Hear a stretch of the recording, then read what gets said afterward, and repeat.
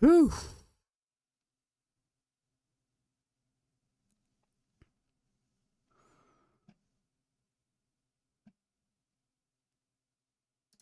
Okay, hopefully that will...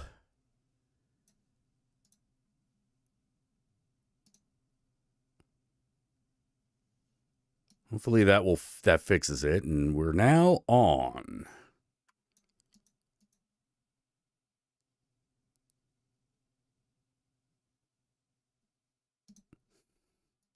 Take two. Yeah. We in sync now? I hope so.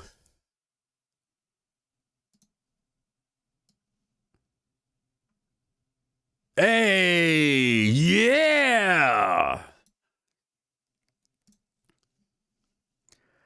Oh, man. Well, that was a minor tribulation there, but we seem to be all hooked up now, so that's good. All right, let me just...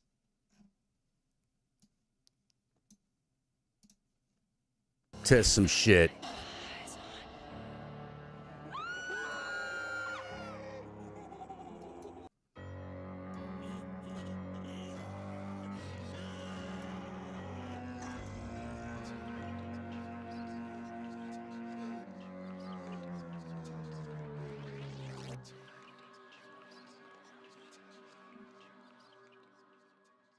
All right, looking good, looking good.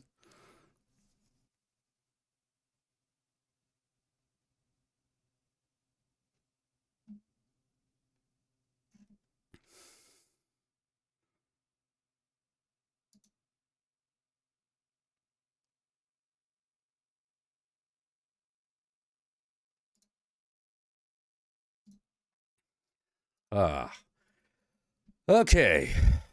Seems good now. Hey, blonde artist, Jib Jam, Tristan, that blonde artist, Zevon Price. What is up? Just came to hang out, see how everyone was doing, as per usual. Oh, man. Saw some of those clips from that Godzilla -1,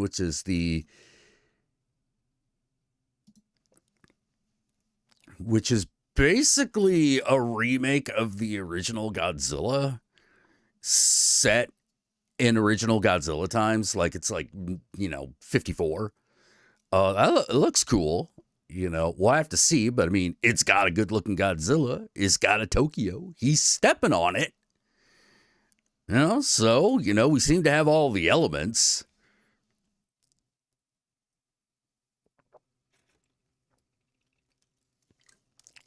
He looks good too,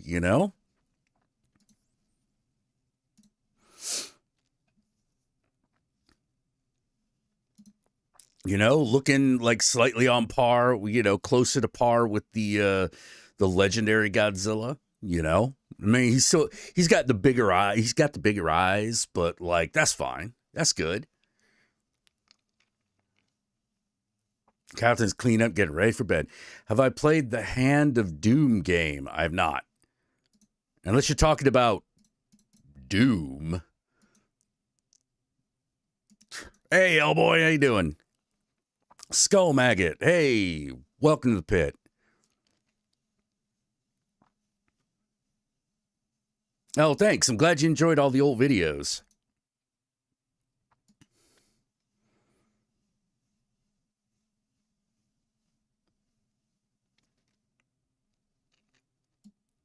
What do I think a Aqua Teen episode with Cocaine Bear would look like? Probably like the average, probably like everywhere else. Probably like every other episode. Hellboy says he's doing well. Excellent. Hand of Doom. Let me see if da da da da da.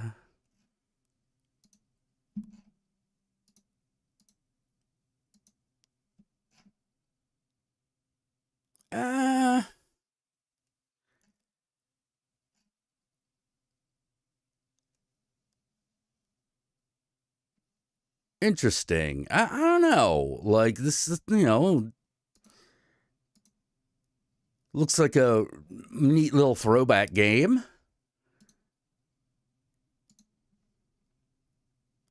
I wouldn't say I was super interested in it, but like it looks all right.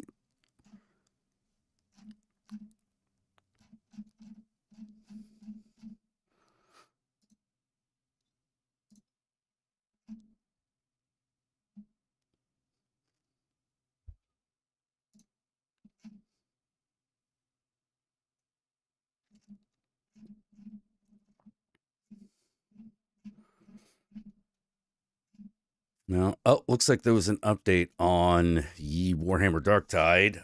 Game I like, but haven't been playing for a little bit. I'm like, I need more than bug fixes at this point. I need like new content or outfits or something, you know?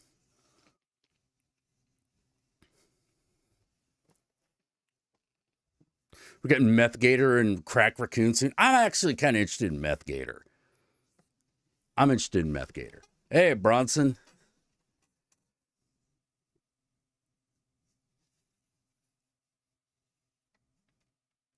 Highway to Halloween. Trick or Treat 1986. Eh.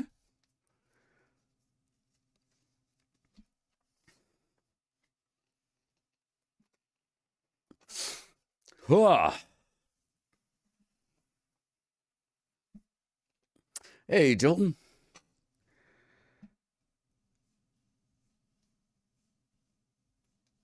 Yeah, Cult of the Lamb got a new thing, but like here's the thing. I'm like, because I'm so deep into Babylon development, that's what takes up all my fucking time. So I don't play a lot of different games anymore. Like I'll play a game for like 20 minutes a day and then just like put it down.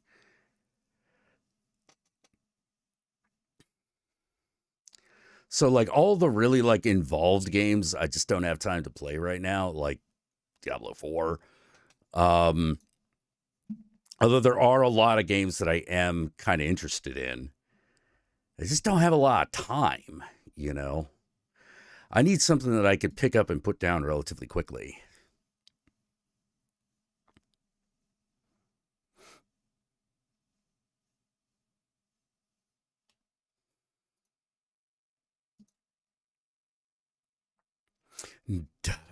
Let's see. So, Little Nicky versus Sammy Kerr. Oh, geez. I did listen to Gunship's new single. Was it Monsters Paradise? It's really good. It's a good one.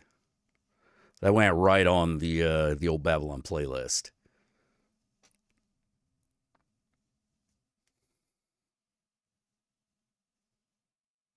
So like last night I went out with a couple of friends and we ended up at this bar that was like it's hard to describe. It looked more like a 50s diner than a bar. It was really small, It was really small, but some of the drinks were really good. It was all right. It's all right.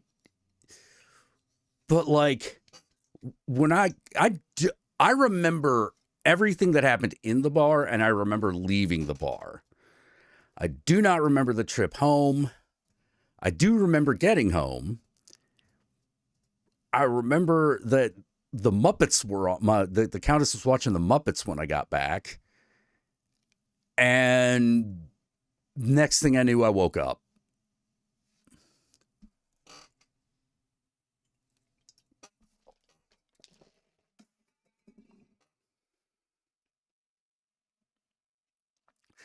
Apparently, I was shit faced. But the funny thing is that the liquor caught up with me. Like I had stopped before the memory problems had set in. Like I did not drink after we left the bar. So, oh, the music. Well, here's the weird part. Like there really wasn't music. There really wasn't music at the bar. There was just like whatever they were playing was some sort of ambient, you didn't really like register it kind of music, totally in the background. Well, there was no dining. It was only a bar. It was not a bar and grill.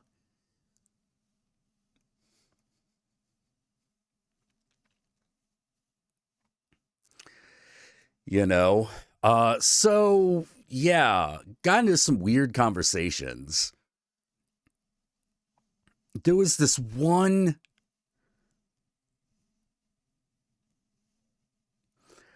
We were near this one girl, so I was with Donald and Arlene, who part of the old crew, and this younger girl, like in her 20s or something, like kind of comes over and says, "I want to get into a spicy conversation." So I took that at face value because I always will, and I don't think she was ready for it.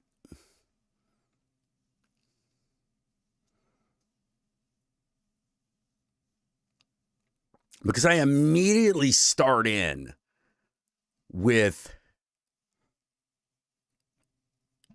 she's like, I want something spicy. And I'm like, well,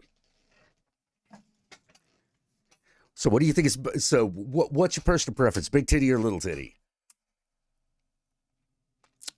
And then she went on for a while and she talks about like spirituality. I was like, oh, well, you came to the right place because I worship the devil. And at that point, I think she stopped talking. At that point, she pretty much stopped talking to me.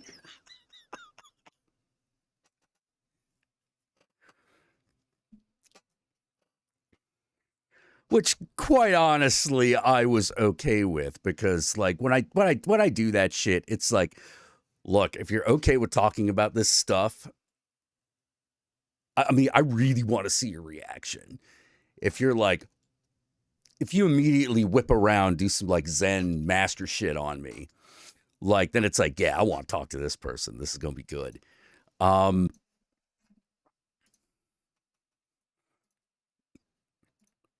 but if not, then I probably don't really want to talk to you because it's just gonna be a waste of my time.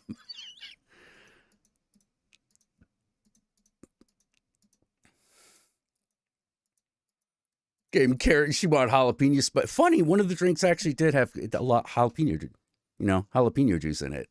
It's actually quite good. It was called the Madam Satan. Um, yeah, their signature drink was the Madam Satan, which I thought was really odd. Not that it's not bad, but I was having a problem figuring out how that fit into the theme of an old style diner. And then I figured out that all the specialty drinks are named after Cecil B. DeMille films.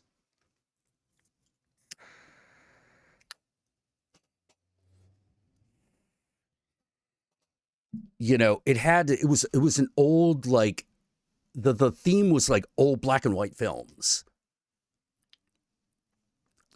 Silent and just after sound.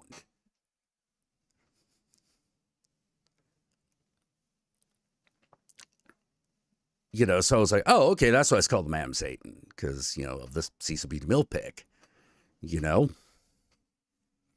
Yeah, she wanted to talk about crystals. And that's right, Brad. She wanted to talk about the crystals in her hoo-ha, but I was like, I was willing to get spicier than she was willing to go. She's looking for a 1 or 2, and I'm like, baby, this starts at 5. We start at 5, 6. We don't go down that low.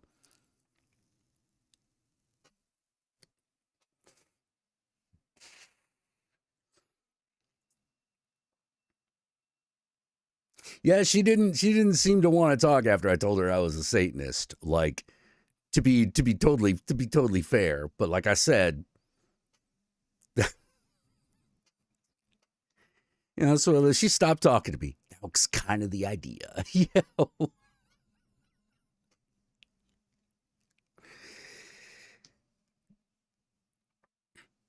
Oh yeah, spiritualism here. Like hold the chicken. I'm gonna hold this black rooster.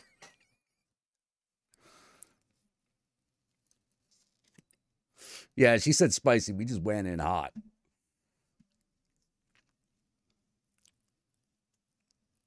Be careful, you know. And then we met this other guy called I think his name was Daniel, Danny. He was real nice. You know, he was wearing like a Snape T-shirt, specifically like Alan Rickman.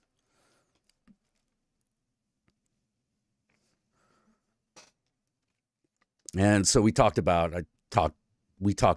him about like movies and stuff.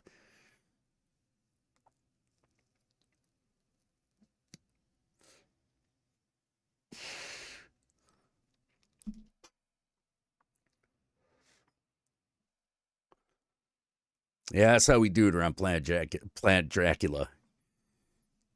That's how we do that. How you doing, John? What's up? Previous Satanists probably talked her ear off about libertarianism. I don't know. Like, I don't know any of those like Satanists in San Francisco. No, I don't know. I don't know. There used to be a lot. There used to be a lot of those, but like not so much anymore. Yeah, and if they do, they don't really go out to bars, you know.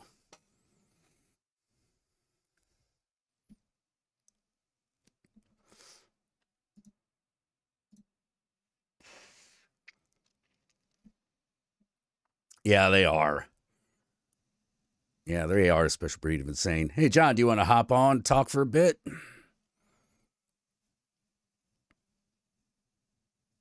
Hey, Josh, not tonight. Have a headache. Oh, you son of a bitch.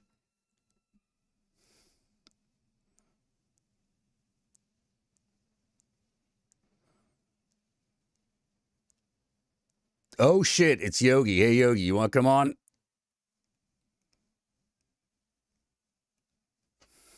Chicken foot, you're not a chicken. You're just stupid.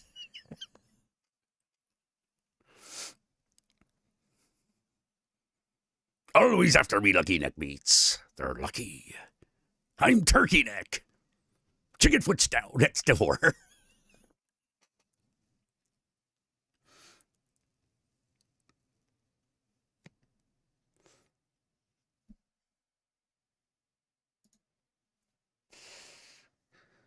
Oh, Zoom changed its logo. Why?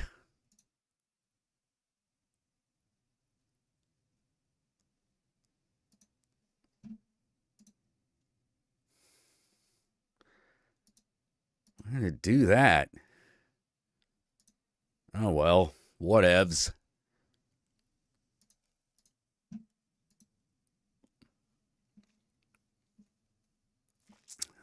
Let's see. What are your favorite and least favorite Robin Williams movies? Oh, geez, man. I'm gonna have to think about that.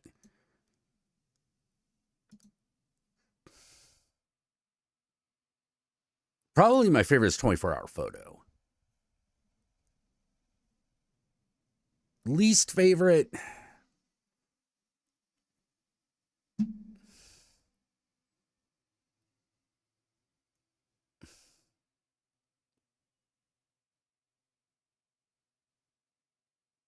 Hard to tell because if it was a bad Robin Williams movie, I either didn't go see it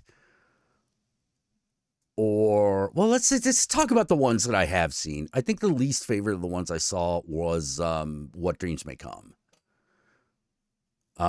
Because I just don't like that story. I just don't care for that tale.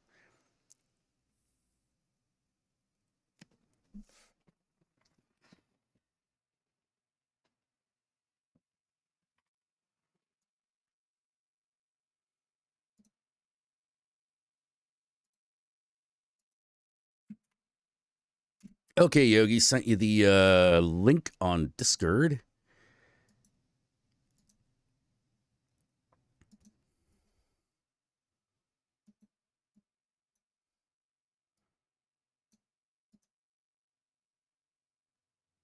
I like the Fisher King. I liked At the Smoochie a lot, but I think I still prefer 24-hour photo or 1 hour photo.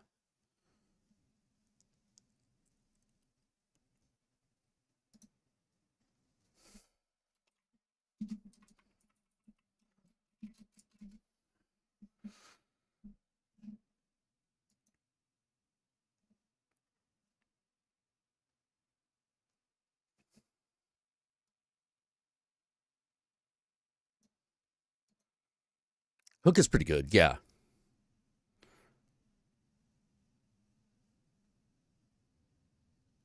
Yeah. Bicentennial Man, I think that's like okay.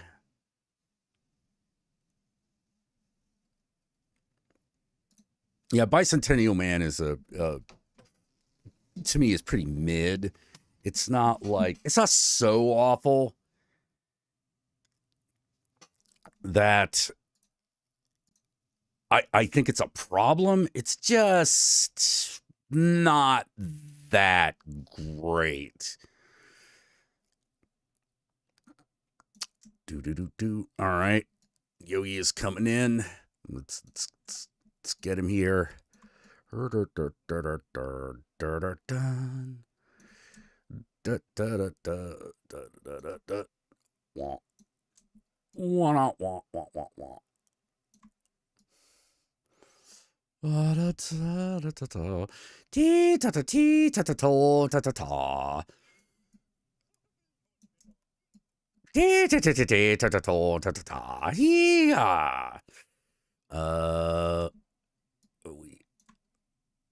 we here? Yeah.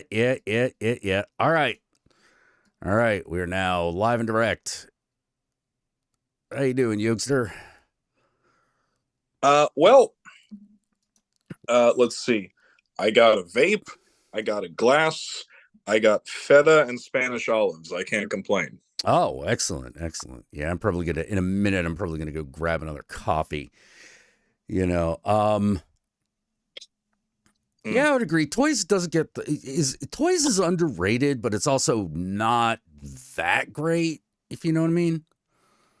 A lot of people think not that. Yeah, it's not that great, but it is good. But yeah, exactly. It's like a B. B minus film. Oh God, what was I watching the other day where I was like, oh my God, this is bad. Oh, I was watching an anime. I finished watching the anime of Trece, and what'd you think? Well, no, you just said it's bad. Yeah, the setting is interesting. The plot is okay, but the story is bad. The storytelling is bad because there is no such thing. There are no three-dimensional characters. So Fair. If one of the two dimensions of the character isn't that interesting, you're stuck with it. And all the main characters are very cookie cutter. It's like, hi, I am a stern female hero who has to live up to her father's expectations. Boom, that's the whole character. Oh boy. Yeah, and it's like, oh God damn it. Like, this is bad. I'm not saying that's not a good base for a character, but that can't be the whole thing. No, it's the whole thing. It's everything. You see where everything is going with this character from like the word go. And the only and after that, you like my shirt. Thank you. Yeah, and after that, it's just plot point, and you're like, wow, I don't care. Like, there's no storytelling. It's just all plot. Like, I can't express how much I don't give a shit. Yeah. So when people are like, oh, well, the plot's got to be good. It's like, well, yeah, but that's not a movie. A plot is not a movie. No. The marriage of plot and execution is the movie. Yeah. The storytelling is really important, and the storytelling in this is so basic. every plot is exactly about that thing and nothing else. See, that's the thing. Basic storytelling can be really good if you do it interesting. But if you don't, then it's bad. yeah. Like it's bad. And that's pretty much what was going on there. It's just bad. Boris Karloff versus Bela Lugosi. What do you think? They're both great. You can't verse those men. No.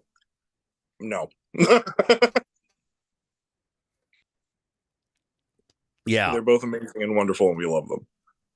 Friends isn't loved for its plot. I hate the show entirely. I hate Friends for its plot, its premise, the people in it. I hate that show. Wait, people like that show? Yeah, well, I mean, it was really popular, so somebody liked it. I just thought the studio wasn't giving a shit anymore. I don't know. Well, I mean, like, there are a lot of shows that I just absolutely loathe that were really popular. One of them was Friends, another one was Seinfeld. See, I liked Seinfeld. But here's the thing: is that, like, I feel the big difference is that Seinfeld was a show about two things. One, it's a show about nothing, and two, it's a show about terrible people. And it at no point tries to convince you that any of these people are not horrible. Yeah, but I just didn't like it. There are some moments I really liked. There are individual episodes I thought were really good, but overall, I thought the show was just a big trash fire. I thought it was just a piece of shit. The how to put it. In my opinion, there is nothing that Seinfeld did that Curb Your Enthusiasm didn't do better. Oh yeah, because then it's just like Larry David unrestricted. Yeah, like it was Bobcat Goldthwait said this, and I was like, oh. And it was, look, Jerry Seinfeld's real talent is having Larry David as a friend. Well, yeah, because I'll always say that, like, the reason I know that Seinfeld was good was that it got me to not mind watching Jerry Seinfeld. Yeah. Because, like, the worst parts of the show, in my opinion, in all honesty, the worst parts of the show are the very first and very last scene of every episode where Jerry's doing comedy. These are the worst parts of the show. Those are the worst parts of the show. I mean, in a show I already don't like, those were particularly bad. And I never thought Seinfeld was funny. Like, I never thought he was funny. I always thought he was just that guy over there. And what's the deal with airline food? It's food on a plane. That's the deal. What's the joke? Yeah. I watched some of his specials, and I was just like, I didn't crack a smile once. No, exactly, George. Seinfeld made people think Jerry Seinfeld was funny. Yes, that's the power of Seinfeld. You wouldn't have Curb Your Enthusiasm without Seinfeld? I don't know about that. Maybe not. Maybe not, but I still don't like Seinfeld. We wouldn't have rap music without American slavery, but that doesn't mean I like American slavery. I mean, as long as we can all agree that Friends is worse, we're fine. Oh, I can agree with that. Like, there are a few times when the show Seinfeld made me laugh. That never happened with Friends.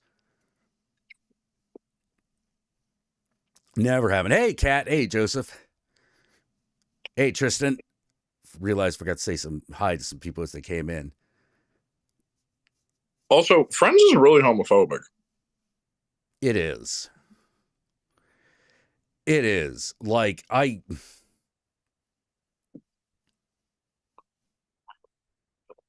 no matter how you feel about Will and Grace was the better show.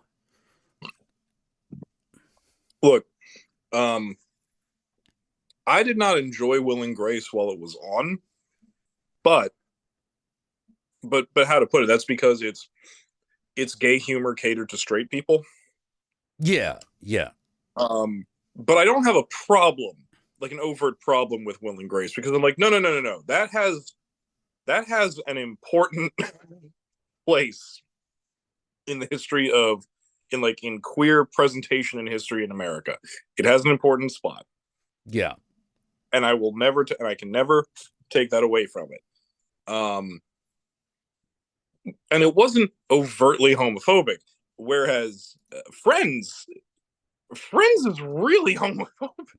Yeah, it is. Well, it's like it's a show that stars like the four straightest people you've ever seen. Do you remember there's an episode? Or there like was an episode five. Was it five of them? Yeah, it's like five of them, right? No, wait. There's 6 of them. There's 6 of them. Wait. So it's the 6 straightest people you've ever seen. There's 3 dudes, 3 girls. So no one told you life was gonna be. Yeah, no, it's 6. Yeah, you're right. I literally had to do the intro in my head. Oh, okay. But yeah, like you probably don't remember this because you probably didn't watch enough of it to know this. But there's an episode of Friends where Freddie Prinze Jr. is on it, and Freddie Prinze Jr. plays a character where he's a manny. He's a male nanny. He's not gay. He's just a man who is a nanny. That's it. Oh, okay. You know, that's just his thing. And Ross and someone with a better memory for basic shit in the chat, remind me which of the random female characters had the baby with Ross. I don't fucking remember. But this is like later in the show after they have the baby, and she's interviewing people to be like nannies and babysitters while they're both at work. And Freddie Prinze Jr. is there, and he's the best candidate. The child actively likes Freddie Prinze Jr., and the whole plot is that Ross thinks it's weird that there's a man doing that job. Yeah. Most of Friends is basically toxic patriarchal norms, the show. Mm-hmm. And you know how that episode ends, Jack? They fire him. Of course. You know, because it's also a really weirdly like liberal phobic show too. Well, I mean, you know, we're all guilty of certain things. For instance, we all like Con Air, but Con Air is conservative propaganda porn. Well, I mean, yeah. But we all like it. I don't think we like it for the same reasons that some other people like it. Put the bunny back in the box. You know?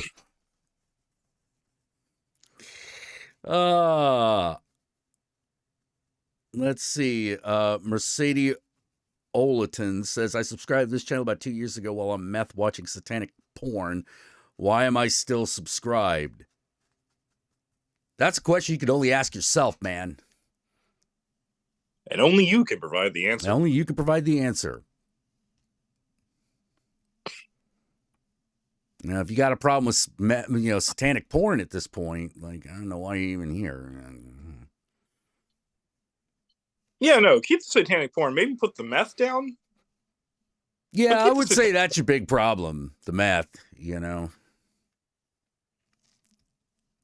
Cat Herbert says, I never watched any of these shows. I was watching Nick at Night instead. Hey, Story Taylor.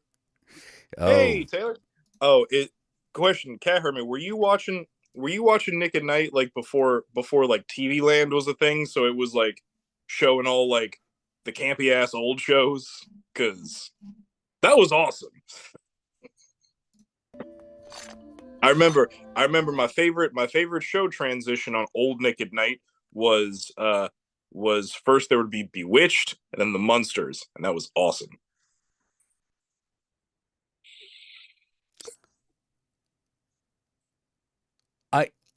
I think I just saw the dumbest cartoon ever. Like it was one of those YouTube cartoons that just pops up if you're not careful. And It's just a knight seeing a siren eat a frog and then drown her. And I'm like, you can't drown a fish woman. Well, wait, a siren or a mermaid? Because sirens are part bird. Well, no. I mean, like, she looks like Creature from the Black Lagoon. Oh, so she's a fish woman. So she's a fish woman. Yeah.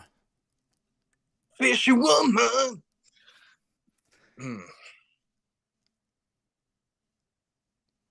Meth take too much MDMA is the new thing. So the new thing is the old thing?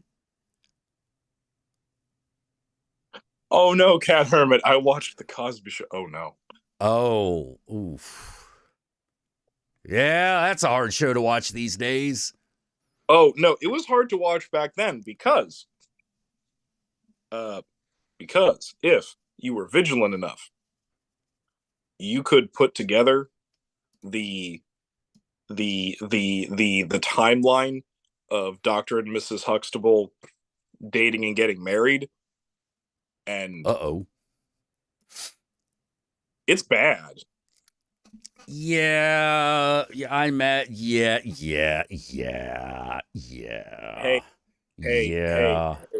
Hey, here's something.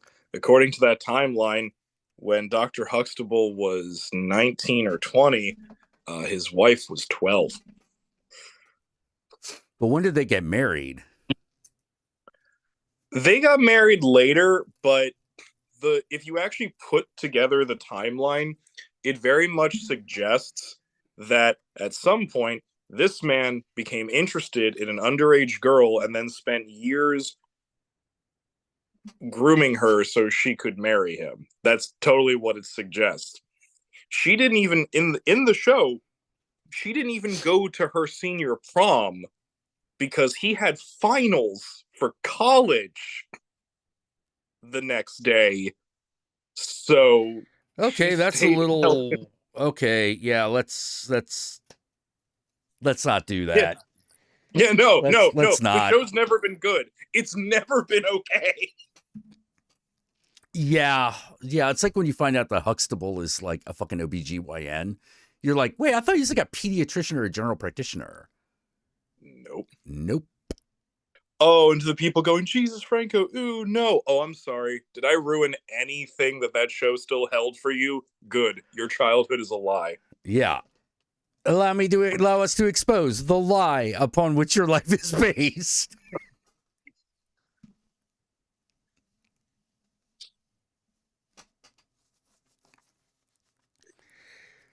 Yeah. It's real. This shit gets weird, man. It gets weird. Like, I don't know how to explain it. People, modern, standard, regular America, for some reason, just has a thing for teen marriages and fucking child brides. I don't know what else to tell you. John's like, Archie Bunker was supposed to be 45. Yeah, but at that time, that's shit. What? Whoa, hold on. I don't know. At that time, I could believe that a 45-year-old chain cigar smoking, unhealthy workman looked like that. Maybe. He always read 50s to me. Because that's like how old the actor was. God, can we Norman Lear, that man's career is amazing. Oh, agreed. All of his shows were fantastic. All in the Family was one of like the greatest. I love that show. Dino, I feel somewhere I have a picture of it because it's held in the Smithsonian. I got my picture taken with Archie Bunker's chair, and I felt like that was a holy relic. Like that's. Oh my God. Yeah, why don't you? Yeah. Archie was blue collar. He probably was supposed to. I assume he probably worked at like General Electric or something. One of those like companies that was really big at the time that was supporting freaking New York State, like that, or like Con Edison or something. Fuck, is Con Edison still around?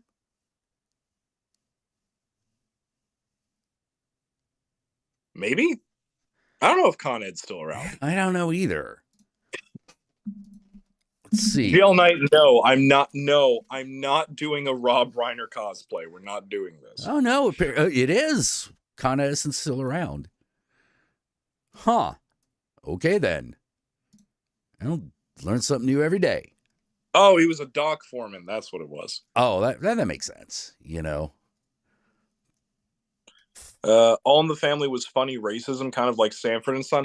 I don't know about that because I'm pretty sure. Because here's the funny thing about Norman Lear is that all of the shows that he was producing that were centered around black families, like Sanford and Son, The Jeffersons. Yeah, I was about to say, like, it's a little bit more Jeffersons than Sanford and Son. Well, I was going to say that, like, all of those shows, he actually hired black writers for those shows. Oh, okay. You know, man. Actually, that's why he wrote The Jefferson. Well, that's why they started doing The Jeffersons, because after Sanford and Son and Good Times, which again, they had black writers on those shows, but afterwards people started saying, well, how come all of the shows show black people struggling? And then he said, you're right, Jeffersons. Yeah, we'll do The Jeffersons where it's a little bit different, you know. Oh man, but I like Good Times, don't get me wrong. Good times, anytime you need a good time. When you gotta feel free, good times. Oh, yes, man. Yes, Giant Dangerous. Maud was one of his. In fact, and this is what I find funny, the character of Maud, who's played by B. Arthur, which is also a Norman Lear show, Maud first showed up in, I believe, the second season of All in the Family because she's Edith's sister. Maud and Edith are sisters, and she became such a beloved character that they gave her a spin-off. And it was because of that B. Arthur actually met with certain people and like, you know, got the ball rolling for the Golden Girls. So the Golden Girls would not exist without All in the Family, and that's why Norman Lear pretty much created 20th century television. Yeah. Created 70s and 80s television, definitely. Mm-hmm. You know, yeah, first American show ever touched on abortion. I remember that being a thing. Whoa, I think we lost the Yogster temporarily here. All right, I'm going to use this opportunity to go get that coffee, and by that time we'll probably get Yogi back up on in here. So I will see you all in just 1 minute.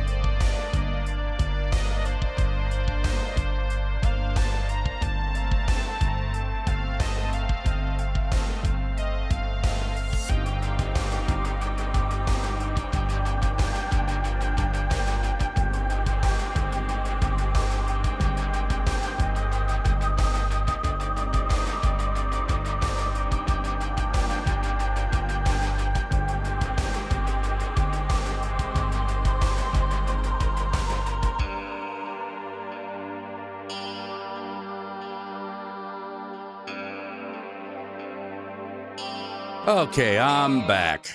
Looks like we still don't know what's up with Yogi yet, so we're gonna have to hold off on that for a little bit until he gets things straightened out. Oh, wait. Oh. Looks like we're back. Jesus. Yeah, that was sudden, Hey, you think it was sudden for you? I was like, where'd everybody go? Yeah, we went to an intermission. I got my coffee, But yeah, man, I went out. My friends took me out drinking last night, and Hooray! I had a good time. But like I was saying, I remember everything until we left the bar. Then memory gets spotty. I remember leaving the bar. I do not remember getting in a car. I remember coming home. I remember the Muppets were playing when I came home. And then I woke up. Was it old Muppets or like newer Muppets? Old Muppets. It's the Muppet Show. Yay! That one, yeah. Yeah. So like, what do I think is Eddie Murphy's worst movie? Probably Haunted Mansion. Yes. I would say Haunted Mansion, probably followed by the Dr. Dolittle movies. Like it's funny. I remember when like fucking The Nutty Professor was his worst movie.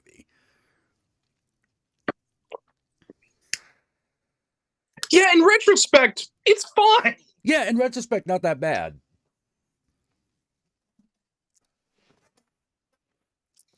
Just not that good. Although oh man, I don't know why I thought of this. Oh yeah, shitty kids films, black actors in shitty kids films.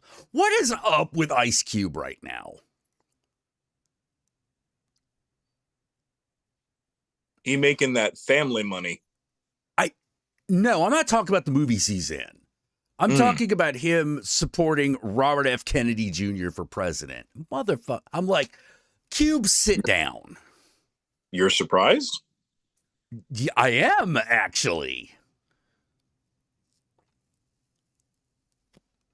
I actually was surprised. Jack, you should not be surprised because it is just a fact. It is a fact of life that every straight man, regardless of where he comes from, who he is, there comes a point where if he does not keep his own ass in check, as he gains money, he just becomes conservative. Sometimes it's more conventional conservatism. Sometimes it's weird crackpot conservatism, but it happens. Yeah, I guess you're right. I'm just like, what the fuck, Cube? What the fuck? Like, first of all, Robert F. Kennedy Jr.? What's that? But like, and he's sort of like, no, this guy's like, done a lot for our community. He has? When? I think, I'll be perfectly honest with you, I think Ice Cube just saw the name Kennedy and just made assumptions. And now he's just at a point where it's like, well, I can't admit it. Yeah, don't look into Killer Mike's recent activities. It'll ruin shit for you. Oh, yeah, I'm not doing that. I'm not doing that because I'm like, no, I don't want to know. I do not want to know. You know, sometimes you get money, get conservative, start supporting Robert Kennedy. Sometimes you get money, get conservative, and you move to Ohio. Killer Mike moved to Ohio, or are we talking about Chappelle? Oh, no. Sometimes you move into the whitest. Oh, no. Oh, Jesus. Oh, my God. Oh, but John did ask a question that I think is relevant about last night. Do you remember texting us? No. You did. Oh shit. What did I say? Well, I won't say that you said a sentence. You definitely put words together.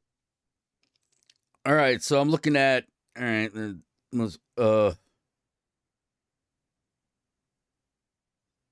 well,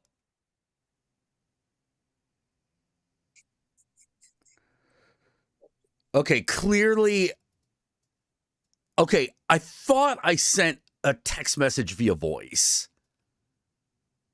You may have. I'm pretty sure this is it because like this sounds okay. So my brothers, I'm fucked up. Fiona already there. Should I wish you were here, John? Love you. And it goes on. Yep. Yep. And so we both went, oh, well, Godspeed. Godspeed. Like what the fuck was that? Yeah, I was drunk when I sent that. I meant every word. Meant every word, but I'm clearly inebriated. Yeah, no, John's right. He's like, to be honest, we thought you were tripping. Yeah, no, that's what I thought. I was just like, oh, okay, cool. Yeah, no, I was drunk as fuck. What was I even responding to? Was it anything? Nope. Yeah, I wasn't responding to anything. I was just like, hey, man, let's get a fucking Fiona. Fucking, all right, fucking love you guys. The Fiona bit was... That had to be, that's why I'm like, God damn it. What is going on? I was pretty fucking wasted. You know, but having a random Fiona in there, that feels like a fucking like voice to text error.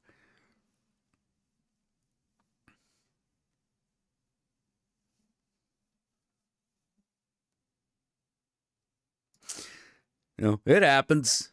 It happens, you know.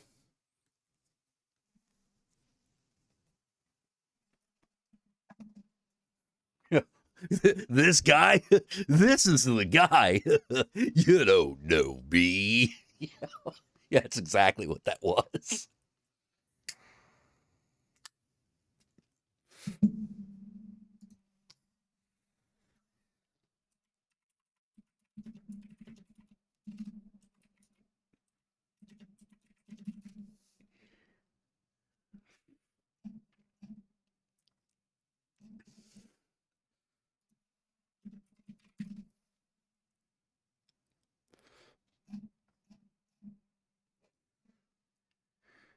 Let's see. Simpsons.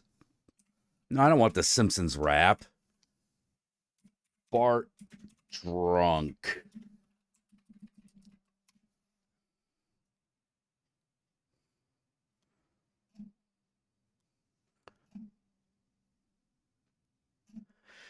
See, St. Patrick's Day.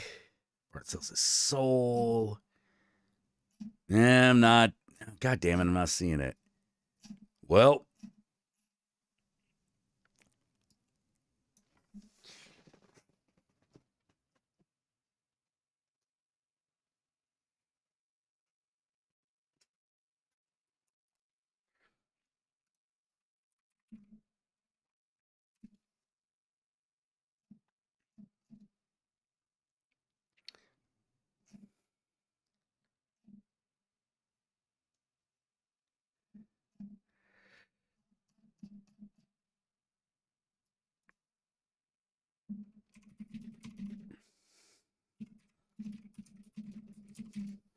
Marquette's Golf Carnival ride. Is this? Yeah, I think this is it.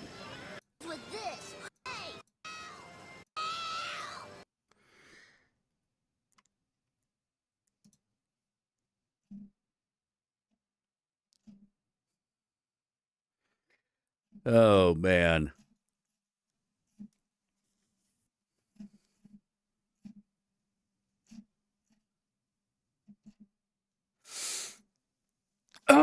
Oh, here we go. All right.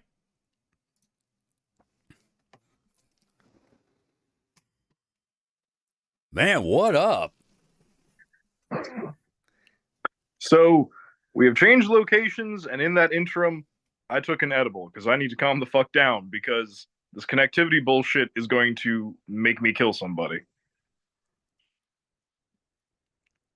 Yeah. Yeah. No, I get you. I get you. One of the big things, although, man, I gotta say, one of the problems of like getting, for me, being drunk is the next day, I'm like a little under speed. Like the old brain just doesn't fire as quickly, and my mood is weird because it's like, how are we doing? I don't know. No. I don't know. I feel like I should. But yeah, I feel like I should know how I'm doing, but it's like a little weird. I don't know. All I know is I just gotta deal with it, I guess. So yikes. Just yikes. So I ask us questions, people. Ask us questions. Q&A time. Let's do this. Because I'm trying to come up with topics and I'm just sort of like, I don't know what's going on. Like, did someone fucking, I don't know, anyone die? Fucking, actually, I don't want to know that. Did anyone die? Actually, now think about it. Don't tell me. Don't tell me, How we doing, Garrett Busey? Well, we're doing okay. Holy shit. Gary Busey's over there. Who put up the batshit signal? I love that man so much. Oh, yeah. Yeah, hey, Flash, we got to get ready for work. All right, see you later, man. Work? No. Work is the capitalist trap. Don't do it. Hottest zombies in fiction. Okay, right now is a toss-up between Julie from Return of the Living Dead 3 and the Queen zombie from Army of the Dead. I feel like I'm at a bit of a disadvantage because I happen to feel that most hot zombies are female in presentation, and I'm just like, it's not entirely for me. Yeah, we haven't had a sexy male zombie. The male zombies don't tend to come in the sexy variety unless you count like Warm Bodies. Right, and he's like only kind of a zombie, if you know what I mean. Like if he had like half a face or something, it would totally count, but like you're like, he's just got gray makeup on. I don't know if that really counts. I want to point out that John just messaged me on Discord and said, Yogi, pay your damn cable bill. How dare you assume I have cable? I am not a basic fucking bitch. Ooh. I'm the fucking Lizard King. Anyway. Ooh. Did I know that Roseanne went crazy again recently? Was it racial again? Because I feel like that's just the way things are now. How sad is that level of expectation? I miss when Roseanne wasn't a crazy bitch. When she was just crazy or a bitch, it was okay. Now she's now she's both at the same time, and I'm like, this needs to stop. I miss when Roseanne Barr sang the national anthem on the baseball field. Oh, say, can you see? I'm still going, why did that happen? How did that happen? Why did that happen? I'm lost on that one, guys. Oh, apparently she ranted about the Jews. Oh. Oh no. Oh no. No. So Roseanne, whose fault is that one now? Is it the Ambien or did you take ivermectin? Which one is it, baby? Tell me. What pill are you blaming it on today? If it had been medication, I would have been like, I am not allowed to have a smartphone. Well, that would also mean that you were a person who accepted responsibilities. Well, I mean, that's not what happened. That's not what's happening here. No. Because if she accepted responsibility, she probably wouldn't fucking be doing this. Link in DMs. Oh, God. You don't have to watch it. No, she's actually on a talk TV show. No. Oh, that makes it even better. By better, I mean worse. Oh, God.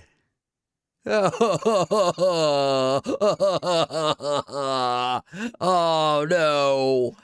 No. Oh, God, she's talking to Piers Morgan. Oh, why? Why? Oh, my God, why?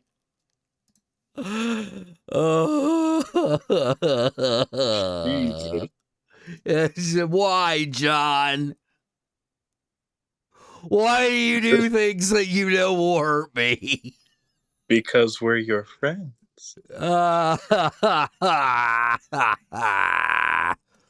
Oh, boy. Well, let's read it and weep. Fright Nights and Monster Girls. Let's see it and weep. Gone mad. Wait. In our world. Do you hear that? That's the sound of forgiveness. That's the sound of people drowning, Carl. That's what forgiveness sounds like. It's like screaming and then silence. Okay. Let's see. Oh, no.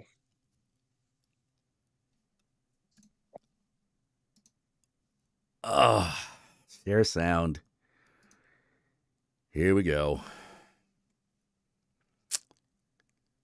Yikes. Just fucking yikes. When I look at all the fallout to the things that you say or do, I look at the sort of apoplexy that people bring to jokes, to humor, to sarcasm, to irony, all these things. And I really despair. The very essence of comedy, for example. Oh, my God, shut up. From human life. Yes, you guys aren't saving comedy. Yeah, well, you should despair, Piers, and so should anybody who has a brain or, any humanity whatsoever, or any connection to any other human beings on Earth. They should despair too. I say that they are weaponizing stupidity, and people have sunk to such a level that they can't handle satire, because satire is when you take two disparate subjects and bring them together to defamiliarize reality, such as a poet does with words. Defamiliarize reality, and they cannot hold two disparate ideas in their head at the same time. All right, I'm just gonna say this right now. If it's not funny, it's not comedy.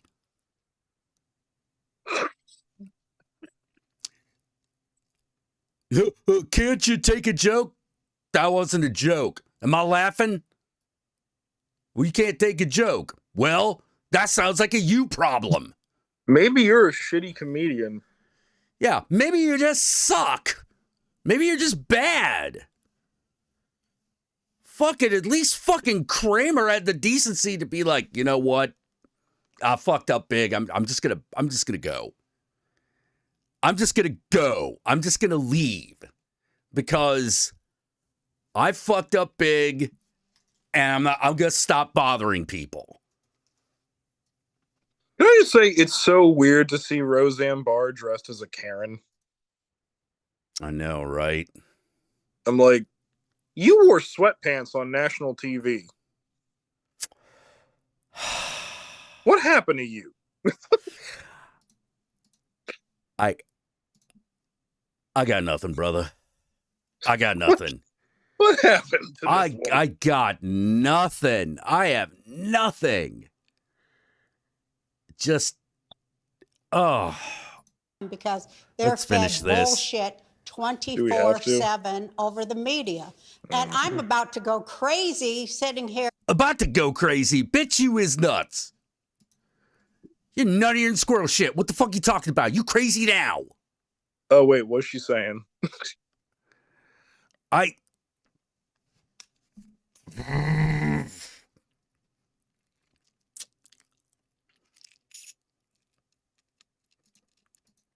Oh. She's saying, I blame the media and it's driving me crazy. Hmm. Yep. No. I think the fact that you're not that I think again, you're just crazy. No. Bitch just nuts. You're just crazy. Bitch just nuts. That's it. That's it. She's just crazy. She's just cray. That's it. Done. Done. Whew.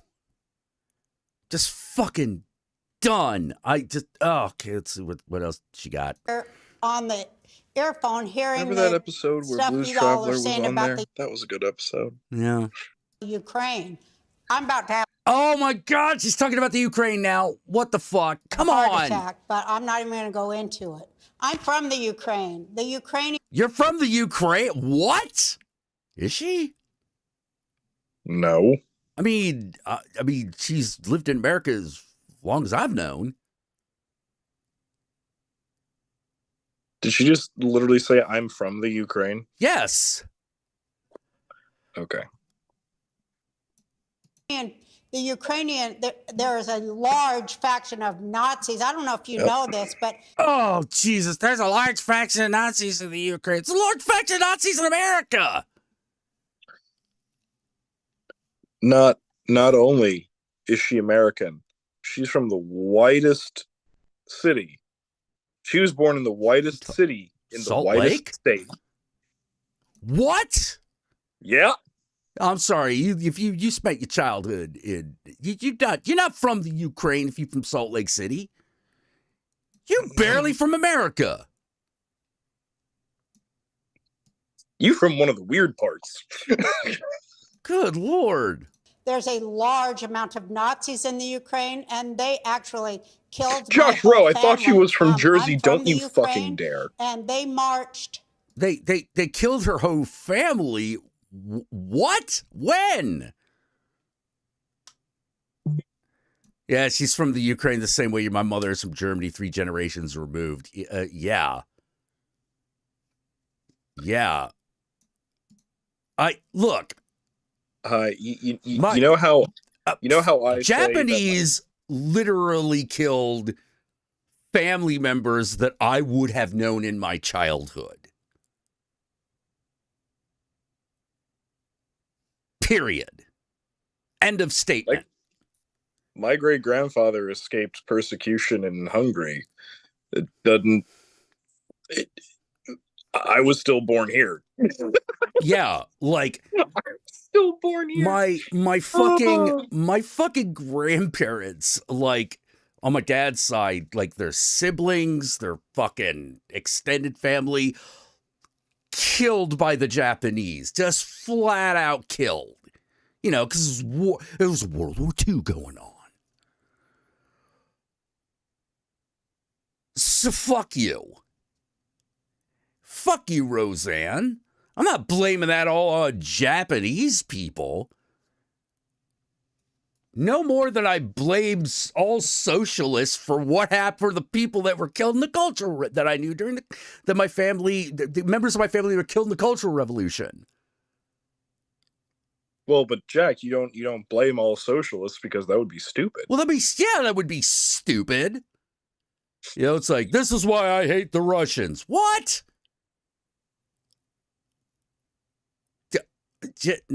No.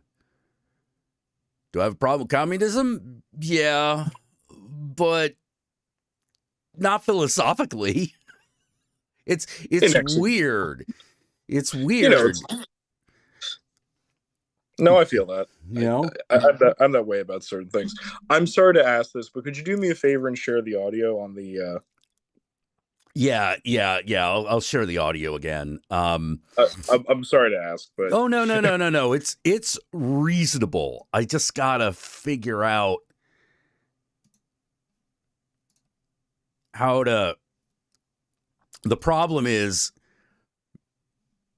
getting your image. I don't care if I'm frozen as long as I can hear. I really As long don't as care. you can hear. Okay. All right.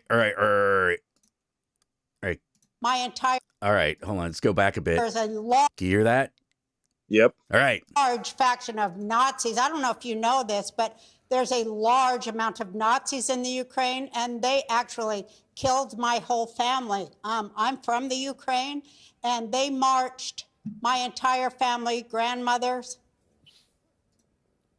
great-grandparents, 10 siblings out into the forest and buried them alive in the Ukraine. So I don't understand why everybody's Ukraine. Well, I do understand, and that's also what terrifies me.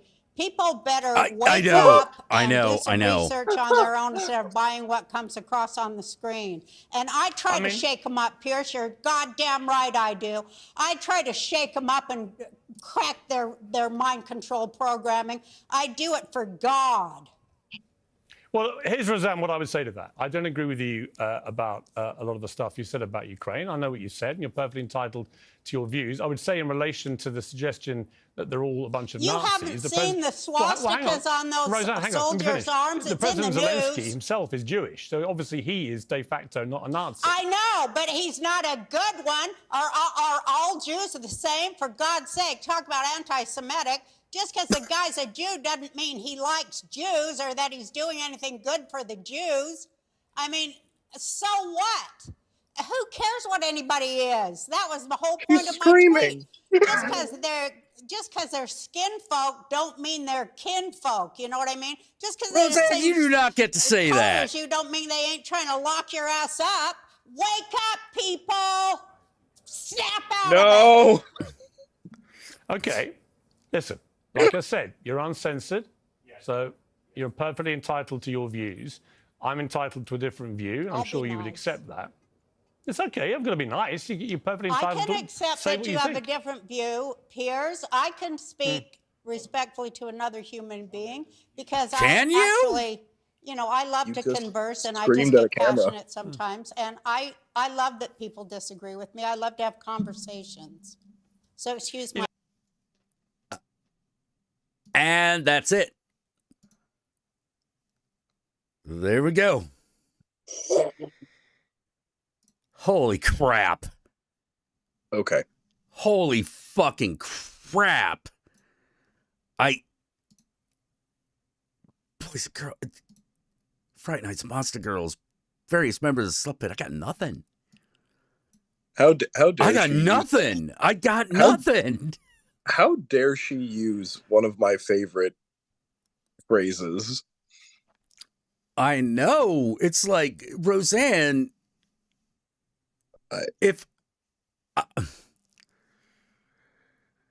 look,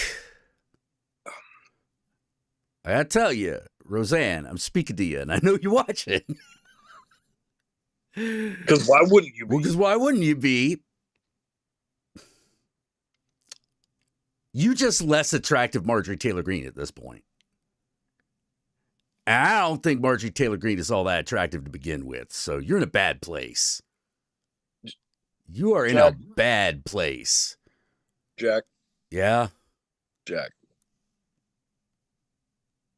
We are at a point where we just watched a video clip in which, on his own show, Piers Morgan was the more reasonable party. I know. I saw it. That's a thing that just happened. Yeah, that is a thing that just happened. Piers Morgan came off as reasonable and not anti-Semitic. I'm also... You're not anti-war,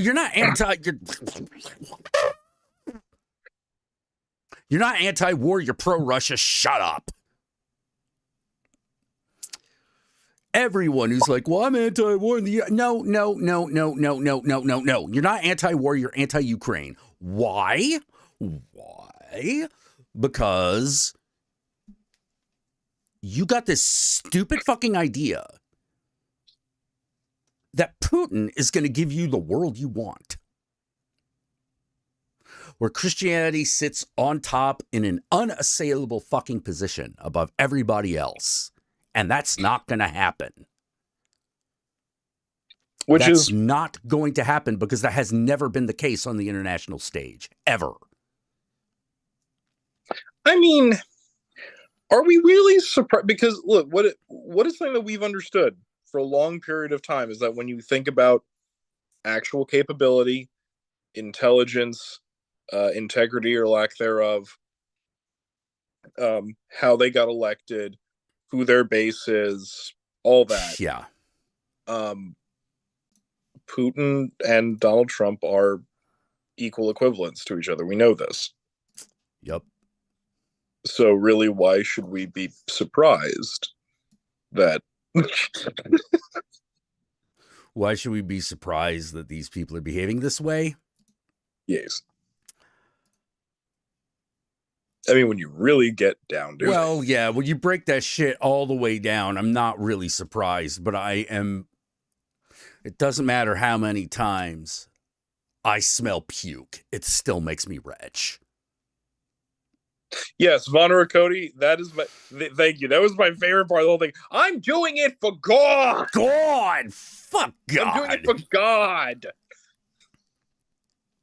God doesn't need you to do anything. He's I'm from God. I'm from the Ukraine. Oh my God. I am constantly amazed at the fucking idiocy of people arguing against the Ukraine war. We're sending too much money over there, and I'm like, really? Looks like we're getting a bargain. Like we're still in the millions with that.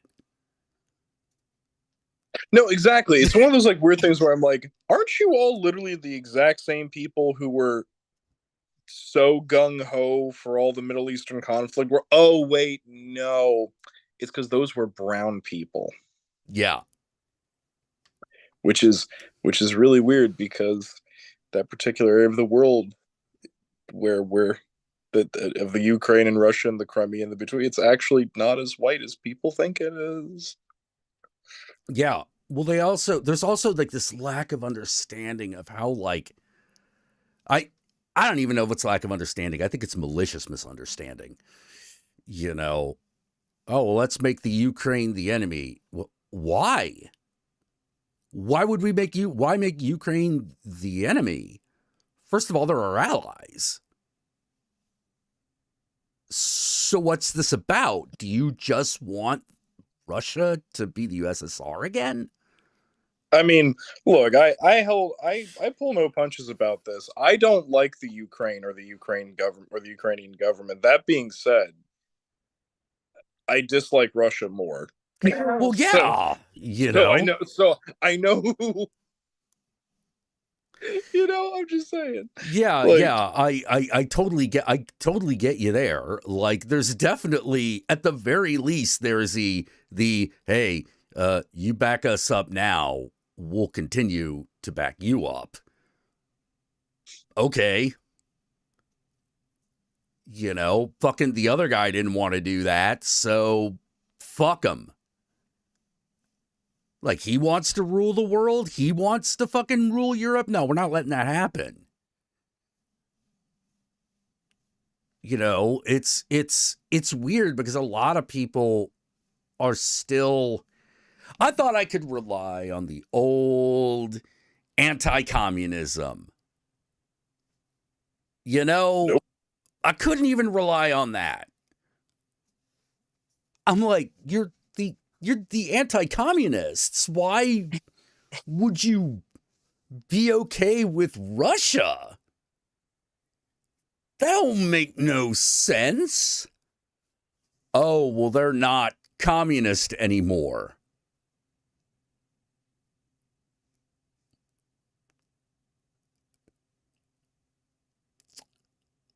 So the communism was the part that you didn't like. Had nothing to do with anything else. Nothing to do with anything else. Not the fact that they have they have tons of nuclear weapons, not as many as us, but enough to do some real damage. Not the anti-Romanianism, not the anti-Semitism, not the anti-Americanism. Russia's never been pro-America. Well, I mean, ever. You know, like that's never happened. I mean, for like a brief period before the end of World, but like, you know, like for a brief period up until the end of World War II, yeah, but well, we were allies. There's a difference. We hung pictures of Stalin in our post offices. Yeah, but they didn't do that for us. Yeah, they did. Oh, they did? They put FDR in their shit? Yeah, shaking hands with Stalin. Yeah, they did. Okay. All right. But that hasn't been true for a long time. Like, there are very few people left who even lived during that period of time. Oh, yeah. You know, just, yeah, not the imperialism. You don't have a problem with the imperialism. But, like, yeah, they've been anti-America since, like, the end of World War II. If that wasn't the case, there'd be no Operation Paperclip.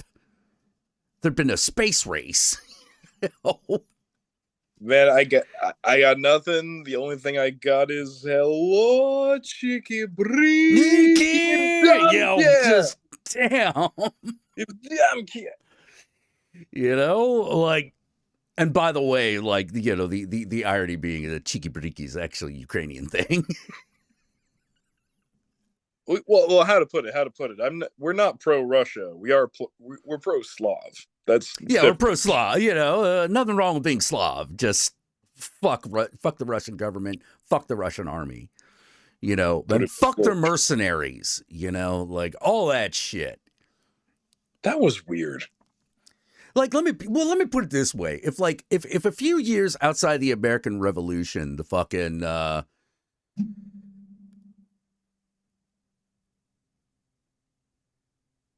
France continued to be like, fuck the Hessians, it'd have been like, well, yeah. You know, you'd understood. You'd have been like, yeah, it works. You know, we were fuck the Hessians. We fucked them hard. We attacked that shit on Christmas. We attacked that shit on Christmas. Fuck you. This is what who you think you're dealing with? Yeah. Actually, no. You know what I always thought was amazing about that was I was like, wait. Up until this point, because you know, the capture at the capture of the Hessian troops at the what is now the old barracks in Trenton, New Jersey. That was like, you know, a big turning point in the War of American Independence. That was like a big turning point. Yes. For that. So what I find odd is pre this turning point, colonial forces were already, like, you know, being shit talked by the British and other Europeans, going, oh, they don't use rules of engagement, they do guerrilla warfare and surprise tactics. And I'm like, you knew this and you left your ass unguarded. Yankee Doodle, bitch. You know. They wouldn't attack us the day after Christmas. Why? We're not German. We don't give a fuck. We fucking teamed up with French and Native Americans to pull that shit off, baby. Last time we would ever do anything with the Natives. Yeah, but Steve was just like, oh no, these motherfuckers gotta go. We gotta do this. And I'm like, oh, they never really? Really? Are you sure? I mean, now granted, I think they were a little surprised that the general was there.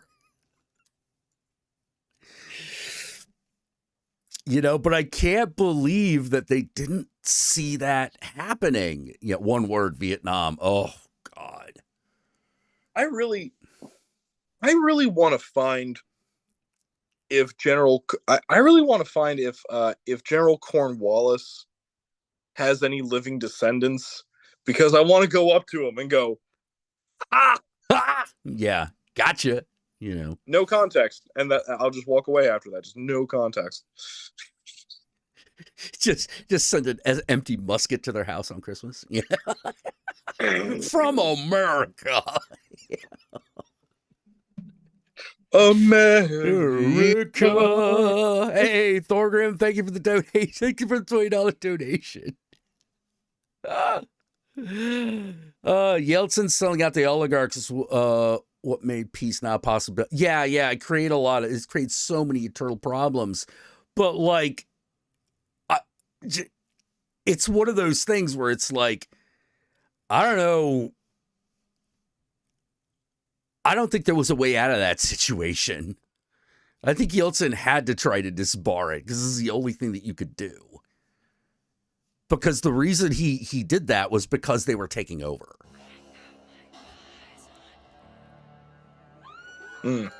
You know, like, yeah, we kept kicking that problem down the road until they just ruled everything. It's like, no, we should have helped Yeltsin. I blame Clinton for that. I shouldn't blame Clinton. I should blame Congress. No. Go ahead. He doesn't get enough blame for shit anyway.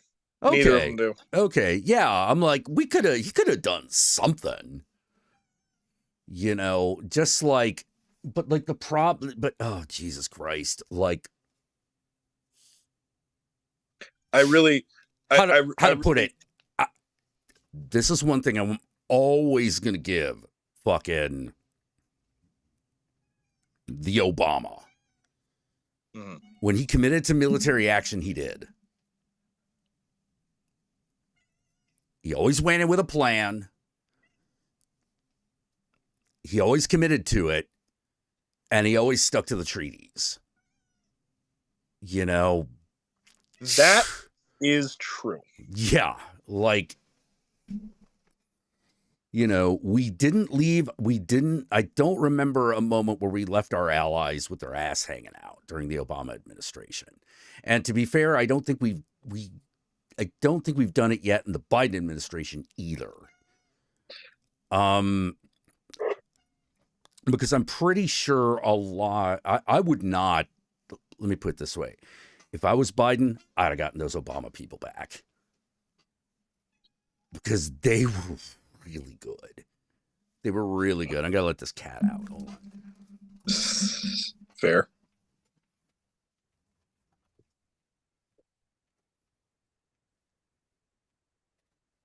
Yeah, because rather than being completely military avoidant, they always were like, no, we have to do something. We have to do something. If that means boots on the ground, sure. If it means drone strikes, yes. Because we have promised that we are going to do this. And if we don't keep our treaties, then they're not going to be there when we need them. You know? Wait, hold on. Catherine in the chat, I only know descendants of General W.T. Sherman. We joke he's not allowed to go to Georgia or it might catch fire on muscle memory. Hey. Each Dixie boy must understand that he will mind his uncle's family. Yeah, you want. I love that. I legitimately love that. Literally every time I have ever crossed the Mason-Dixon line in a car, I literally just roll down the window and just start blasting because you know the Union version of Dixie. No, I don't. Oh yeah, it's great. It's like it's like oh way down. It's like oh way down south in the land of traitors, rattlesnakes, and alligators. Yeah, it's literally like. They took the song Dixie and they turned it into a we're gonna come down and whoop your little ass. Yeah, like I feel like Atlanta's in a weird position because it'll be okay if it goes Democratic. if it maintain, which it's starting to do, if it goes back hard right, I feel like it's going to turn into one of those situations where if there is a conflict, there's going to be that moment of, hey, Atlanta, didn't I say if you was ever fitting to do this again, we's going to fuck you up? You know, and it's just going to be like a bonfire. Look, I'm just going to say it. The runoff is racist. It's always been racist. It's never not been racist. It was created specifically so black voters counted less. Yep. The fact that it still exists is distressing. Yeah, I'm to say the least. I am, when it comes to voting for individuals, I am all for the ranked choice voting. I'm all about that. Here's my first pick, my second pick, my third pick. Done. Fuck a runoff. You know, that kind of shit actually prevents runoffs. That's why we don't do it. I know. Oh, hey, Super Anime Girl, how you doing, girl? Hey, Super Anime. Rattlesnakes and alligators. I like snakes and gators. Rattlesnakes, I will avoid. Oh, they're fine. They're just noisy. No, they just have not. opinion. It's like, well, it's like I'm gonna get nervous if there's a rattlesnake around, just like I'm gonna get nervous if there's a fucking king cobra around. They really don't want to fuck with you, though. That's the thing. No, and that's why I am not going to fuck with it. That's why I'm like, I'm backing off slowly.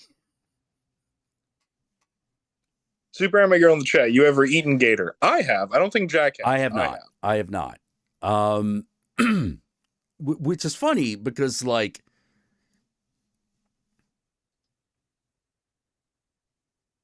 yeah, I just haven't. Like, when I was down in Louisiana, it never came up. Really? Weirdly enough. Yeah. It just never came up. It was like, I never saw it on the menu. I mean, because I just ordered the first thing I saw that I sounded good. So it might have been there, but I never like saw it. Last time I was in Florida, so much alligator jerky. So much. Yeah. You know, although it was the late 90s and I believe there was a moratorium on gator hunting during that period of time. There was. Okay, that might have been why. You know, that's probably why. Because I'm like, yeah, no, I didn't see no gator on the menu, you know? Can I just say, I love something. I think one of my favorite things about gators is how fat and lazy they are. I love it. Unless they are specifically chasing something because they haven't eaten yet, or unless they are like fighting off something that's trying to fuck with them, they are lazy and fat and flat, and I love them. It's Flat Fuck Friday, you fucking losers. Yeah. Yeah, I do believe that the Louisiana alligator was endangered at one point, you know. I think. Yeah. I mean, I'm pretty sure they're coming back now, you know. I don't think they're on that endangered species list any longer. Cause like then they're like dingoes. They're eating babies again, you know. River dogs, you know, like, well, yeah, as long as you don't like never, ever forget that motherfucking could bite your limbs off. Easy. But like literally. Yeah, literally. Like snap, boom, done. It's gone. You know, never forget this. It's like, could you love an alligator? Sure, but love it carefully. I think what I love so much about alligators is that if you're able to do this to their snout, they can't open their jaw. You don't even have to press that hard. They just can't do it. Yeah. That's the trick of alligator wrestling, is keep their mouth closed. You know, because their opening muscles are not all that much stronger than a human's. Their closing muscles, however, are insane. I love when I brought that up to someone, they were like, that can't be true. And I'm just like, haven't you ever noticed that whenever like any type of nature show, when they tag an alligator, you ever notice that they just hold that bitch closed with duct tape and they went, I could rip duct tape. And I'm like, yeah, but it can't. It can't. Yeah. You know, its jaws can't rip duct tape if it's sewn closed, but it can bite your arm off fast, because those are two different muscles. Those are two different muscle groups. Oh God, you ever see when they pump an alligator's stomach? Yeah, it's pretty horrifying. With the fucking PVC pipe jammed down its mouth. Yeah, because it's harder for it to fucking chew it off than it's harder to bite through than metal. Oh my God. It's like, get a tin pipe down there. That ain't gonna do it. Aluminum? Oh, fuck you. What about steel? Not even. This PVC plastic, however. PVC plastic, however, because it is just, how to put it, it's just, it's malleable enough. Or springy, or I forget what the actual term is, but it is just pliant enough. Pliable, it's pliable enough that it gives, but does not snap. That's why we use it. That's why we use it for piping. And then they just pour water down it, and they go up to the gator and they press on its tummy, and it just goes. Yeah. You just got to get it. You just got to get past that like extra like little fucking flap that they got there. That fucking bone. I saw a man whack an alligator with a cast iron once. That's hilarious. Cast iron will do it. Cast iron could do it, although it probably could snap that. You know, because cast iron is more brittle than steel. But then again, it depends on how thick it is. Where did the man hit the gator? Did it hit it on the head? Because that's hilarious. Dong. Yeah, wait, I saw that video. Yeah. It was like this alligator was like, I think he was like dragging his dog into the fucking water, and he just had a fucking, because he was like cooking. He's cooking outside, and he just grabbed the damn thing and just like went ham on it. The gator didn't die, but it let go of the dog. Well, yeah, because it's being attacked by a cast iron skillet. Yeah, just cracked it on the skull. It's like, oh, okay, I'm out of here. That's going to be a story later. Like that gator's going to have offspring, and the offspring's going to see a dog by the water, and that gator's going to go, no. Don't do that. Don't do that. What? Why not, Daddy? Them apes with the big metal things. They fucking hang around them. they call that one the Gator Smasher. It is clamdring, the faux hammer. It's like a cast iron skillet, you know? Oh man, it is Crockring, the Gator hammer. Quick. Oh, Stacy's like, I saw a woman defend her dog from a croc with a sandal. Yeah, no. I have seen a video. I've seen a video of this little South American Thea. Just fucking, it's probably not the same thing, but I've seen this video of her just being by the water, and she's like standing there with her hands behind her back and everything, and this gator comes up, this crocodile comes up and tries to like hiss at her, and she literally just like slips the chancla off and just threatens the gator, and it just goes. Yeah, it probably got busted on the snoot, like that hurts, apparently. That hurts bad. No, you don't. You don't. We don't quite. The power of the chancla is so supreme, man. It's we don't fuck Yeah, no, around don't with fuck that. with it. Yeah, no. There's the power of like Mayan gods comes with that. You know, the powers of the tribal spirits, the ancestors are striking with you at that point. You gotta be careful. You ever see that video of that girl running away from her mom down the street, and her mom takes off the chancla and fucking like drop bombs that shit all the way down the street on her daughter's head? Yes. Yeah.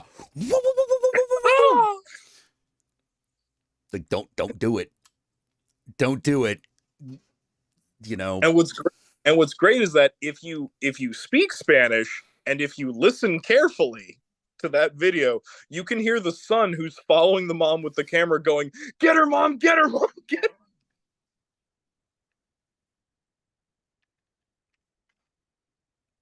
her!" Oh yeah. That's the bolt from atop Mount Olympus, baby. Like forget it. It's done. The chancla's more powerful than Zeus's lightning bolt. Hell yeah.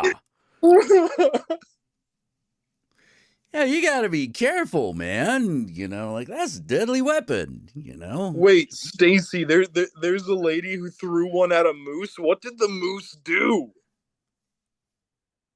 Did it stand there and look stunned, or did it just run the fuck away? Yeah, it's a brat-seeking missile, says Yishify.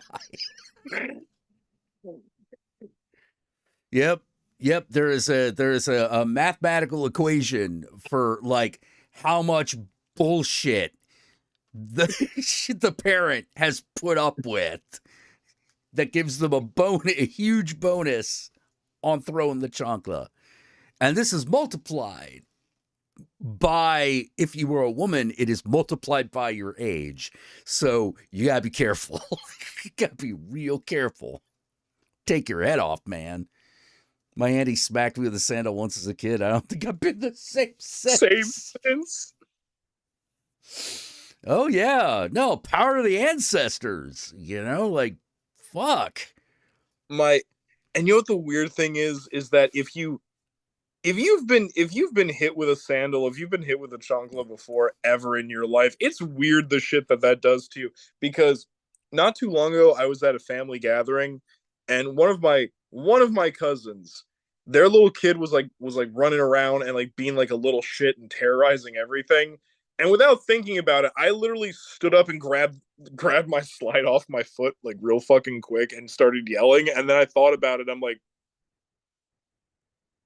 I didn't mean to do that.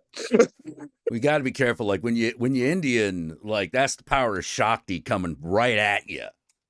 Right at you. Like, you know, forget it. You know, someone made a Thanos parody. GL's like, they made a Thanos parody cosplay where it's a Mexican mom with an infinity chancla. That's terrifying. Yeah. That's the scariest shit I've ever heard in my life. Yeah. I swear she was channeling Kali with that shit. Yeah. Fucking Stacey, it's coming at you. I don't know and what if it's happened. Indian, you got to remember that they got all them arms. So, like, they can machine gun you with that shit. Tia Yogi, I don't know what happened, man. It just came out at me.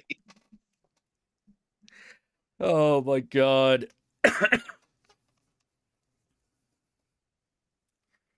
Oh, dude. Like, yeah, that shit is so... How to say it? That shit is so powerful. Even your not relatives fear and respect it. It's, man, Stacy, I don't know what happened. I slipped that shit off and I was just like, hey, ¿qué fue eso?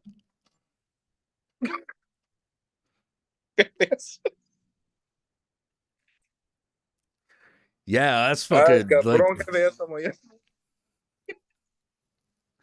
yeah, I feel like that's something that should probably happen at one point. Like you got like, you know, like a woman, someone in the Marvel universe, like got like just like an old abuelo or something, or someone fucking got gambit powers, but instead of playing cards, they throw sandals.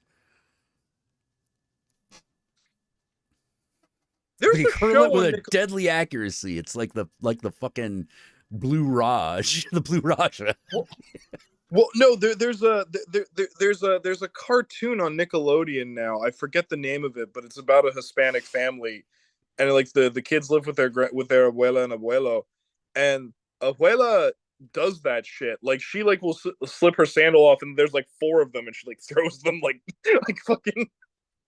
It's amazing. Like ninja stars, baby. Yeah, no, exactly. Oh, Shatterstar, you should have been a cool character, but you weren't. There's a lot of things in life that should have been. Well, one of the characters I felt really got a raw deal. Like, no respect, even though I found him to be a really interesting character, was Longshot. The original Longshot's actually really fucking interesting. But, you know, he had the domino problem, which everyone's like, look, it's not a superpower. It's like, it is on that level. Like if you can dedicatedly rely on it to the point where you can make plans and execute things around it, then yeah, it is. Yeah. You know, it's so, come on, man. Besides, like, the thing I always thought was kind of cool about him is that he's basically a stuntman superhero, but rather than being egotistical about it, he's not egotistical about it. And that's what made him interesting. Mm. You know, he's a very humble character. Longshot's a very humble character. You know, he's just pretty, and that's why a lot of people hated him.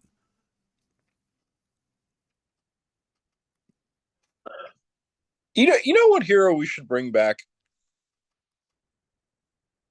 We should bring back Major Maple Leaf. I forget, that was Marvel, right? It's whoever was in charge of like those Canadian superheroes, like North Star and Alpha Flight. Yeah, that's Marvel. Alpha Flight, yeah. But remember that time? Remember that time in the 80s where Major Maple Leaf almost punched an AIDS baby to death in the hospital? Yes. That was the time. Remember when the only gay character was North Star and he died of AIDS? He got better. Yeah, he got better. He came back. Yeah. Like, that was some wacky shit. I remember when that happened. I was just like, man, this comic's weird. You know? Yeah. Yeah, well, still waiting for Marvel to do something with Jeff the Land Shark. Yes. Oh, I think they could do a really good, like, you could do a really good fucking show, animated or live action, around like Alpha Flight. Wait. Hold on. People in the chat. Wait, do people in the chat, do y'all not know about that? About Major Maple Leaf almost punching an AIDS baby to death in the hospital? Yeah. Do you not know about that? I remember that shit. Oh my God. Yeah. Well, I forget when exactly that happened, but I mean, I'm pretty sure it was like in the mid-90s. Because that's when he started to show up. He started showing up in like the early mid-90s. Well, okay, so this was all right. So it was late 80s, early 90s, because it was during the AIDS crisis, and so Alpha Flight, the writers of Alpha Flight, they wanted to talk about the AIDS crisis, but they also wanted to bring out North Star as an openly gay character. Yeah. And so If I remember, so their plan for how they were going to do this. yeah, it's a real mixed bag. So they made a comic. They published a comic where there is this little infant girl who is abandoned on the doorstep of a fire department, and they take her to the hospital.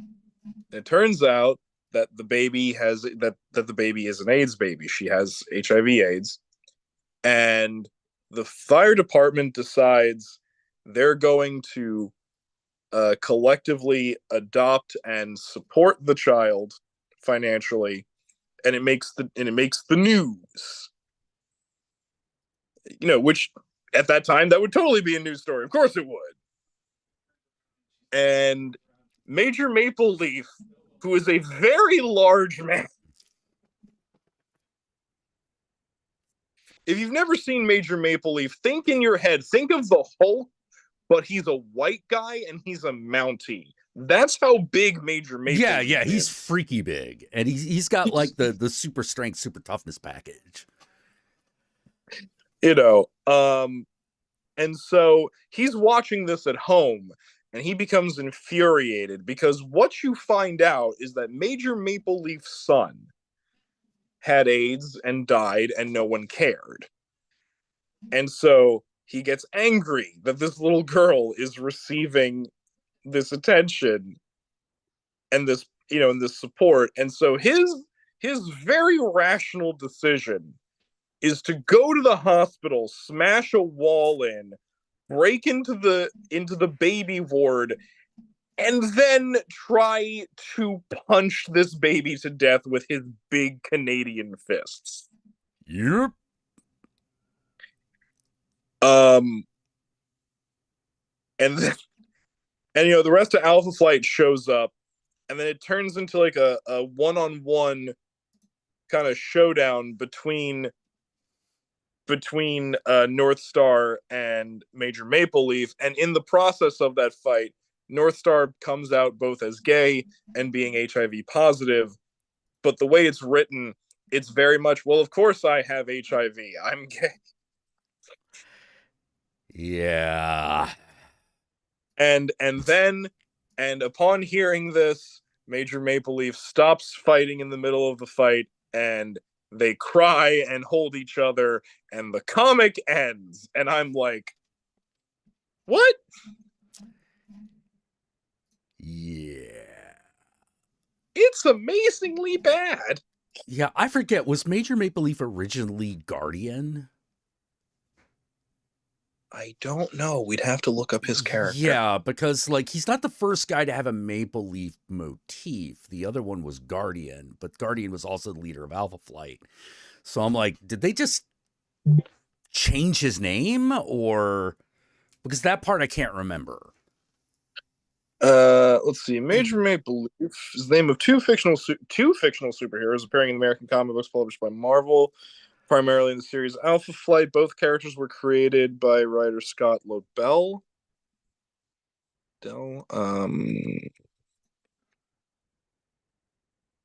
Okay, so there's the original Major Maple Leaf is the character Lewis Sadler.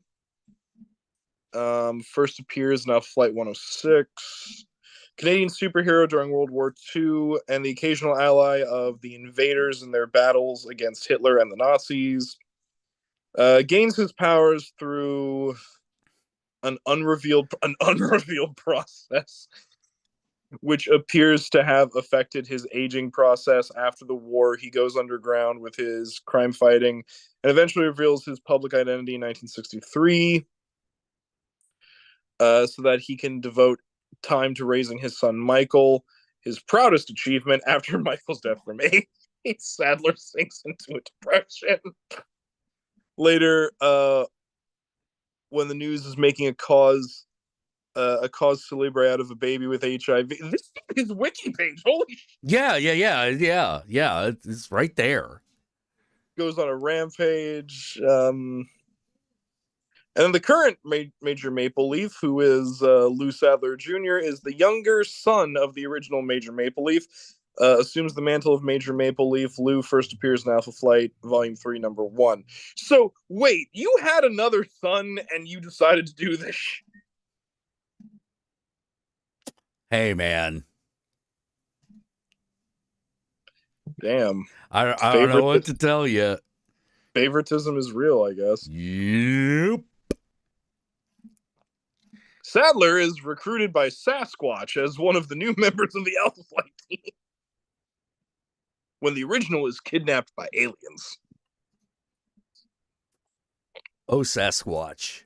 He's it says, okay, so it says along with Guardian, both incarnations of Puck, Vindicator, and Shaman, Major Maple Leaf is among the Alpha Flight members killed by the Collective. So yeah, so Guardian and him are two different characters. Okay, fair. That's what I want to know, because Guardian did have like that half a Maple Leaf like on half of his body. So, well, yeah, I wasn't sure if I was remembering that right. Okay, yes, so two different characters. He loved his son so much he had to punch a baby.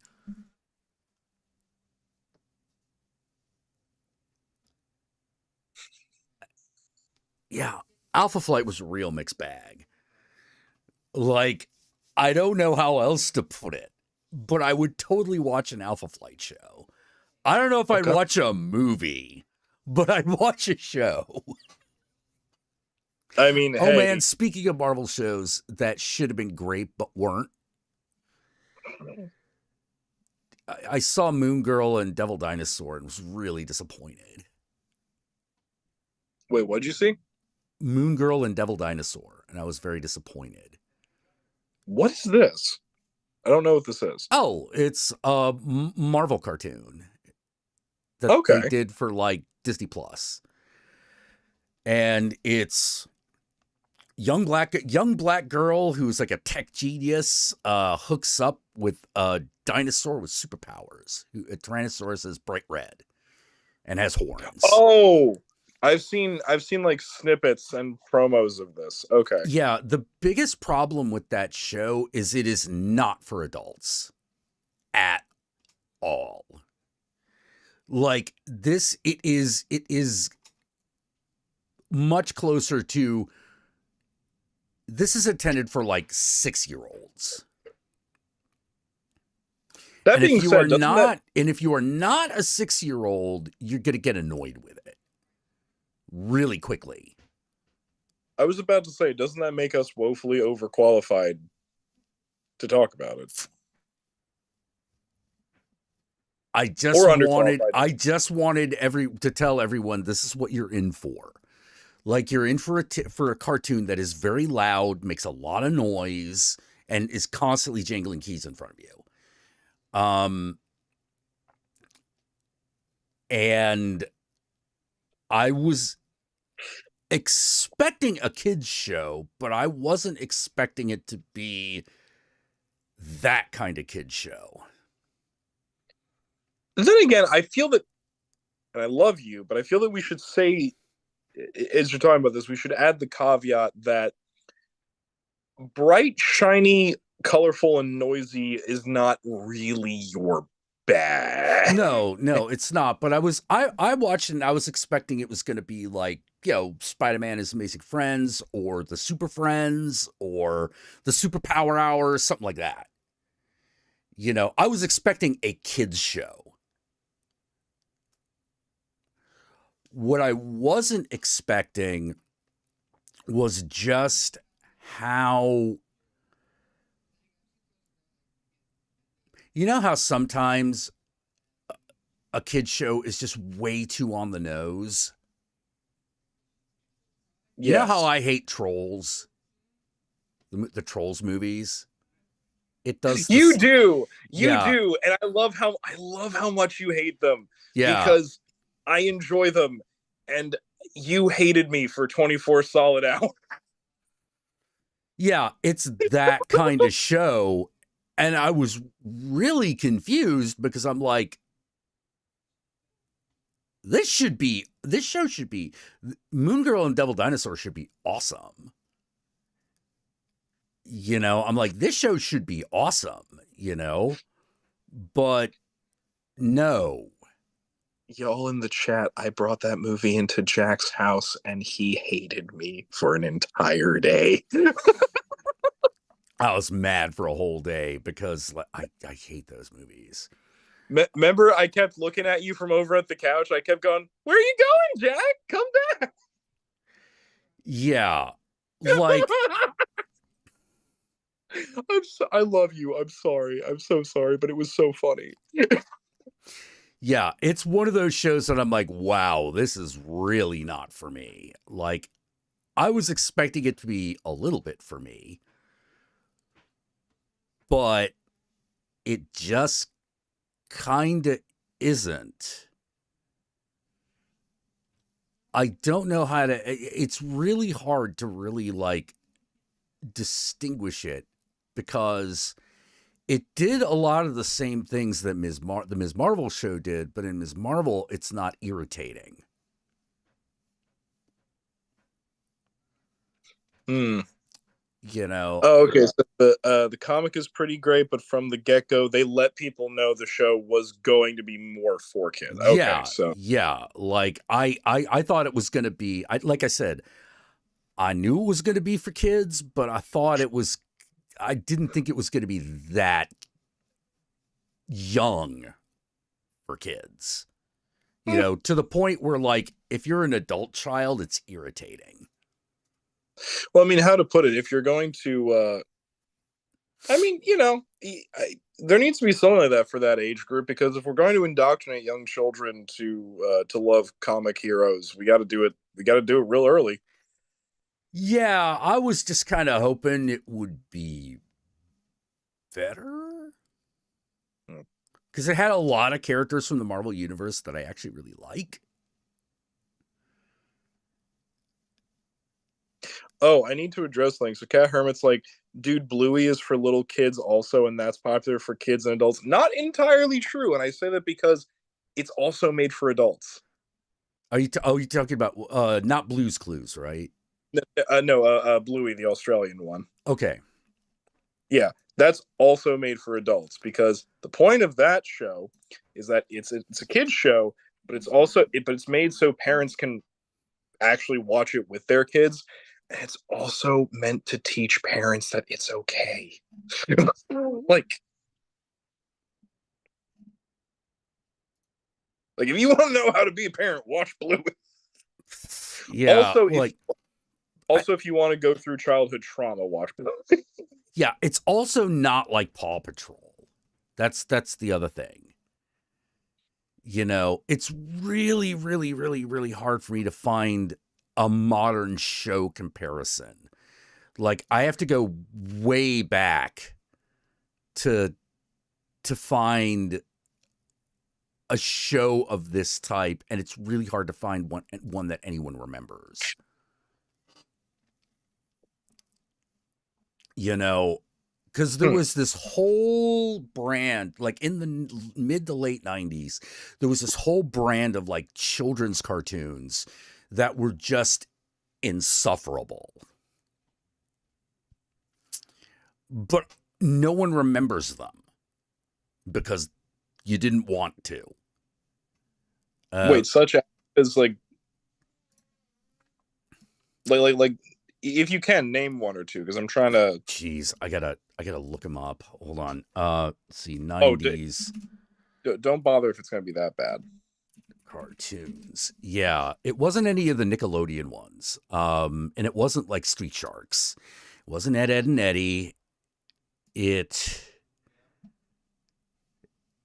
wasn't even Captain Planet or Ren and Stimpy. Like, no, these are all like, God damn it. They're like, see, the problem with looking it up is they're showing me the popular ones. And I'm like, no, it's not like any of those. Like, the one that they're showing me that is closest is not even a good match. It's just the Wild Thornberries. You know, but I'm like, no, that wasn't.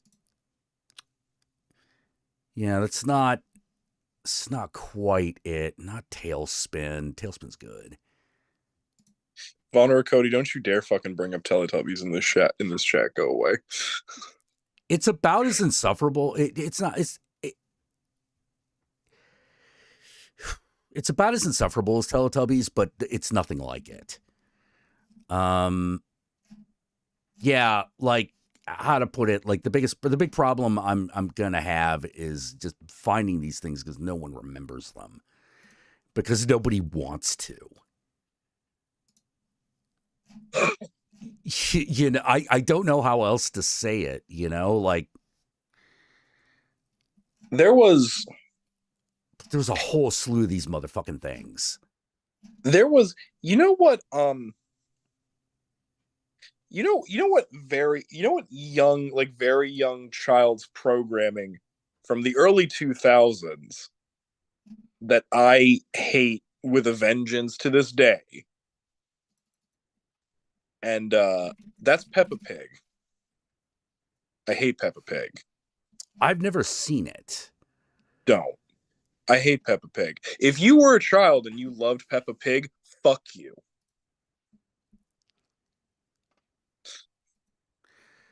I hate that fucking show. I hate it so much. It's so goddamn annoying.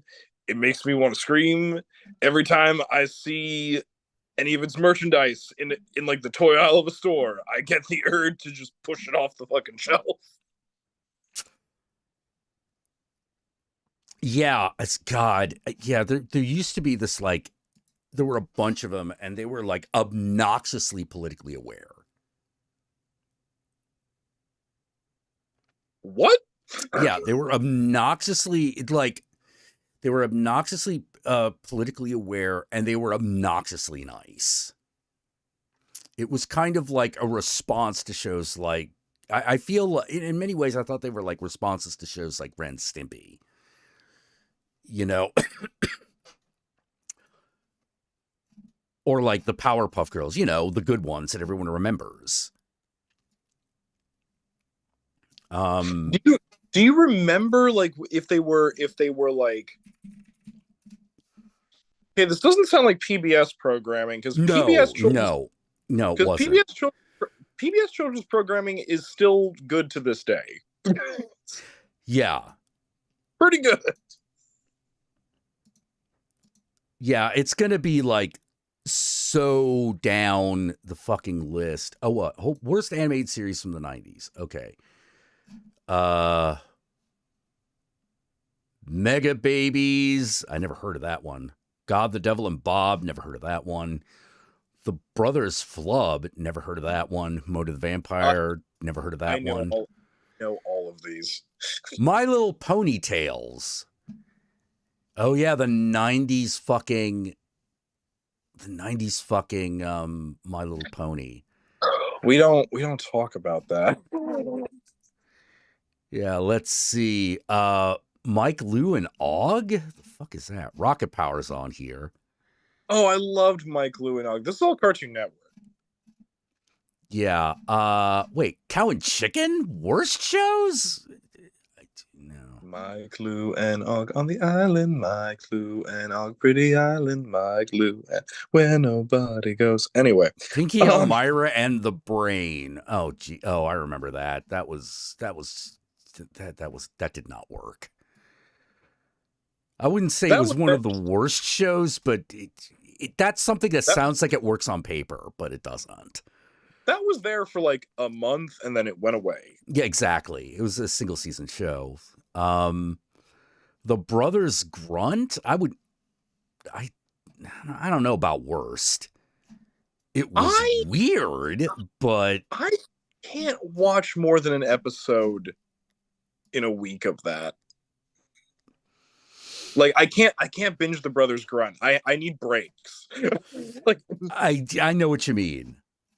Yeah. Okay. So I that list is very fucking sus. Okay. Let's see. Most embarrassing 90s cartoons. The Mask animated series. I don't know about that. Fish Police. Ace Ventura Pet Detective. Actually, these are Wait, there was a New Okay. Kids on the Block cartoon? Why am I surprised? Why are you surprised? I Of don't course know why there I'm surprised about that. Yeah. was. So wait, hold on. You okay, so do you have any idea what network had these, the things that you're thinking of? Oh, like broadcast television. Oh well, shit. Okay. Yeah, exactly. When I'm talking about no one remembers this shit, I mean no one remembers it. And it was like for younger children? Yeah.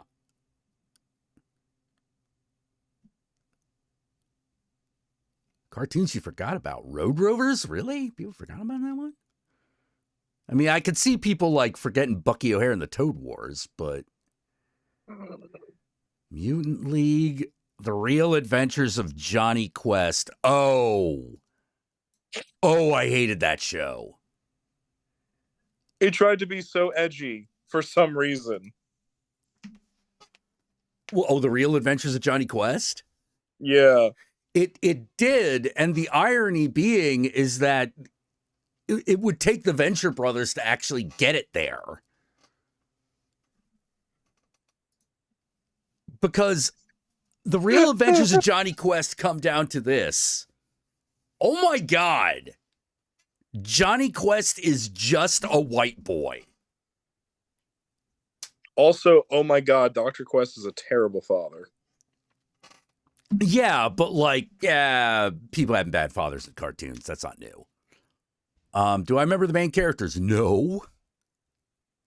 No, I remember none of them. You know, like I remember none of this crap. Ronin Warriors, Savage Dragon, Street Sharks. Everyone remembers Street Sharks. Life with Louie. Oh, that was interesting. That was a choice. Yeah. Earthworm Jim, Biker Mice from Mars, Samurai Pizza Cat. You will never forget Samurai Pizza Cats, dude. I'm sorry. You don't forget that one. Are you Big Fat Polly? I'm Louis Anderson.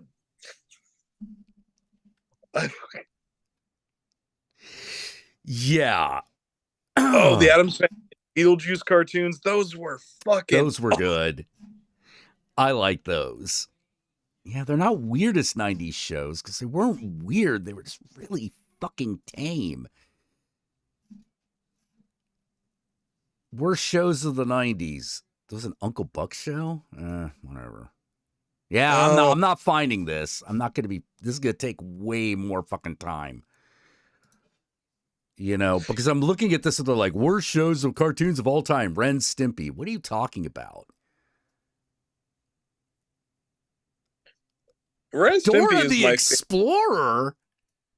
There's nothing wrong with Dora the Explorer. I mean, granted, it's...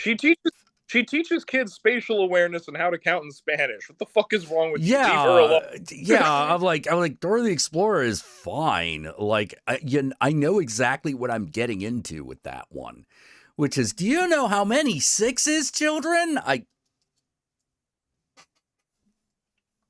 Oh, Camp Candy. Holy shit, no.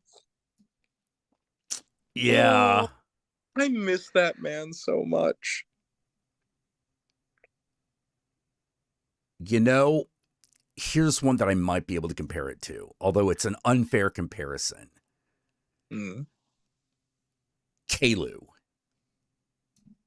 You mean Caillou? Caillou, yeah, sorry. I hate Caillou so much. I wanna go up to that child and punch him in his bald head. Yeah. Caillou. I hate Caillou so much. Wait, they gave Diego his own show? Yeah! Diego, let's go! Yeah! How was it? I mean, I was way too old for it, so I have no idea. Okay, fair enough. Fair enough. Y'all remember Lil Bill? Yes, and I'm trying to forget. Little Bill? It was... Bill Cosby had a kid's show for a while. I don't need to know anymore. The sad part is, it was a good show. That's the sad part. It was a good PBS show that did good things for kids, and just can't have it no more. Yeah. Oh Yeah. God, I brought up Frank, not Franklin the turtle. Hey, it's Franklin. Yeah. Well, like, okay, so here's the type of show I would mean. Like, there were several of these, and it was basically, hey, why don't we just all be nice white people?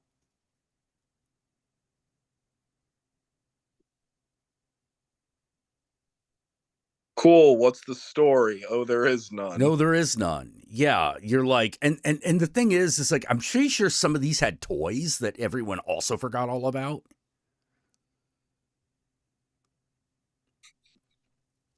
You know, I don't know how to say it, but like,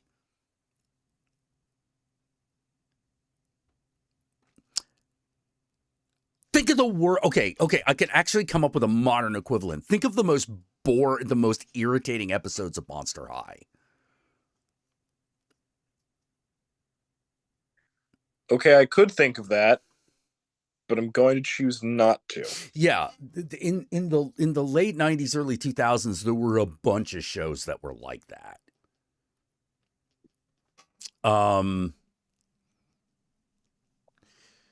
You know, a lot of them, it seemed to come on the heels of Bratz for some reason.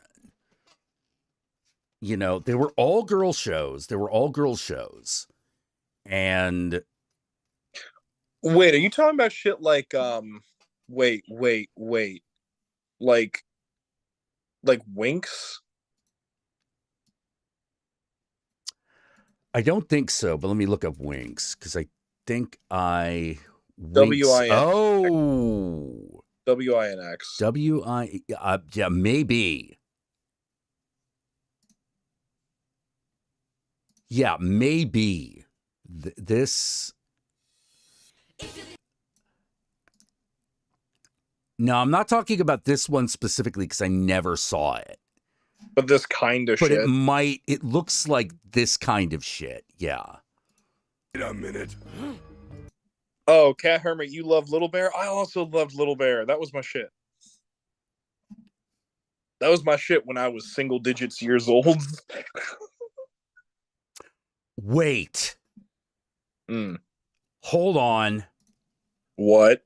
May have found it. Did I lead you down a pathway? Yes. You did. Okay. Okay. One of them was totally spies. Oh, okay. Then that means that you also probably hated Martin Mystery, too. Never heard of that one. Look it up. It's by the same company. It's the same art style. Oh, no kidding. It's the same art style. Damn. Yeah. Didn't see this one. Seems to be another one called Team Galaxy.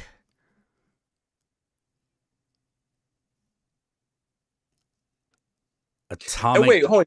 Betty? Nah, maybe not. Maybe not that one. I don't know. But yeah. Now we're in the right era. So it's like the early 2000s. But wait, you said politically aware. Yeah, they were really, well, politically aware. You know what? That's kind of the wrong word. Today we would call it politeness politics. Are you sure? Because I've seen a couple episodes of Totally Spies, and they're bitches.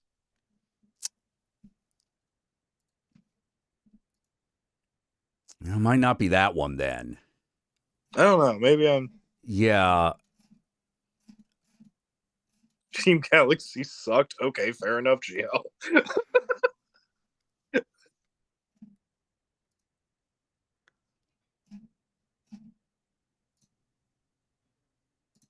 I saw one episode of Martin Mystery. Was it any good? No, it wasn't.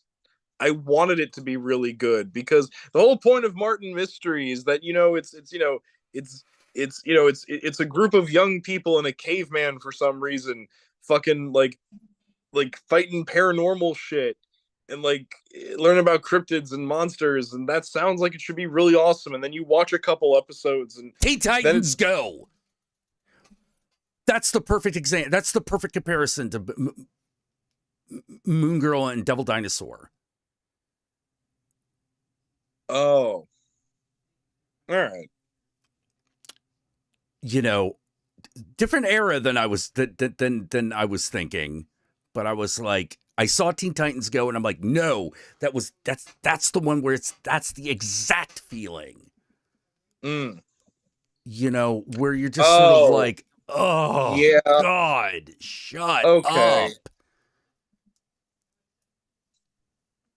Hey man, you do not mess with the Jeff. But yeah, no, fair enough. Yeah, Brace Face. I think that was one from the ones I was thinking of previously. Oh God, Brace Face. Yeah. Okay, yeah. Now it's coming. Now they're coming. Remember when they made the animated version of Sabrina the Teenage Witch? What the fuck was that? Yeah, that was really bad. William Wright so cartoons from Canada.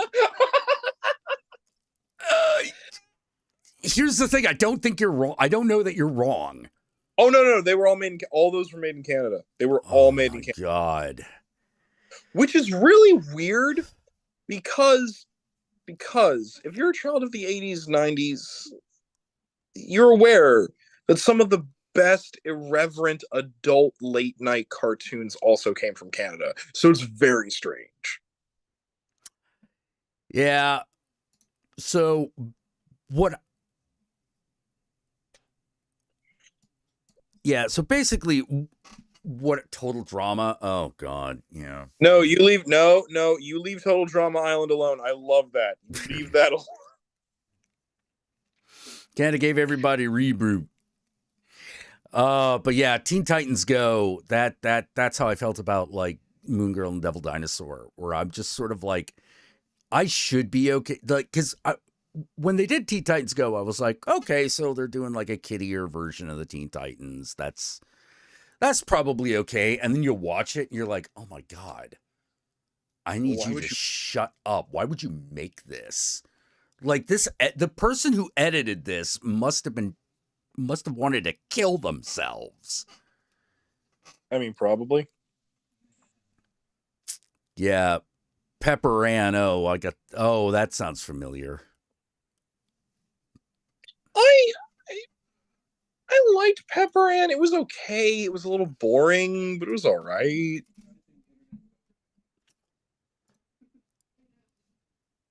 No, it's Disney show. Okay. Yeah, basically, if I remember correctly, Pepper Ann was riding on the heels of, hey, Doug's really popular, but it sucks. Let's fix that. Now, when you're starting at the bottom, nowhere to go but up. Well, see, that's the thing. I don't think it was that bad. I was like, okay. My biggest problem with Doug is realizing I didn't give a shit about what was going on until was it Mr. Bluff showed up? Like his neighbor? Very expensive. Very expensive. Yeah, like that guy came on and I was like, all right, this is going to be a solid 10 seconds of greatness. Also, not Mr. Bluff, Mr. Dink. Mr. Dink, right. You know, Mr. Dink shows up. It's going to be like, that's the next 10 seconds is set. It's going to be good.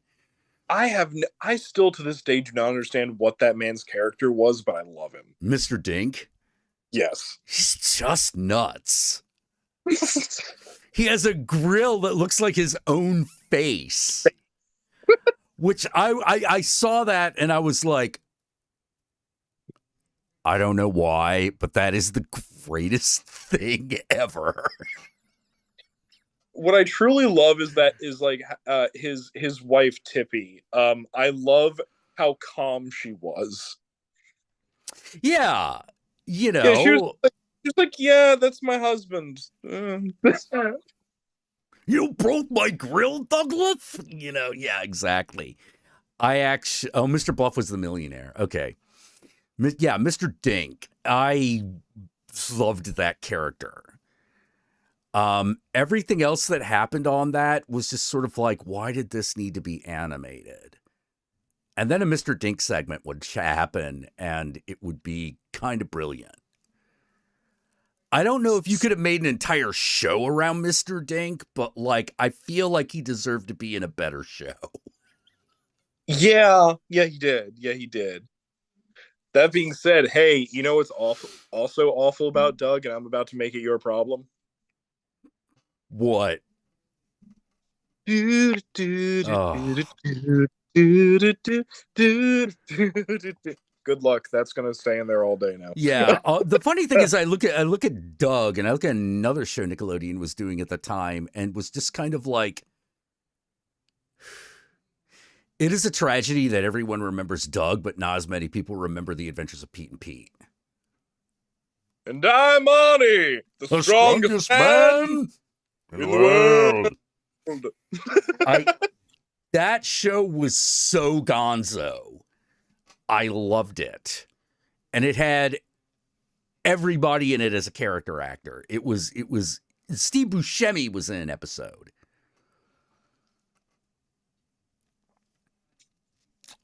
I fucking loved The Adventures of Pete and Pete. I'm like, I understand why this show couldn't go on, but I don't. I miss it. No Here was the thing. I thought that they should have done a revival of Pete and Pete. Just like one movie that was them as adults. But the world around them is still this insane fucking place. Well, you know, the thing is, I think they tried, but it fell through.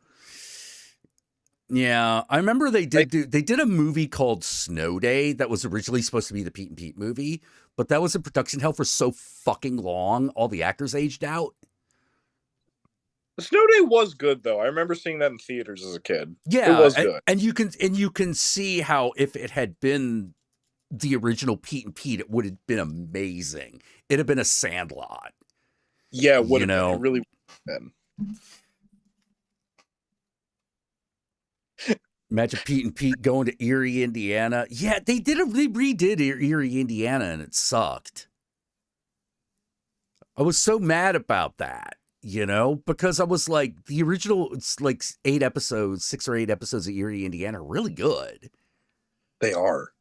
And then they did a revival, Nickelodeon did a revival of it, and it just wasn't as good because it wasn't weird enough. Are You Afraid of the Dark was my shit. It's hard for me to watch now. Really? Yeah.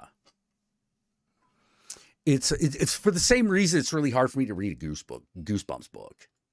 But you know the thing is, I find going back and watching episodes of Are You Afraid of the Dark to be more palatable than going back to Goosebumps, show or books. I could agree with that. Yeah. Yeah, it was better than the Goosebumps show. Oh shit! Bonner Cody, yes, the Australian show going around the twit, yes. Oh, I don't know about this one. Oh. Well, you know that my boyfriend is yon Australian. Mm-hmm. He made me sit down and watch the entire show. I love that show. That's fucking amazing. They leave their conventional residence to live in a lighthouse in the fictional town of Port Noranda. Have you ever felt like this? Okay, so it says supernatural, but the wiki page is a little. Oh yeah, it's one of those things where it's like, when it starts off with things like, ooh, maybe there's ghosts. Oh, there is ghosts, and then it just goes balls to the walls crazy from there. Like, there's an episode where where the older brother of the family, this 16-year-old boy, gets pregnant from a dryad. Okay, sounds like I should check this out. I will admit, and I'm very happy that Mahan warned me about it before we watched the episode. There is one like gypsy curse episode. Ah, okay. And it was very funny because he we were watching it and he paused the thing and he was like, okay, we need to talk.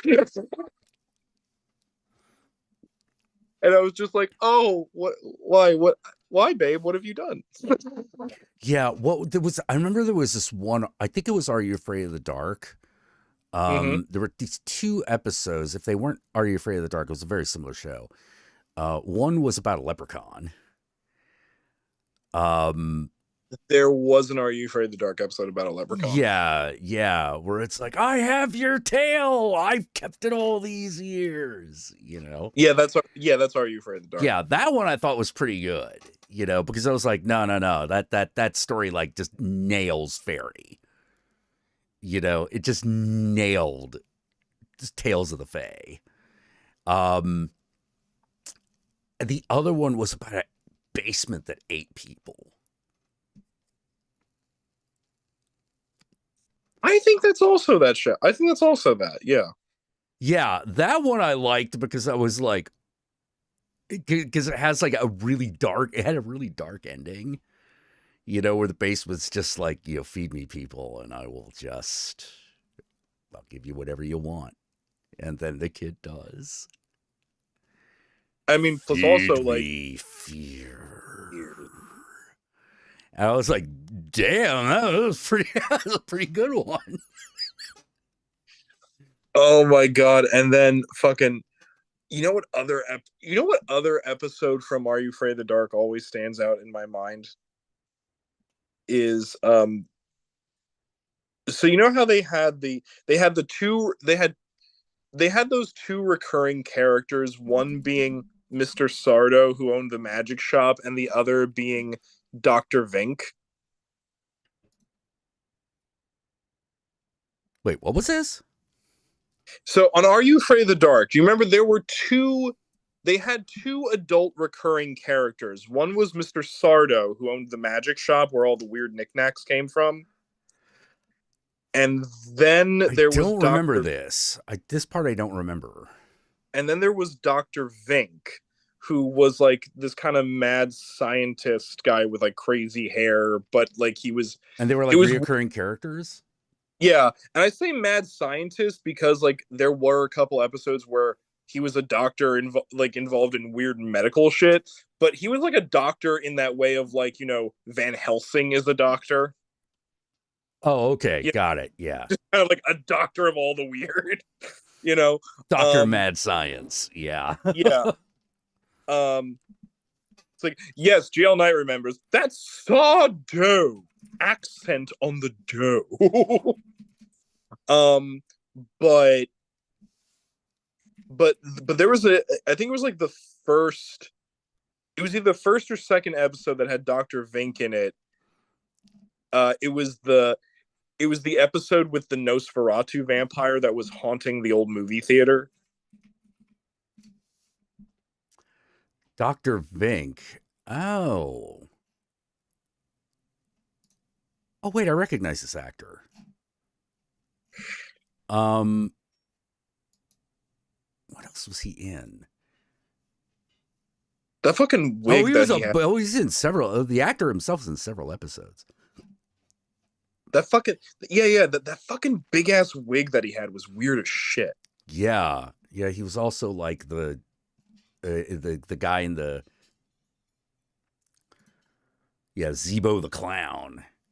He was both the clown and the fucking carnival barker.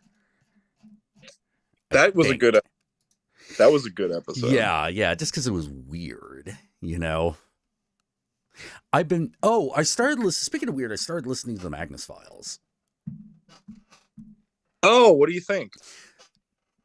I think the Magnus Files is really good. I'm just gonna let you know. Two of our two character. It gets very gay. Oh, I'm not surprised. I'm not surprised. One of the things I really loved about the Magnus Files is that it's not explained. They just tell you what happened. Now, I will say, and I'm only going to say this because I understand this may be a deal breaker for you if you don't know about going in. Okay. Which is that as the show goes on, obviously it becomes more of a show. In the sense of okay. We get to there's like script. We get to meet the characters. We actually learn what the Magnus Institute is and what it does and why it does what it does and why it's collecting these tapes.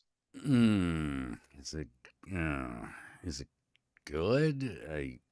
I think so, because it gets very Lovecraftian. Okay, that's not a bad direction to take it. Does it become more of like a narrative, or is it that Lovecraft thing of like we get to know these characters through like tapes and things that they've written and stuff like that? At first, it's that second one where we get to know these characters through tapes, and then it becomes a narrative. Because I think what it was is that but it's a good. I think it's a good narrative.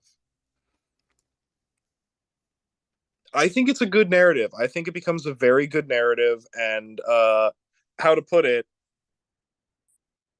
it ends very sad. Oh, there's an ending. Oh no, yeah, no. The Magnus Archives has finished. It's done. Oh, okay. Okay, because my favorite part of it is just trying to piece together what's going on or what the thing is. See, that's the thing. Like that show went on for a while, so yeah, I'm still in like the first 20 episodes. Yeah, no, it's like it's not really until like the last. Like, okay, even when it starts to become more of a narrative, you're still like, what the fuck is going on? Okay. Yeah, but I just really like the little vignettes that hint at this very, very broad world. I mean, that's the kind of thing I really like. I will say this is that as with the Magnus Archives, and anyone who hasn't like listened to this, it's a podcast. It's a British horror story podcast. Go listen to it. It's quite good. What I will say is this: is that okay? You know how like with Welcome to Night Vale, it starts off as just this guy on a radio, and then it becomes a grander story, but it never loses the fact that it's this guy on a radio. In that sense, the Magnus Archives never stops the vignettes. It becomes a grander story with more involvement, more scripting, a more intricate narrative, and big world building, but it never loses the vignettes. Oh, that's good. Yeah. That's good. And this isn't really a spoiler, so I'm gonna say it because it's fun. It's just fun to know. You know the concept of a panopticon? Yeah. Oh yeah. Very familiar with that. They turned the concept of a panopticon into a tool of eldritch horror and summoning. Interesting. Yes, it is. Interesting. Okay. I've always, because I'm doing like a horror game, like the initial episodes are really intriguing because like that feels like how you would build up an adventure. You know, you would build an adventure, and when you're listening, you can kind of figure out what's going on.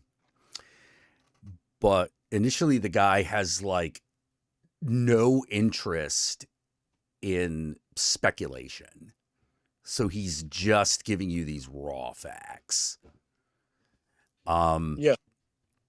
You know, but you, because the speculation is supposed to be is you, the audience. You're the one who's supposed to speculate. So you're like, oh, this guy ran to a vampire. Oh, this guy ran to like a mage. You know, every time. Why am I forgetting the main character's first name? Is it John? John. I think it is. Yeah, it's real bland. John. You know. Yeah. I do love after every reading.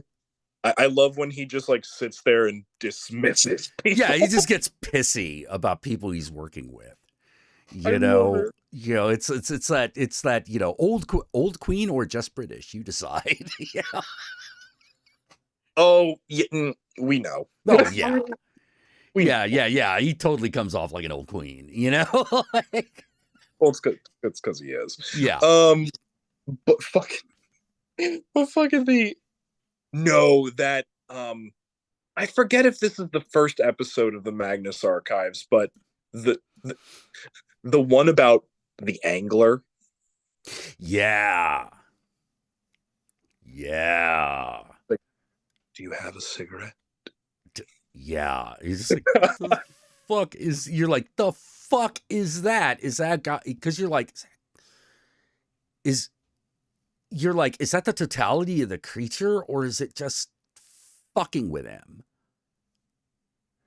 You know, which I really love that dynamic, because like when I think about like, you know, these monsters and what they do and how they're put and what their reactions are, I'm like, there are a lot of stories about monsters I'm sure are just fucking with people. Yeah. You know, why? Because it's something to do. I'm not going to comment too much on that, because since I've listened to the entire thing and I know what's going on. I will say this, that whole thing of is it just fucking with you? Hold on to that thought. That becomes important in ways that I don't think you can link up yet, but it becomes an important thought. Yeah. Like I really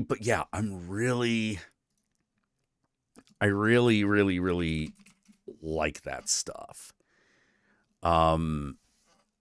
You know, it's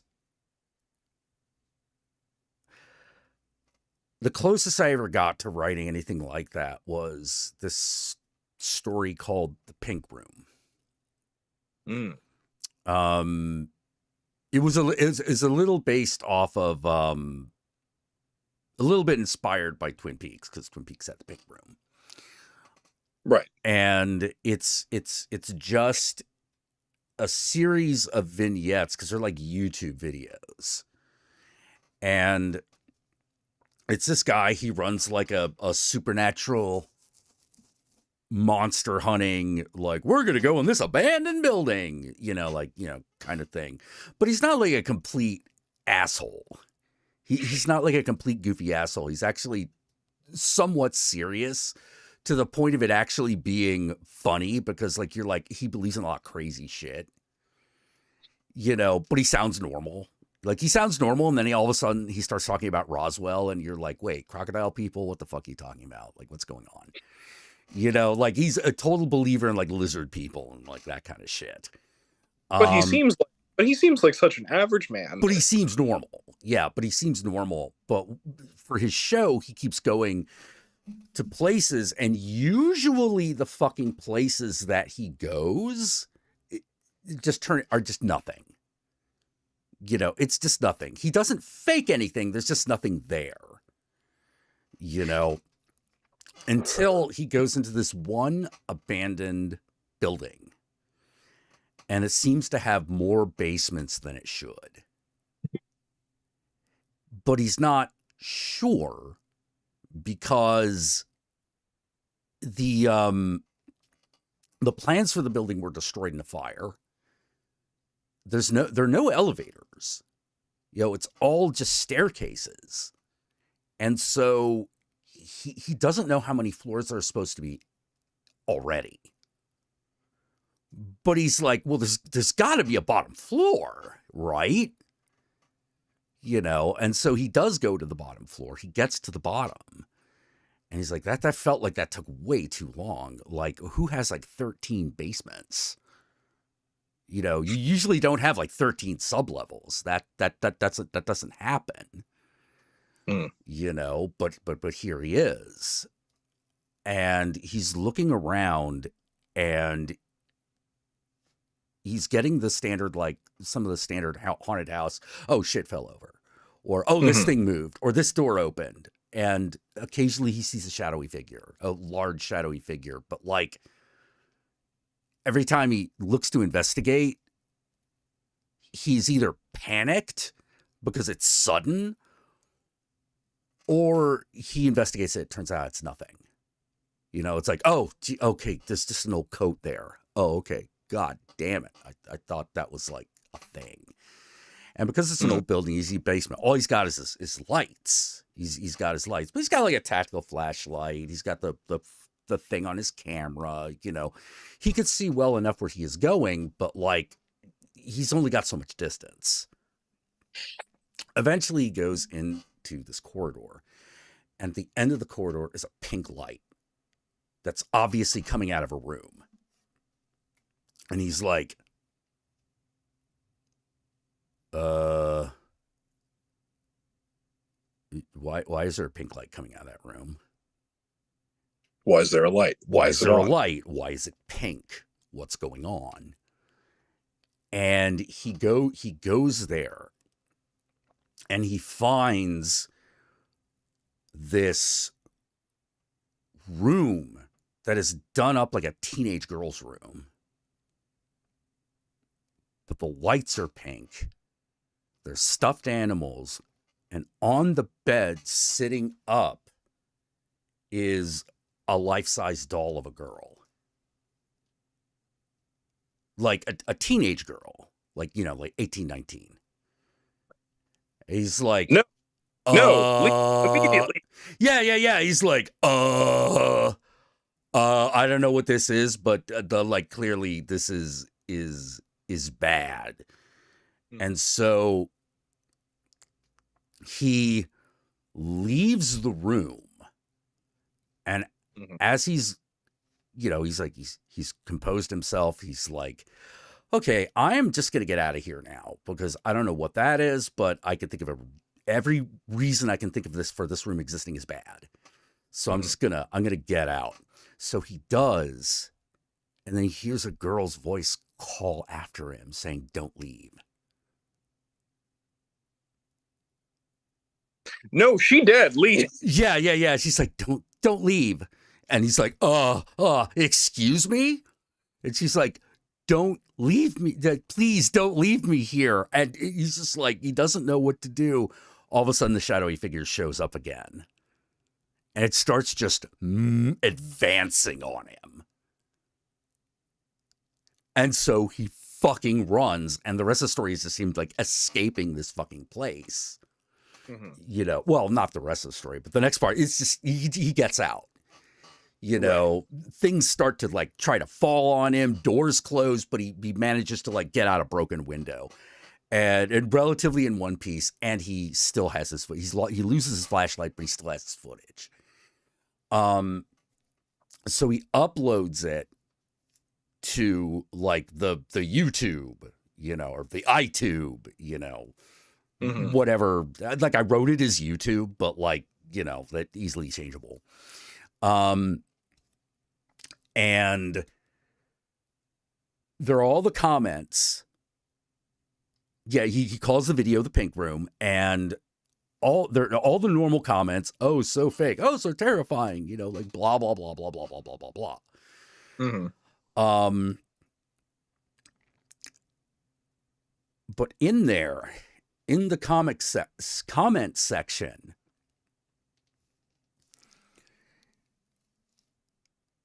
there is an account called The Pink Room that says, "Why did you leave?" And he looks into it, and it's not an account. There is no account. He can't find it. And so he makes a video about that. He's like, I can't find that video. You all see that comment, right? Yeah, it goes to nothing. I don't know why is it, how do you make a comment without an account? Is it, and so people start looking into it. It's just like, no, they can just find no evidence of the account having ever existed. And so he's like, all right, but then the comment shows up again under that video. Why did you leave? And then he's like, look, I don't know who you are. I don't know what you want. Please leave me alone. And then, you know, and this continues until he takes the video down. He takes the video down. First, he tries turning off the comments, but the comment still shows up. And he takes all the videos down, all of them, and apparently disappears from the scene. But someone has downloaded, occasionally will re-upload the video. And whenever they re-up the video, there's always a comment from the Pink Room asking that question. And that was the story. That's the story. I love that, though. That's great. You know, like, and it's one of those, like, I know what's going on, but like, I didn't want to tell a reader or anything what was going on, you know, because the main, you're meant to never, you're meant to not know. So I need to ask, because anytime I really talk to anyone else who writes scary stories, be it because, you know, like, I'm working on that novella and all that crap, but like, I need to ask, do you, like, how much do you, when you write things like this, how much do you plan that out ahead of time, like in your head? When I actually write something out, yeah, like a short story. Yeah, like how much of the story is already existing in your head, like as like a yeah, this is where I want this to go. Usually, it comes to me all at once. You lucky bastard. Usually, yeah. Well, I mean, when that happens is when I write. I don't. You know what I mean? Like, if I wrote more, that would happen. That wouldn't happen very often. You know? No. I understand. I understand, because I only write down like scary stories when I get, like, you know, the notion to write them.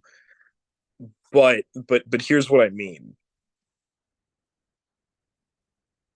Any story I've ever written, any horror story specifically I've ever written, I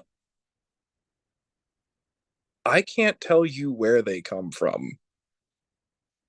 And I don't ever have anything planned. And usually by the time I'm finished with them,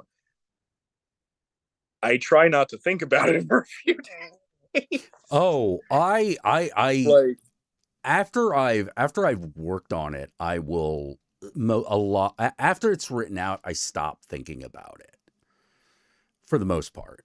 Sometimes I'll go back because I'll be like, that's a detail that was missing. But yeah, for the most part, the few times I've actually written a short story, it just comes out in a short burst. it's weird because it's like, how to put it, like, I know there's no such thing as like normal realms of creativity, but when I write a story of any length, when it comes to any other, that's like any other genre or any other kind of subject, it kind of goes like, you know, like how you would normally conceive of that, like, oh, I have an inkling and I'm going to develop it and I'm going to think about it and we're going to, you know, and sometimes I'll get glimpses of idea, you know, that kind of thing. Oh yeah. I don't know why, but whenever I write a scary story, it's, I'm not saying I'm hearing voices because that's not what's going on, but it almost feels like someone's just kind of over my shoulder going, yeah, and then that happened, and then that happened, and then that happened, and then that happened. And I don't know why. I always know it's me. I always know it's me because I'm thinking about what would be scary to me, what would be unnerving. See, that's the thing. All the scary stories I write are about things that I would find terrifying, and that I do find scary, and they're usually based in, like, I'm not gonna lie, if I really think about it, they're usually based in like things that I've thought I was scary, you know, since I was a kid. Mm-hmm. But it's like I don't know how to communicate what I'm trying to say here. It's like I'm not. It's almost like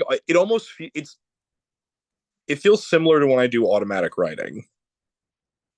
Ah, okay. And I'm a little unnerved by that fact. I'm a little. Oh, okay. Yeah, I don't do I don't do anything like that. To me, it's an idea that I am fleshing out, and I generally have a really good idea where it's going. Sometimes it changes. Sometimes it'll change in the middle of execution, but for the most part, it's like, no, I go in with an idea. And I try to stick with that idea unless another idea that I have is better. You know, that does happen. But I'm always pondering that. Whenever I write, I always ponder that. It's like, you know, okay, what am I writing? Who am I writing for? What's the idea here? Like the example of the pink room, it's like, I know exactly where that came from. I know exactly where that came from because there are a number of fucking things that I have. There have been a number of things that I've done that is just musings. You know, so when a full idea comes, I tend to pounce on it. It doesn't always work out. A lot of them suck. But the few times things work is the thing I'm always kind of trying to think about. Yeah, the idea of the pink room it was supposed to be internet inspired horror. You know, but I didn't want, but you know, one of the problems that I'd always had with internet inspired horror is that they try to make the technology itself the scary thing rather than try to figure out what would be a scary thing to happen with that technology. Which is always the better option. Oh, honestly. It's always the better option. You know, like, oh, the cell phone. Like, no. Because, like, for example, a great example of using modern technology in a fantasy / horror way was the beginning of Persona 5.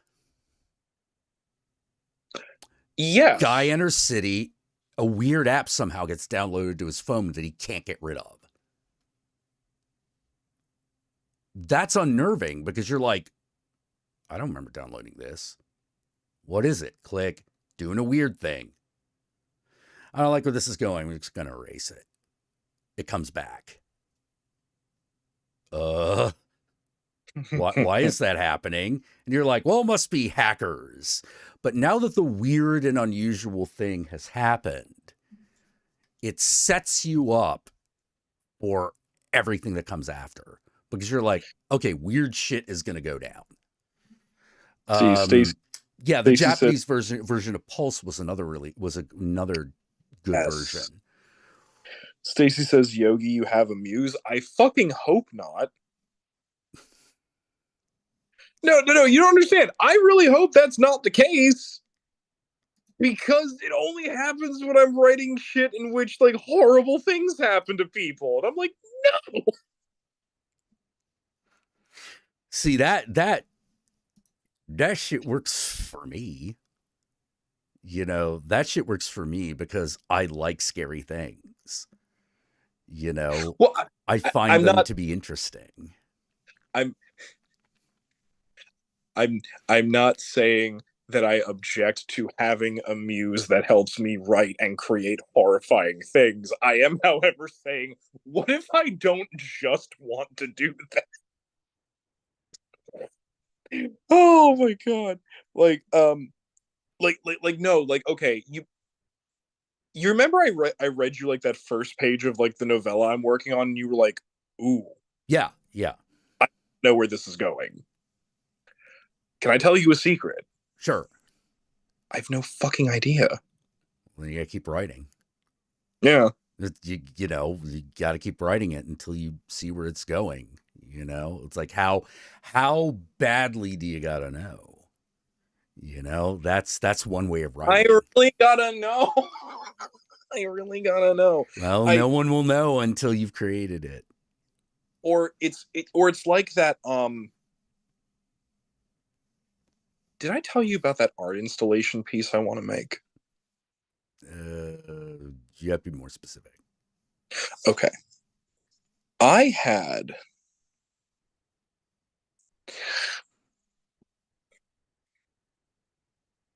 an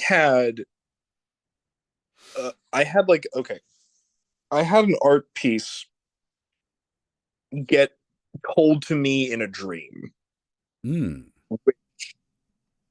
Which usually means you're supposed to do it. But I want it to be like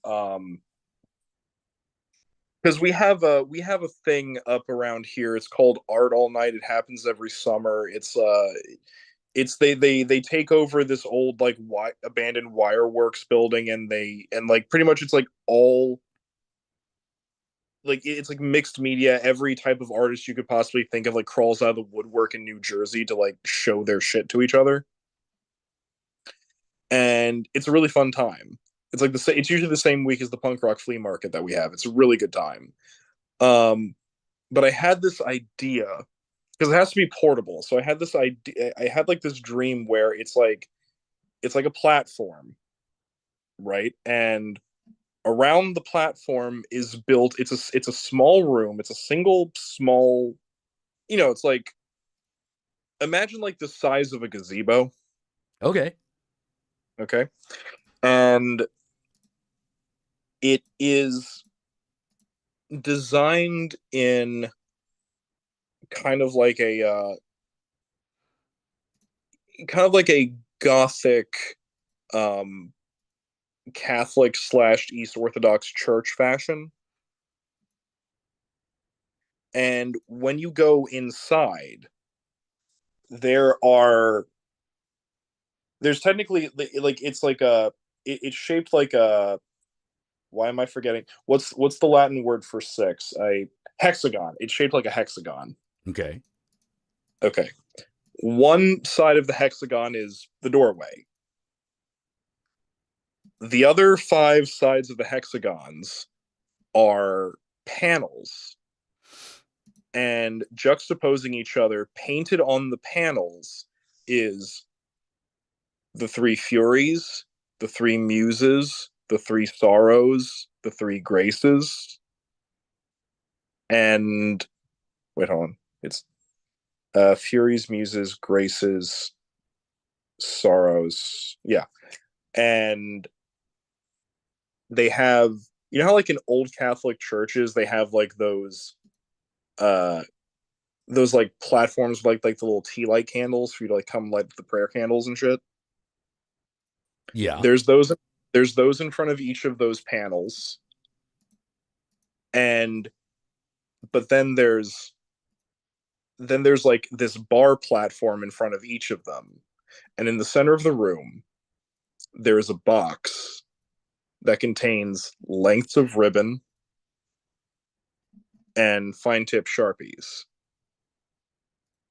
And the idea is for you to write down on the ribbon an extreme moment of sorrow, a moment of grace, a moment of deep-seated and rooted anger, and you tie them on the corresponding plinths. And when you first walk into the thing, right above the doorway, it says Chapel Anthroposos, Chapel of Humanity, unburden thyself.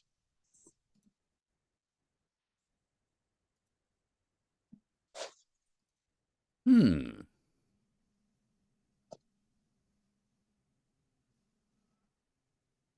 And then I woke up and then I was like, I think I'm supposed to make that. That's pretty cool. Yeah. Yeah, no, it's a cool idea. You know, oh man, it's funny. I was listening to that and it reminded me of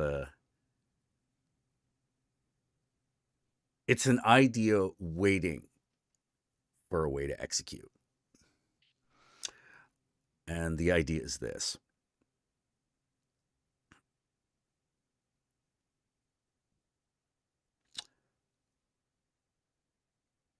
Because this to me is a frightening realization. I believe it to be true, but I also find it frightening. That is this.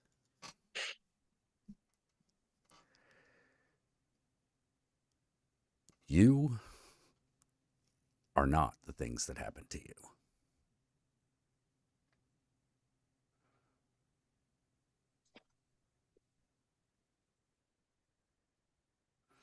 You are not the things that happen to you.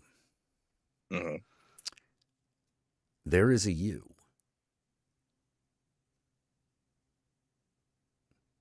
That is not the trauma. That is not the poor choices. Mm-hmm. That is not any of that. Mm-hmm. There is a part of you that is completely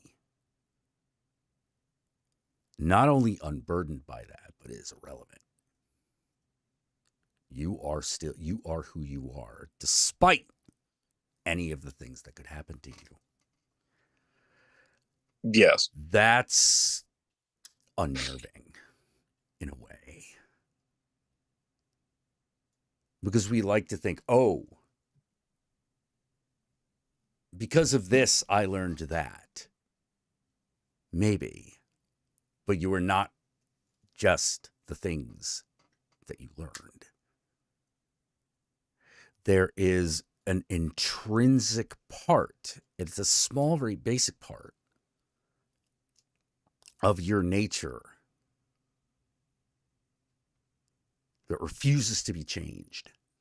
It resists that change. Whether you want it to or not. Is it that it resists it? Or is it that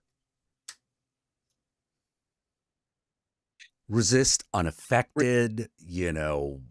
See that's what I'm saying, because resistance implies effort. Yeah. It's feel unaffected is the better word. It's unaffected by that. You know, like, and in a weird way, That's the and that's the real you. That's the immutable you.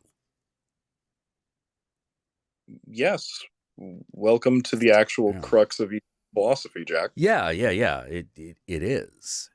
You know, a lot of people would refer to that as the soul, and they probably should. See, as you're talking about this, I had a. You ever have one of those, oh wait, people don't read the same stuff that I do moments? Oh yeah, all the time. Yeah, or people don't do the same things I do moments. I had one just now while you were explaining that, because as you're explaining that in my head, I'm like, okay, where's the unnerving part? That's just and then I thought about it, I'm like, oh wait, no. Yeah. People don't do that a lot. Yeah. Sometimes we hold on to things that we shouldn't because we think it's part of who we are, but it isn't. And it's scary to think, wait. There's still a me that is untethered that could exist and be untethered from all of that. Not in the afterlife, but right now, right here. Yes. And it's weird. It's and I don't know. Here's the other thing. I don't know that it's everybody, but I get the feeling that it's more than not, at the very least. I'm not going to sit here and make a declarative statement over whether that is everybody or not. I have my answer to that in my own head, and I'm going to keep it there. But I will say that I think a lot of people, how to put it, there's a reason why one of the more important introductory statements in Hindu prayer is Shri Guru Charana Saroja Raja Nijamana Mukuru Sudhari. Taking the dust of my guru's feet, I cleanse the mirror of my heart, and thus become enlightened. Yeah. Because the funny thing about a mirror is, doesn't matter how much silt and soot and crap you put on the mirror, it never stops being a mirror. You just can't see it for a while. Yeah, like for me, I realized that in order for me to commit violence against somebody, and I don't mean like, getting in a fist fight. I mean like, killing somebody. Yes. Taking it that, killing someone, raping someone. First of all, raping is just something I can't do. Good. Yeah. No, it's just not. It's not in my character, and that's a weird. That should be comforting, but I find that actually very strange. I'm actually a little unsettled by that. Because I'm like, that can't be true. Why?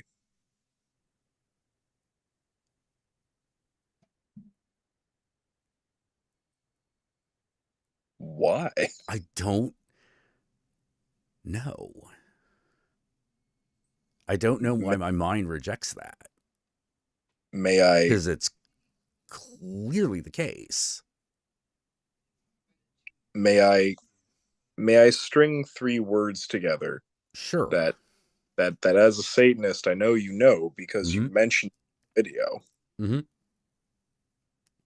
Hypocritical, self, deceit. That can't be true. Why? Yeah. Yeah. Because that's a model that says it's not, but clearly you're experiencing it. Yeah. It's weird because it's also the like, the fear that if I acknowledge that part of myself too much, then I lose that. Why would you lose it from acknowledging it? I don't. Paranoia. Okay, cool. Paranoia. As long Pure as long paranoia. As where that is. You know, it's just pure paranoia. And also, I can't.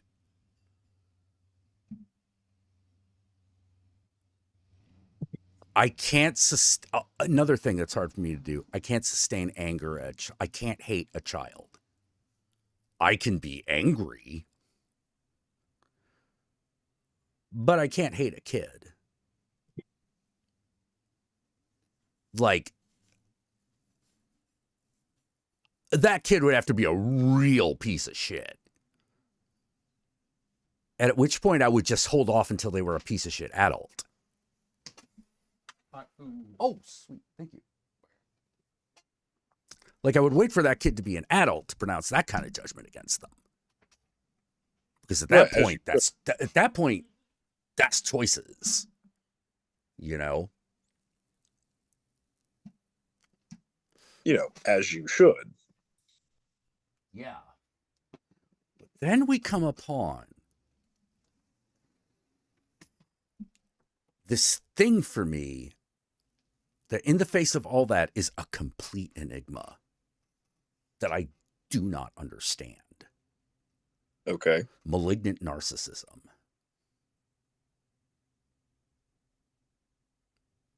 I can't get myself there.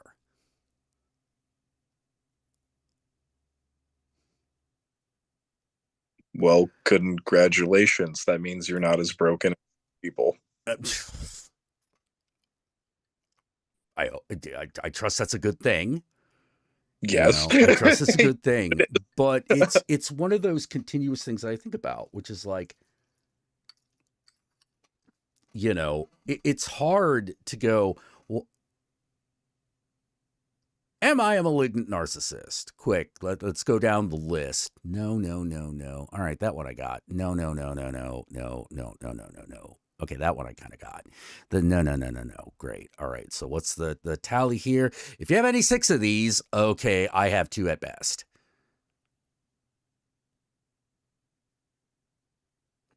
And it's like, okay, clearly, it's like whenever I think I might be like slightly on the spectrum. Mm-hmm. You know, I go through, all right, if you have like X many of these symptoms, I'll have like one of them. To be fair, let's not forget, and I realize I say this is someone without an official diagnosis for my ADHD, but let's not forget that ADHD and autism spectrum disorder, it's a Venn diagram, and there's a lot of shared space symptoms and yeah. But like, it's one of those. Okay, well, according to this, it would be clear that ADHD was the issue rather than some sort of autistic spectrum issue. Mm-hmm. You know, and that the rest is just generalized anxiety. Right. Like how to put it? Like, I think if I would be honest about you as a person, like you're egocentric, but you're not a malignant narcissist. Yeah. Well. Here's the thing. I hate that whenever, as a psych student, I hate that whenever I say the word egocentric and people automatically think that means like, oh, but I don't love myself or think I'm the greatest thing ever. I'm like, I have a question. Do you think you're the worst thing ever? And do you constantly? Yeah, it's yes, exactly. It's the same thing, different symptom. You know, yep. It's different Just way of doing it. Yeah. Yeah. Also, it's really hard. Well, like the other thing is like it's really hard not to be egocentric. No, yeah, it is. Yeah, Most people are some form of ego-based neurosis. It's just yeah, exactly. But like malignant narcissism is bizarre to me because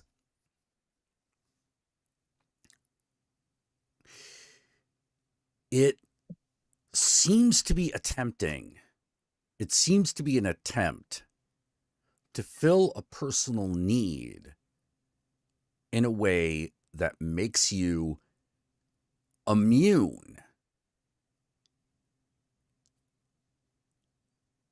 to guilt and openness. The only things that change it. In many ways, it's like this perfect psychosis. Because it is self-enforcing. So what's interesting is, so you know how like the main difference between sociopaths and psychopaths is one is born, one is made? Yeah. Okay. You know what the core diagnosis of both sociopathy and psychopathy in that sense is, right? Yes. Yeah. It's narcissism. Yeah. So it's weird because in that sense, that means that malignant narcissism can either be something that is developed or something that just happens because the wires said so. Yeah. Yeah. You know? And so I look at guys like, whenever I think about narcissism, the first face that comes to my mind is Donald Trump, right? Why wouldn't it? He is the poster child. I was literally about to say.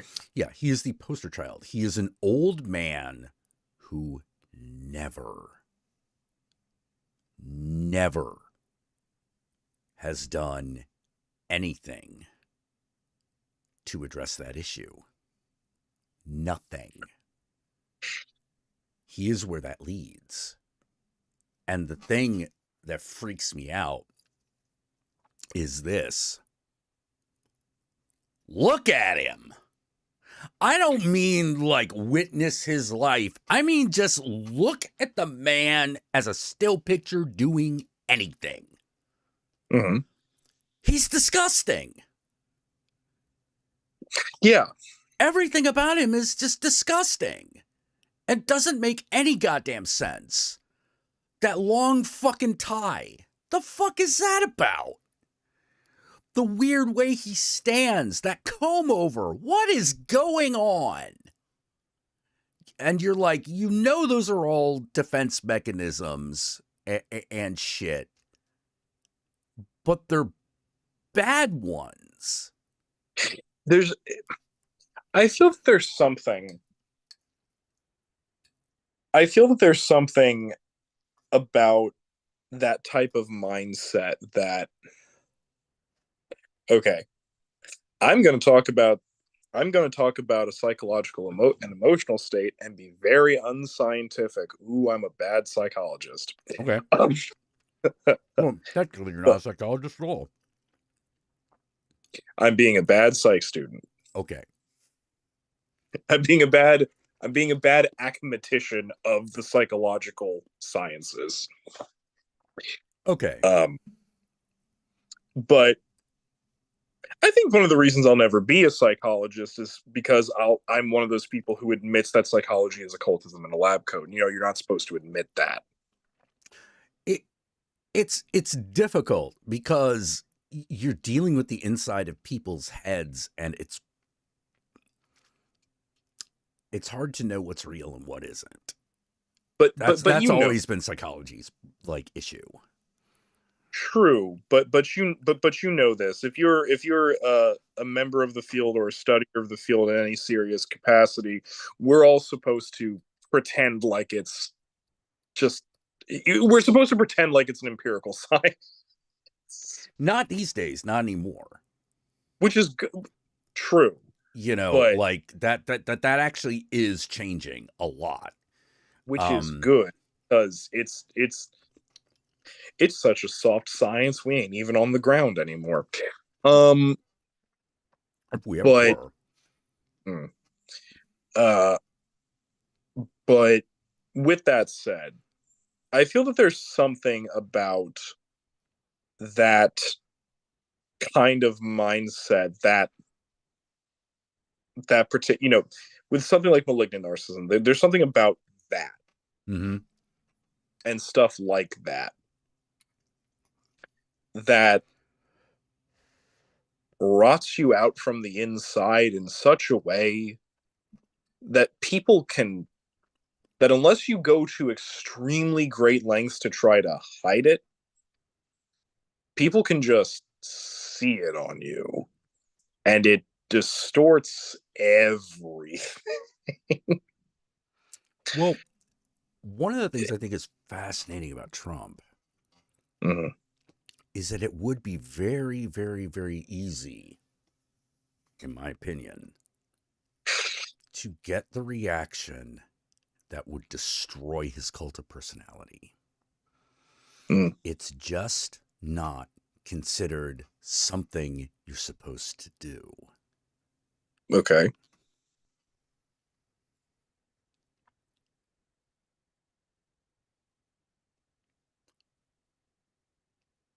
Directly pick on him for one of the weird things he does Like to his face. to his face. Mhm. You know, there's a reason we all remember Joe Biden going, "Come on, man."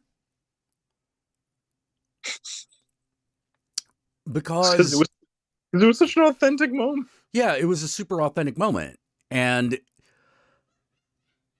I want to know, I want to watch what would happen if someone was like, so Mr. Trump, I have a question.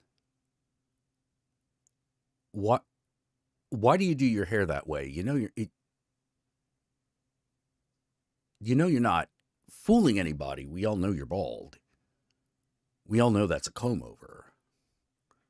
So why do you do it? Why do you stand like this? Why do you do this thing? And just keep pushing and pushing and pushing until he gets angry. Because once you get that moment of real, raw anger on fucking tape, on video, he will fucking destroy his reputation. Because he will have a hissy fit. He will look weak. He will look like someone who was successfully bullied. But you're not supposed to do that in a presidential debate. Or something like that. Why do you think he holds rallies where no one else takes the mic? He knows.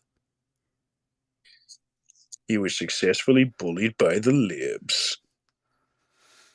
Mm-hmm. You know, like... Sound eccentric. Why do you care about what people think about your hands? Yeah. Are your hands small, sir? How do we know? How do we know? May I Was compare Stormy them to... Daniels right? We actually have a professional medical doctor who was willing to measure your cock, both unerect and erect, behind the scenes right now. Are you willing to put yours on the slab for measurement? I don't see what this has to do. No, I don't see what this has to do with anything. So you're not willing to do this. Would you be willing to do it just to prove once and for all the size of your cock? We would then have confirmation. And then the fucking birth certificate on him. Just keep pushing. Keep nudging. Make sure it's laser focused on him and his ridiculousness. Not what he says. Not what he meant. Just him. Just him. So why did your wife leave you? And exactly what was that about? How did you feel when your brother died? Why does your oldest daughter no longer speak to you? Yeah. You willing to address that? You know, the things you're not supposed to do. Why does Don Jr. not look like you? Are you sure you're his father? You know. So what is it about? Is it true that you have a giant painting of yourself fighting a bull in your apartment? Why? Why? Mr. Trump, if I may ask, just for the sake of clarity and posterity, what is it specifically about the urine of Russian prostitutes? Well, we don't have confirmation. We don't have confirmation of that, so I would stay away from that one. Oh, I thought that was confirmed. You know, isn't that weird? Like, I would have been so. Isn't that weird? I would have been so unsurprised by it that I just. Mm-hmm. You know, how do you feel about you know, and then you know, you just start asking questions. How do you feel about your wife? How do you feel about your son? How about Barron? You know, why did you put Jared Kushner in a position rather than your own son?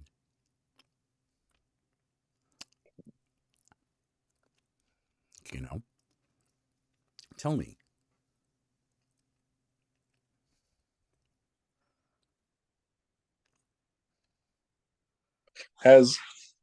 What is it about Jesus that appeals to you so much? What is it about that faith that calls to you?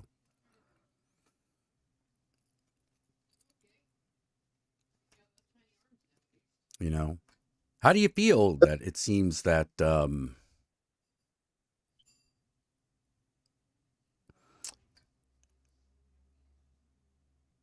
what's his name? You know, how do you feel about Mitch McConnell seemingly working against you? Because that's what it looks like, sir. It looks like he is. And you just keep pushing until he throws his chicken nuggies against the wall, so to speak. No, he'll be eating chicken nuggies, we know. Yeah. And you catch that moment on camera. Catch that moment on camera. It can't be about moral choices. It can't be about ethics. It just has to be about his insecurities. And just keep going. Do not relent. Jeremy Jenkins just goes, Rudy Giuliani. Really?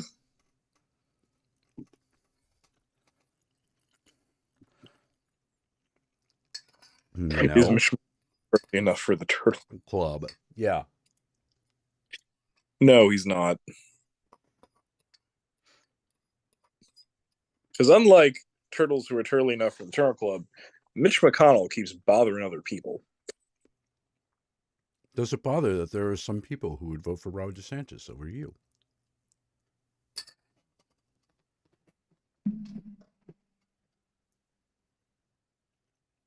Do you feel that Ron DeSantis is more virile than you, sir? Mm-hmm.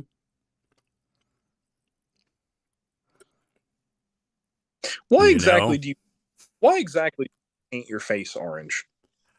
Yeah. Do you wear goggles and use a tanning booth, or is it spray tan? You know, tell us. We want to know. Let's be perfectly honest. It can't be a tanning booth because a tanning booth actually colors your skin. How did you get so far in real estate development without being involved with the mob? That seems to be a feat no one else has been able to do. And in New York, of all And in places. New York, of all places. Seems that this would be important information. You know, you outsmarted the mob. How did you do that? You know, just rope. Just giving him rope. Constantly. He will lose his mind. Just like Elon does. Mr. Trump, when was the last time you could be inside your wife without assistance?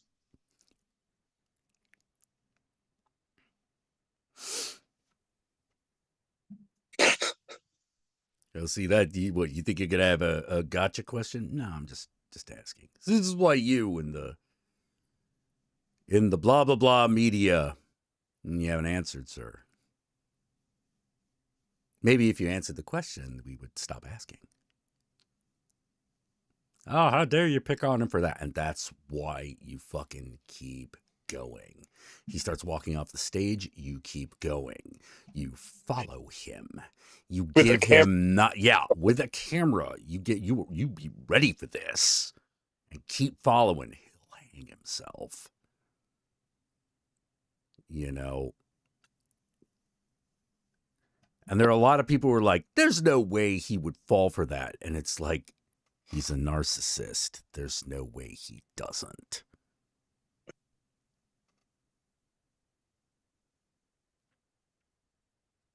There's no way he doesn't.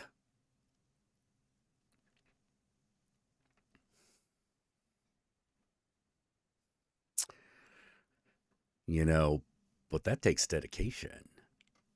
Yeah, he's already lost his mind. I'm talking about getting it on camera. Getting on camera and showing the tantrum, showing the loss of control. Define assistance, penile implant, or the little blue pill. That's why I just kept it at assistance.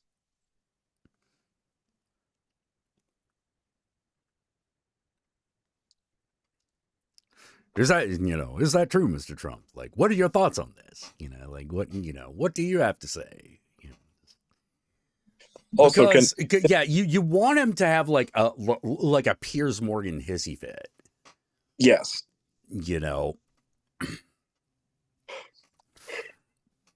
Something so grand and beautiful, it becomes a meme.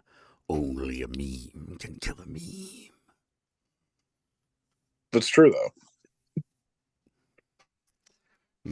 But that's the magic. That's the trick. It's like maybe only Donald Trump could destroy himself. Then we have a strategy. By the way, with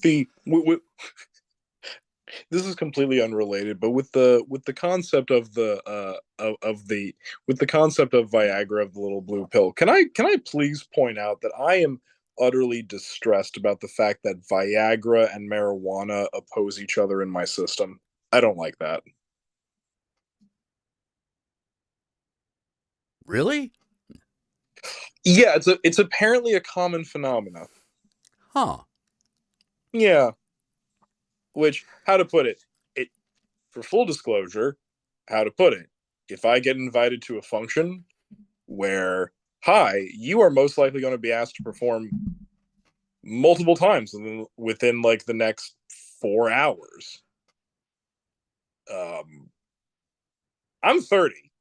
Like, I'm in my 30s, man. I'm tired, okay? Like, Yeah, 4-hour erection seems like a bit much, Yeah, so I'm just saying, every once in a while, one of those little blue pills comes in handy. However, the other problem is I really, really, really like being stoned when I have sex, and they it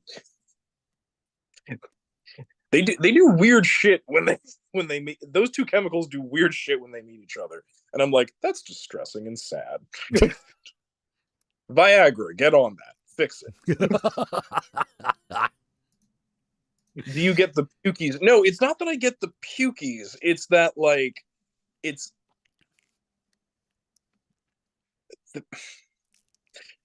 being stoned on weed and taking a Viagra cause competing chemical reactions in your blood vessels, and it's just like, Yeah. Oh, you know what? I just thought of something. Probably like maybe the last question, because it's going to be time for me to go soon. Because I got shit to do during the day tomorrow. Wait, what? I have shit to You do don't in do the any. day. Oh, damn! It must be important. You don't get up. I have to deal with car shit.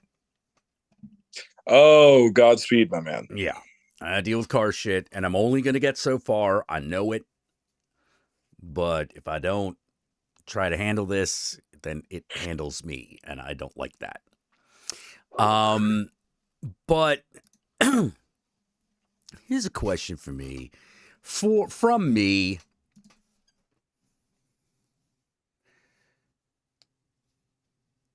And I really want to know. In general, or? Yeah. Okay. Yeah, I have to go out while the sun's still out. I'll pack my 1,000 sunscreen. Don't worry about it. So,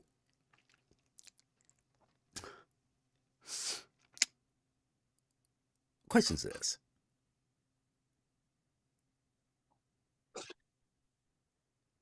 Do ace people have orgasms? Okay. So,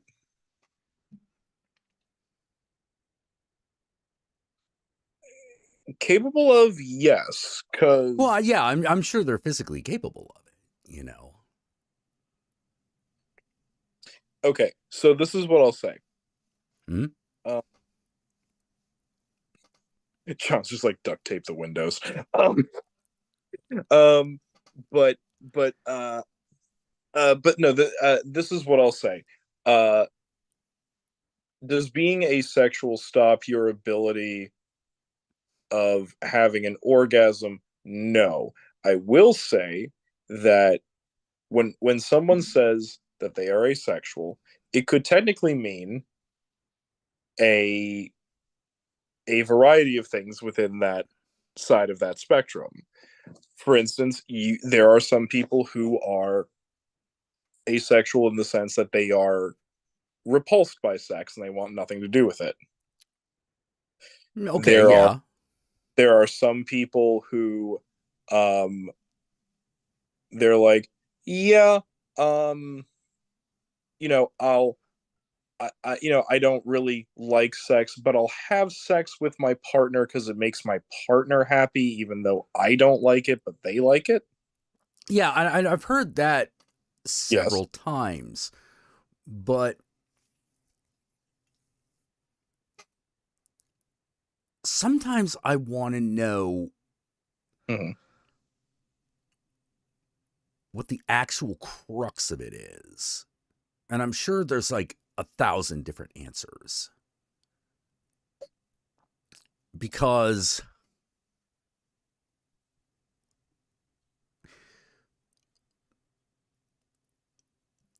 I've met a lot of people who said that they were asexual,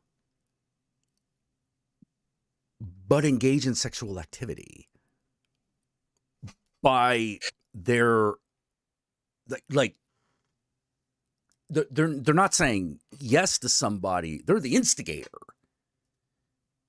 Okay. And I'm like, wait, how are you asexual if you're the sexual instigator? What's going on? Well, just because you experiment with your best friend once when you're 13 and you're able to suck a cock doesn't mean you're gay. true. Yeah, you've got to understand that, like, as wide of a spectrum as you think sexuality is, it's probably even wider. Right. So where does the so in that sense, where does the asexuality come in? What do you mean? Like, what I mean is, if you instigate sexual activity,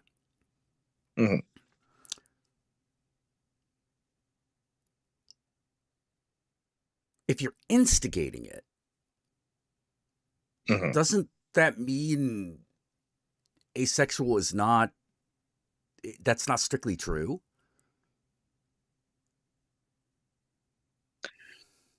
Not necessarily, because what if you're doing it on the reg? Like, because I'm not talking about like one-offs here.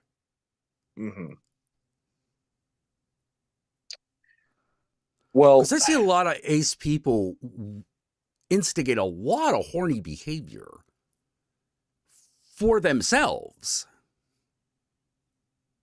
Well, a lot is overstating it. I've seen several. Okay, I was about to say, wait, hold on. Yeah, I've seen several. You know, I've seen several people do this.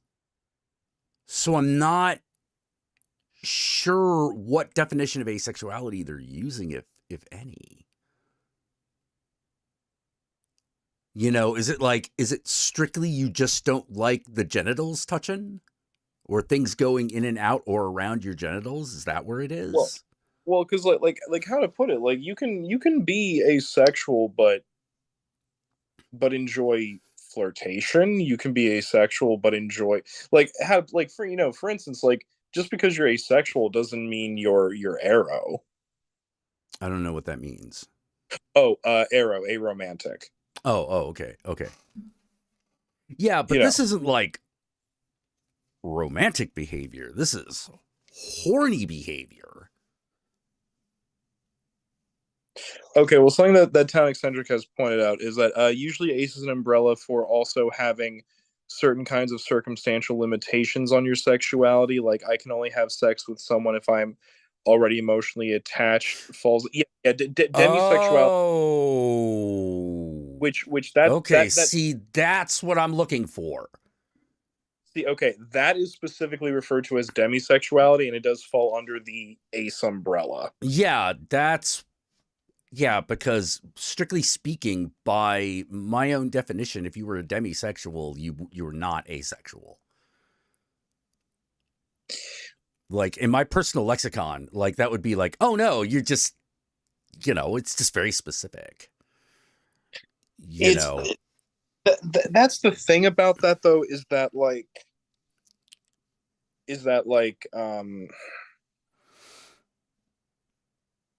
I'm not entirely sure I have the exact terminology to properly explain or describe this to you, which I always feel nervous about, but especially on camera, because I don't want to accidentally insult anybody or present. And just on a more fundamental level, I never want to present incorrect information. Right. But the best I can explain is that the spectrum of asexuality, demisexuals, as well as aerosexuals and aeroasexuals, all kind of occupy like the same area of the spectrum. And so they kind of, there's more they have in common with each other than they do with us. In that regard, if that makes any sense. Yeah, that makes some sense. I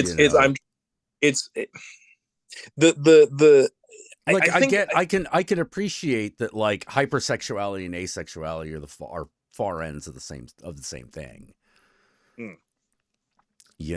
It's just that I'm so used to There we go. Thorgrim has a good explanation. Asexuality is essentially a subspectrum. So it is on the spectrum, but it itself is a subspectrum that has shades within it. Huh. Let's see, John says you're thinking of enjoying sexual imagery and being horny in communication is the same as trying to fuck.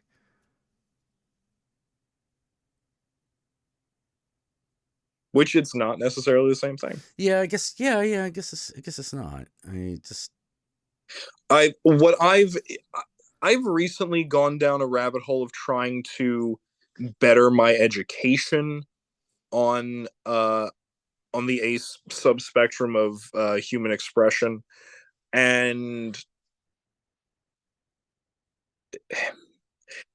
something that I need to point out, and I think it's a very important point, is that because so much of our social conditioning tells us and teaches us that things like sexuality and romantic attraction, as well as sexual attraction, such an inherent essential part of being human, that when learning about something like this, we have to unlearn a lot of things that it may not even be apparent to us we aren't, you know what I mean, that we have to unlearn certain things that we may not even realize that we're enforcing. Yeah. I agree with that. It's just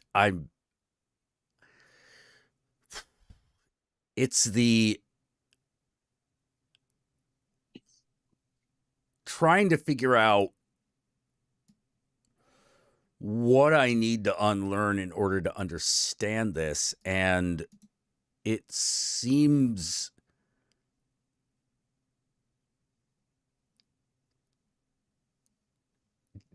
to be the acceptance of something that I just cannot do.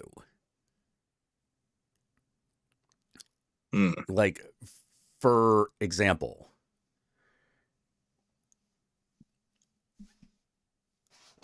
to me, all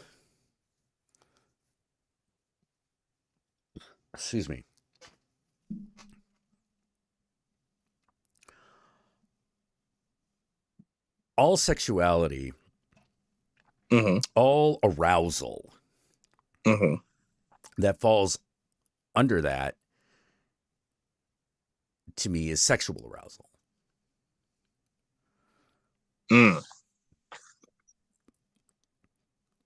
You know, I don't understand why you would flirt with someone but get no sexual arousal from it, meaning none. But then again, that's because you are a sexual person,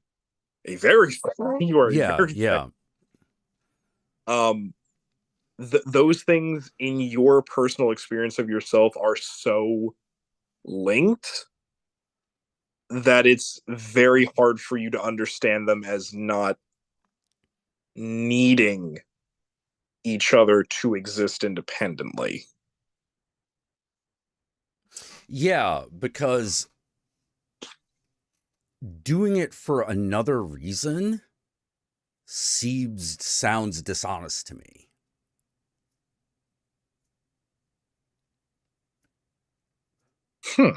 That seems dishonest to me. You know, I mean, they're not lying. Well, yeah, I don't assume people are lying. Okay. You know, I'm not assuming people are lying, but that's what confuses me.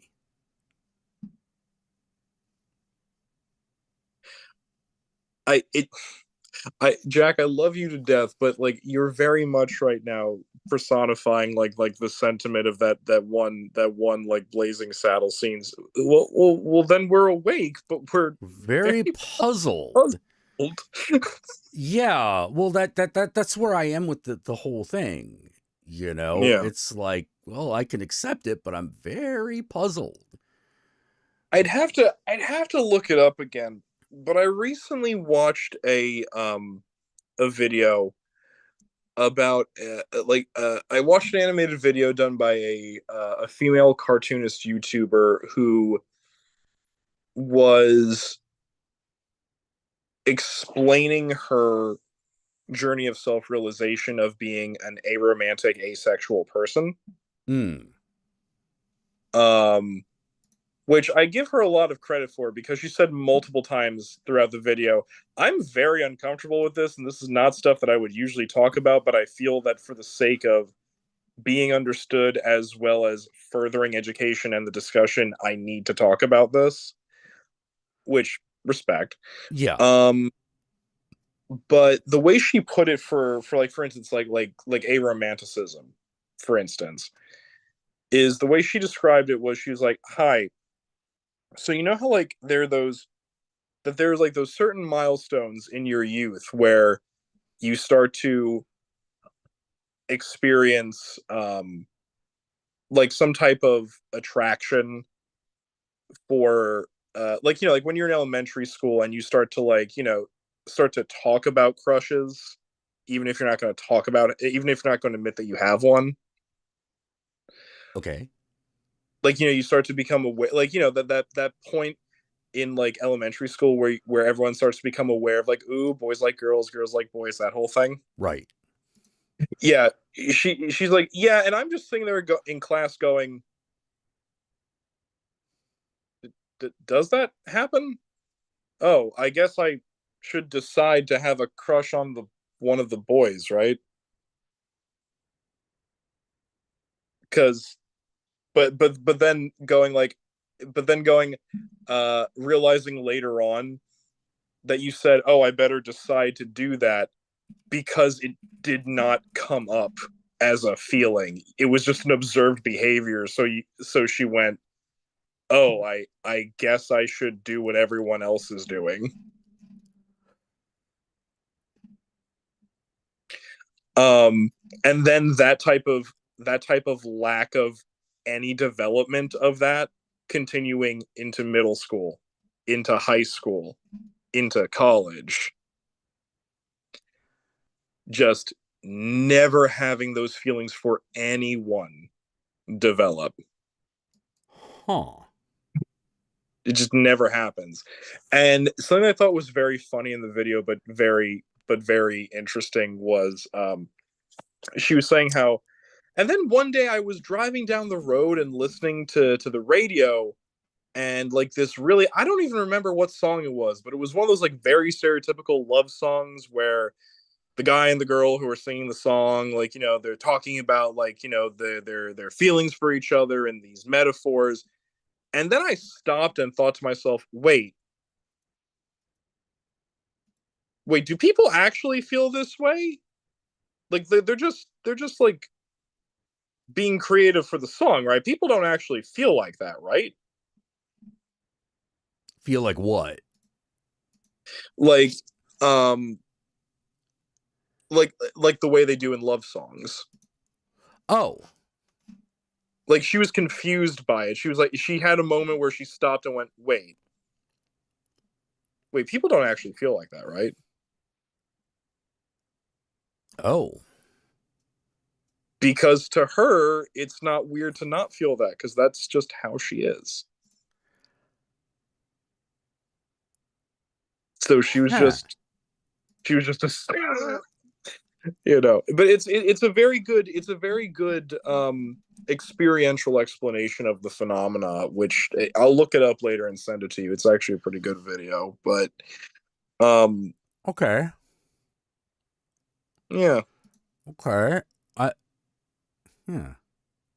So I'm just saying, think of it this way: as perplexed as you are at at someone being like that, Yeah. to some of these people, your existence is equally perplexing in the exact opposite direction. I could accept that. Yeah, that's easy to accept. Yeah. Yeah, it's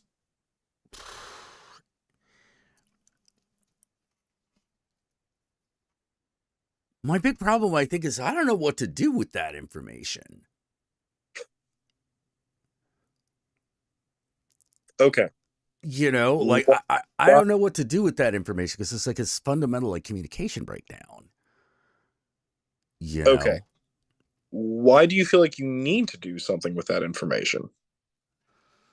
Because it's an aspect of reality. Okay. All right. Well, okay. Here's my question. Hmm?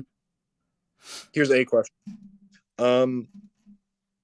You from talking to trans people, you have a decent amount of experience of the trans reality of being a transgender. You have a lot of information about transgenderism. Yeah. But you yourself are not trans. Correct. Okay. So what do you do with the information that you have about transgender people?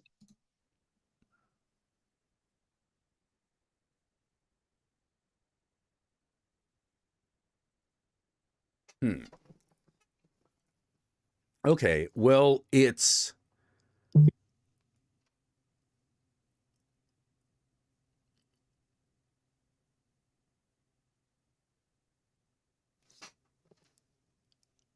puts me in, it lets me know several things. Okay. One. Yes. All right. We need to understand what the expectation of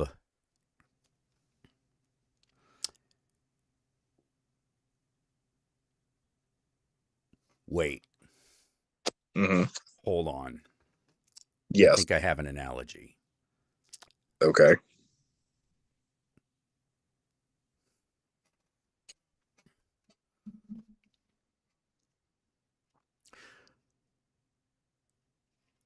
Someone starts flirting with you. A guy starts flirting with you. Mm-hmm. It's starting to go pretty far. He's not like, we're not talking bare hands on mouth on cock or anything. But there is like, his hands are kind of gravitating near your groin and your ass. There's some heavy petting. Yeah, some heavy petting going on. And then all of a sudden he says, by the way, I'm not gay.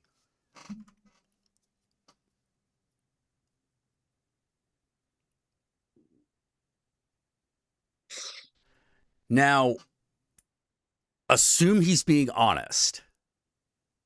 Okay. That's where my disconnect is. Jack, are you saying that you've had someone who said they were asexual hit on you in this way? Is that where this is going? Yes. Oh.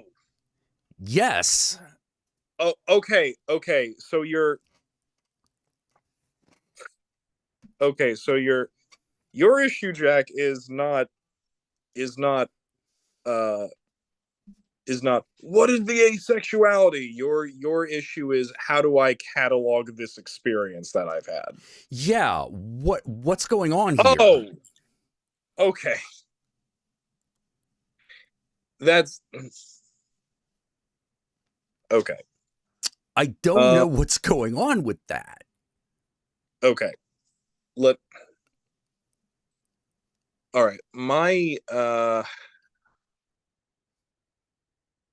Let me talk about this let me relate to this from an experience that I had in my life, which is for about a little more than half a year. I dated this guy. I'm not going to say names because I respect people's privacy. Okay. But yeah. But I dated this guy who, we really liked each other. It ended up not working out for a variety of reasons, but one of which being, he was asexual. Okay. But I really liked him. I found him very attractive, physically, emotionally, and we just got along well together. It's, you know what I mean, like the chemistry was there. Yeah. It's working. Everything's working. Yeah, and from what I understand, he was like, yeah, no, I also think that you are physically attractive, and I like you in a very deep way. But he's like, but I don't want to have sex. It's just not a natural desire that I have to want to do that.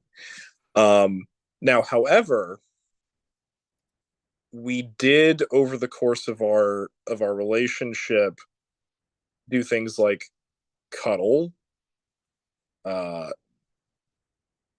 touching, making out. Okay. But that's the thing. It's the thing of like that those types of interactions was all he needed to be satisfied. Okay. And anything further than that would have been like problematic for him, and he would not have enjoyed it whatsoever. So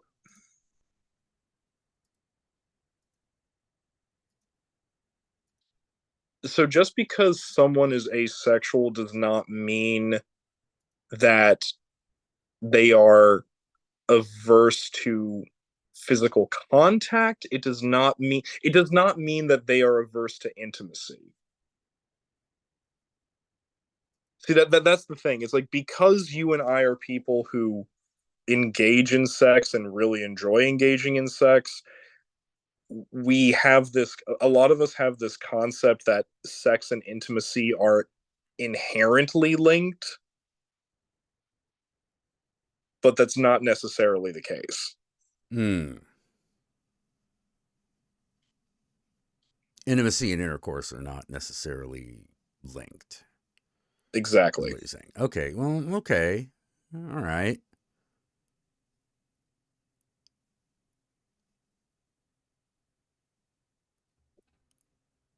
Okay. All right. Yeah, I think I'm getting some ideas what the situation is then. Yeah. You know, it's like there is a, for lack of a better way of putting it, there is a getting off aspect for them. It's just not, its natural conclusion is just not normally where I would take it. Yeah. Okay.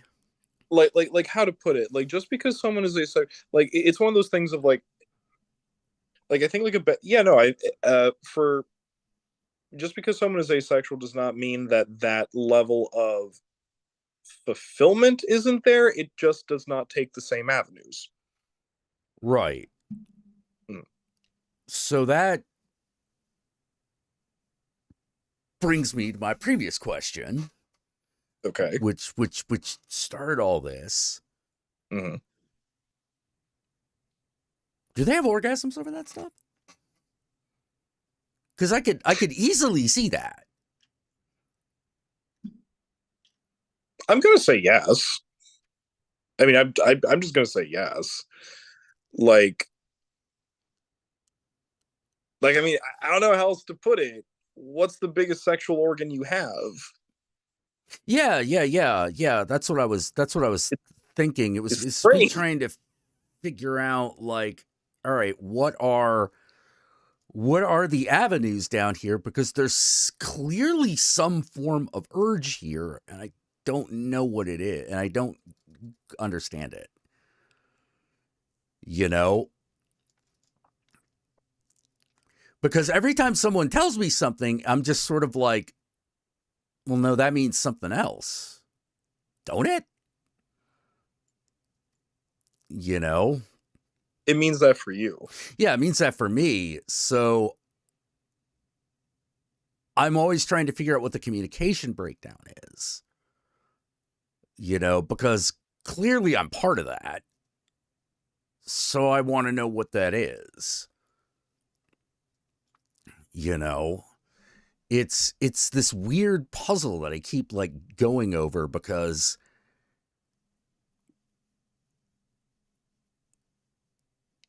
it's so not me. I don't even know where to start. Normally, I can synthesize ideas through analogy.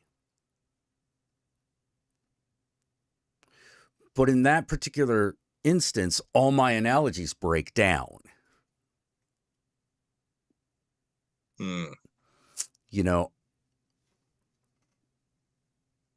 Orgasms are physiological responses. Most people have them, but not everyone necessarily enjoys the sensation.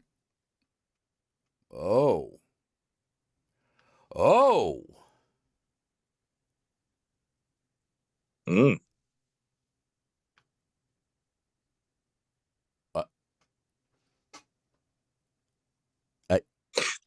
I didn't know that was possible. It's also weird. It's also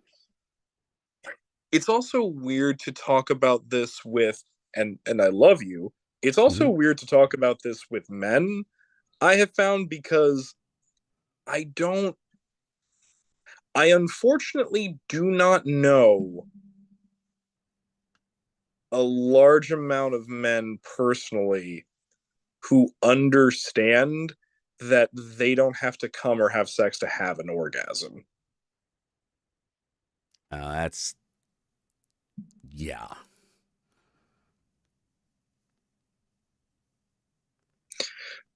Or yeah. it's yeah. How to put it.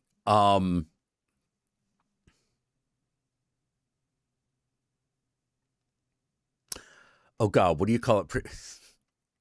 Women prematurely orgasm too. Yes. There are certain things that you could do that have nothing to do with the vagina that will make that happen. It's all very personal though.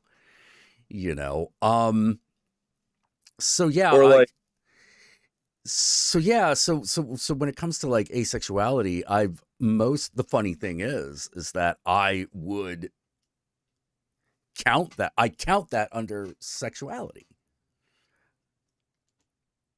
I count that stuff. It's sort of like, well, I'm not really into vanilla sex, but I really want a guy to fuck me while wearing a Jason mask. Like stuff like that.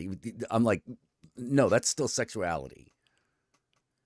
And the word asexuality implies that it is not that at all. And I think that's where the breakdown is. I think it's also,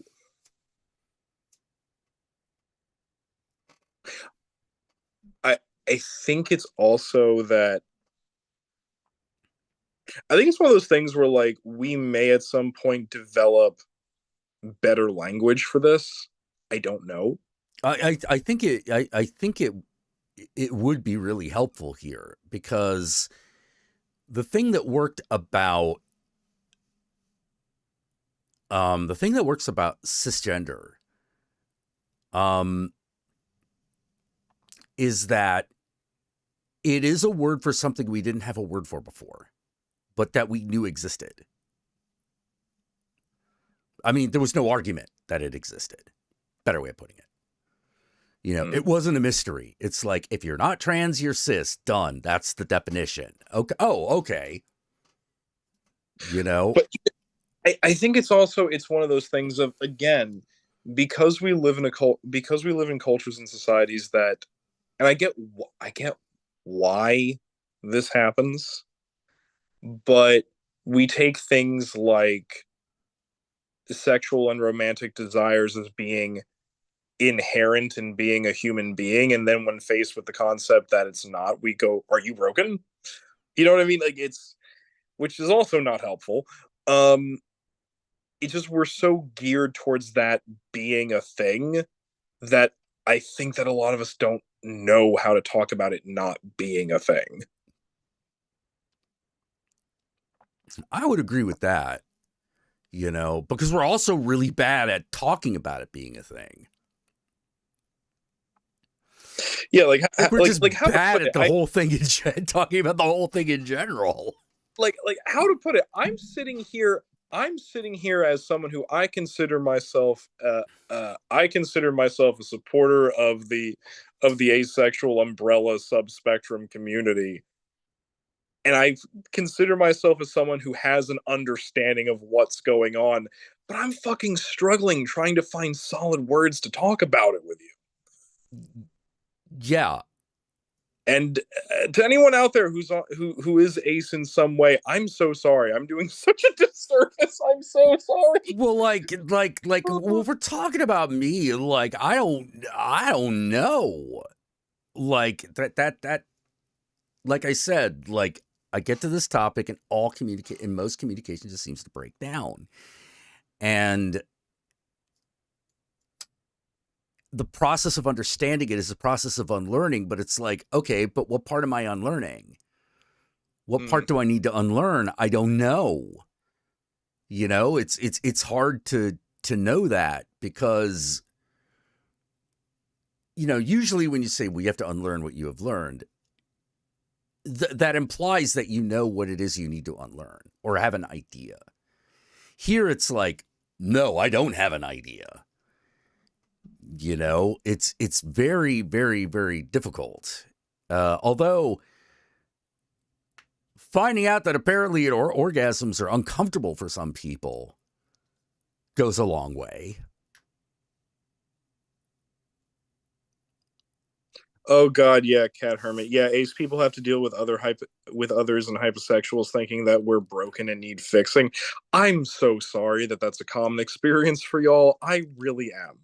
Yeah, I just need to know what to do when faced with the by the way, I'm ace.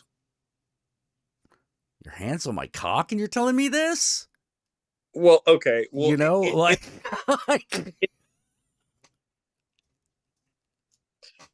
how to put it? It does not compute, you know?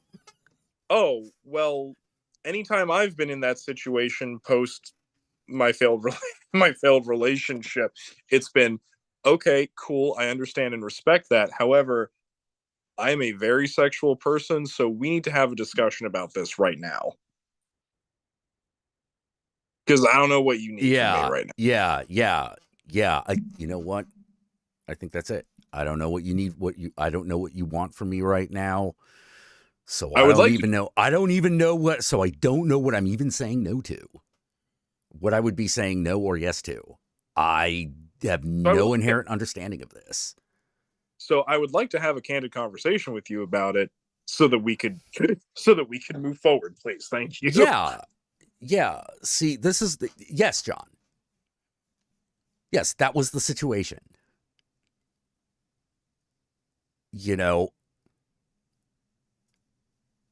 it's also a weird thing to say when some girl starts grinding up on you. You're like, where did you think this was going to go? I don't understand what it is you're looking for. You know, because if you're like, look, I'm not looking to fuck, I'm just looking to grind up on you. That's an answer I can do something with. Like, that is information. It's like, oh, okay, all right, this is where this is going. Okay, cool. Maybe that's it. Maybe exactly. It's just that if you just tell me I'm asexual, that actually doesn't answer any of my questions. You know, and my brain just fucking goes like, yeah, file not found. Forget. Yeah, we have no idea what's going on. We're dividing by zero. You know, I get a divide by zero error on that.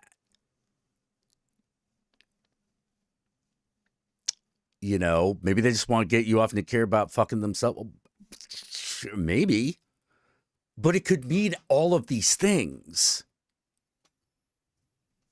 It could mean all that stuff. And so I feel like there must be because people say it like, they say it in kind of a casual manner, like that actually explains to somebody has the meaning in their head of what that actually communicates, and I don't. Like, I think you're honestly overanalyzing and overthinking it and getting too caught up in your own head about it a little bit. Because, to be perfectly frank and candid, I've had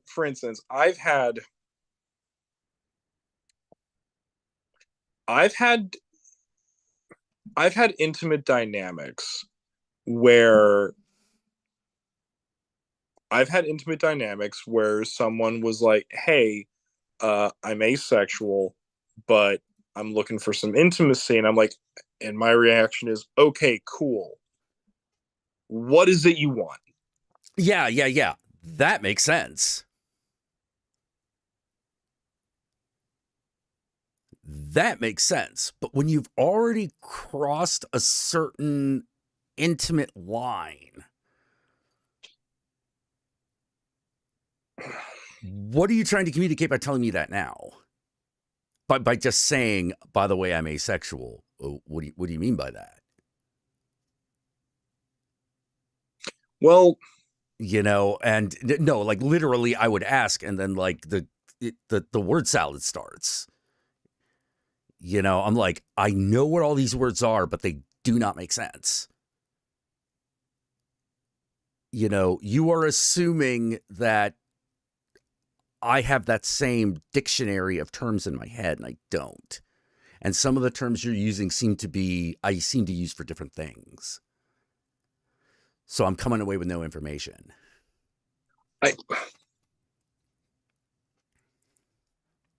Okay, like the best advice I think I can possibly give you is just to accept the fact that you're not going to understand everything all at once, and that's okay.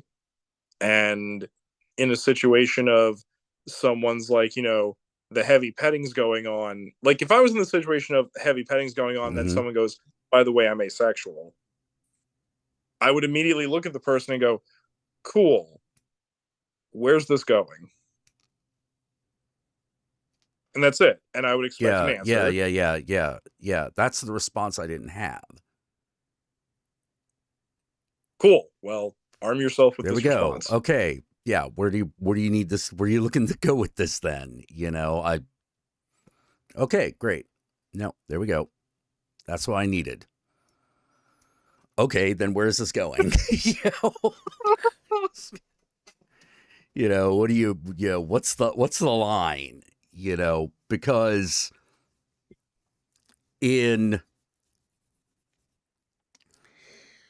but you know what? Because you're telling me a limit, but I don't know exactly where that limit is given what you are doing. But that's what, okay, this is what I find so funny about this. If this kind of situation was happening with anything else but asexuality, like if that person had said anything else, but it was like any of the realms that you were more familiar with, the whole "cool, where's this going? What do you need this to be?" would have been an automatic answer for you. But because it's something that's so far removed from it's so far removed, I can't now. I have nothing to compare it to. Oh, like I had nothing to compare it to. So it's like, okay, I am in unfamiliar territory. See, I am now having to learn a new language.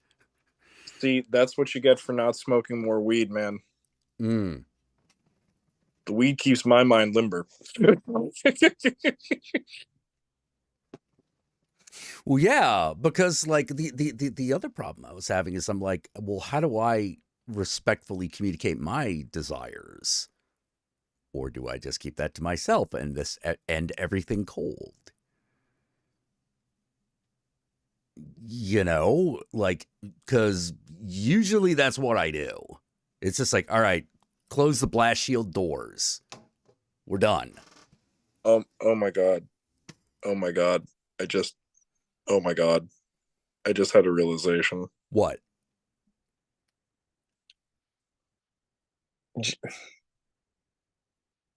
Okay.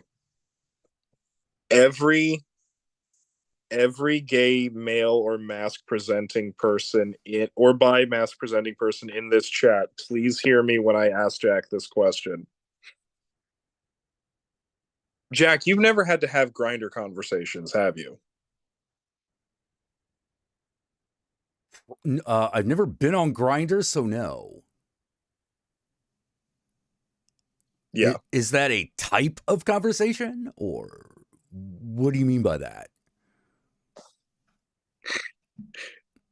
Because of the nature of what Grindr is and how it operates, there's this inherent pattern of and flow of how those conversations go about, like, hey, looking for this, cool, I'm this, but and it just like bluntly stating all those things. Oh no, I've done that. Yeah, but there's like a certain flow to how those conversations go on that app, and it's kind of like, and so like they might not happen, like in a way that they might not happen on like another hookup app. yes. Okay. And so that's why, to me, this situation of it is like, well, wait, how do I talk about this? Blah blah blah. That's why, to me, it doesn't make sense why it's so hard for you, because I'm like, yeah, that's just like talking on Grindr. Oh.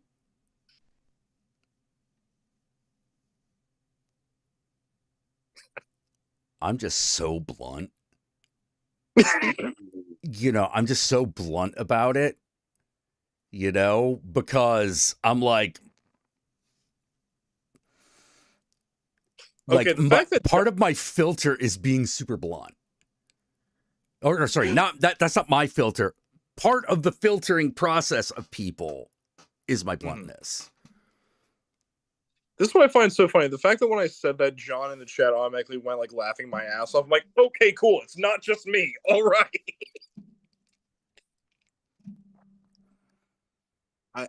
So it's not just like, hey, I like you. I'm into this. Cool. I'm into that too. Done. Or, no, I'm not into that, but I'm into this. But there's like I mean, it does contain that, but I don't know how to properly explain it. There's like a certain pattern and flow to this that I believe has, like, at least amongst gay men, it's definitely seeped out into like actual in real life conversational culture. Really? Yeah. Huh. Maybe So that's why I don't get it. Okay. yeah, that's what I'm saying. Yeah, like, because when I say that it doesn't go like this, I mean literally. Like, I'm like not talking it's contained in here. It's not between the lines. I'm just sort of like, blah, blah, blah, blah, blah, blah, boom, there. Yes, but that's not how that works. What I'm getting is that's not how it goes on Grindr. Like there's more, there's another dance going on. It's one of how to put it. It's a unique dance that is that it is what you just described of like, oh cool, blah blah blah blah blah there. Those are the basic steps, but now there's an advancement. there's a continuation. Oh, okay. All right. Yeah, I'm just used to that just being the facts.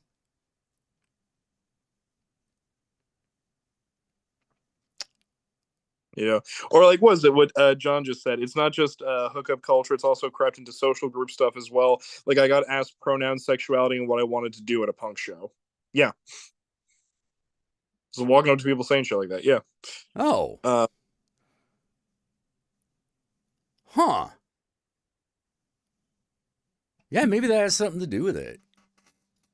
Maybe that has something to do with it, because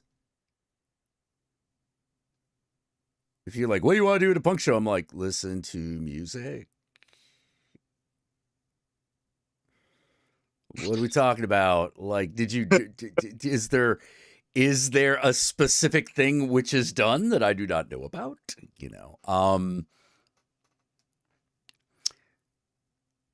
Huh? Oh my god, that's too much. J Tilton 5. All these hookup apps. In my day, we had to walk 15 miles through the snow to the bathhouse with no shoes, all uphill both ways. And then and then they say, and if you were gay in South Korea in the 80s and 90s, that's not much of an exaggeration. Correct. Yeah. Do drugs and dance? Exactly. Like it seems like a strange question. So it's like it that's what it is. It seemed like such a strange thing to say. It felt like there was this whole context for any answer that I could give that I was not going to understand. I came up and talked to somebody. It's like you all of a sudden you're like, oh, they're speaking Korean at me. Oh God, what am I supposed to do now? I have no idea what was just said to me. I mean, I could repeat the sounds, but we didn't have a condom. We had to skin and go ourselves. And that's how football came about. Football, the greatest gay American tradition.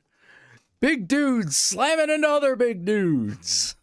It's like, wow, that sounds really gay, Grandpa. It was gay. We were all gay, except back then we were called pole fancies. They ain't invented the word homosexual yet because of the war. Yeah. We were called pole fancies, but we weren't like today's modern do as you say laissez-faire gays. No, back then it was real gay. Hold on to the nearest tree for dear life gay. People got hurt back then.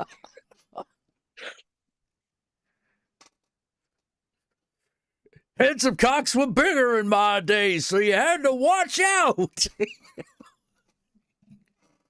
Those days, you could kill a man just by nudging him. Like the time I took the ferry to Shelbyville. Which is what was called Morganville back in those days. So I tied an onion to my belt. Which was the style at the time. And we had to take the ferry over to Shelbyville, which was called Morganville back then. And to take the ferry, you had to give them $4. What was it? 25 cents. No, it was. You had to give them a nickel. And back in those days, nickels had pictures of bumblebees on them. Give me 5 bees for a quarter, you'd say. No, where was I? Oh yes, the important thing was the onion I had strapped on my belt, which was the style at the time. And we didn't have any white onions because of the war. Oh, we had one of these big yellow ones. Oh God, it's one of my favorite old man rants on The Simpsons. The other one isn't so much a rant, so much as just a statement. Hey there, sidewalks for regular walking, not for fancy walking.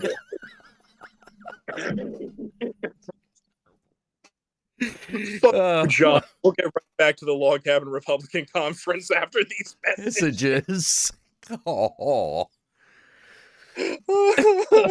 After these messages, we'll be right back.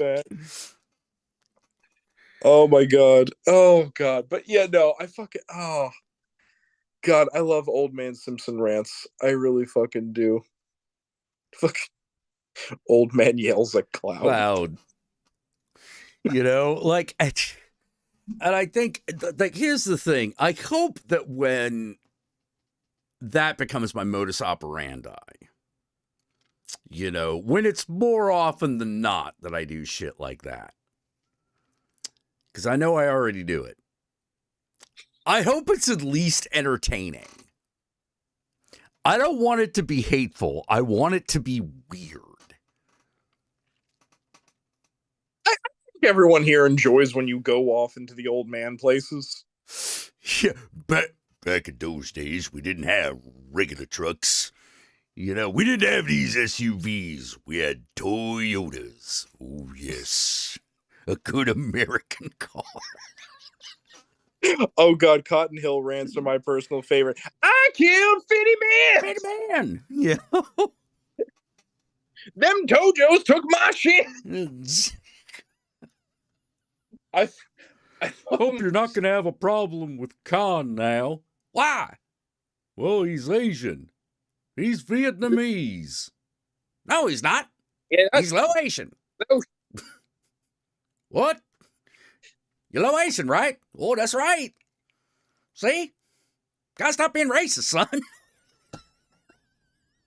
I've always loved that. That song is fucking great. But I always thought there was a moment where, if y'all remember, there was like an episode where Peggy had her legs in a cast for a while, so they had atrophied, so she couldn't like really walk that well, and Cotton like fucking pushed her and trained her into like being able to walk and do shit on her own.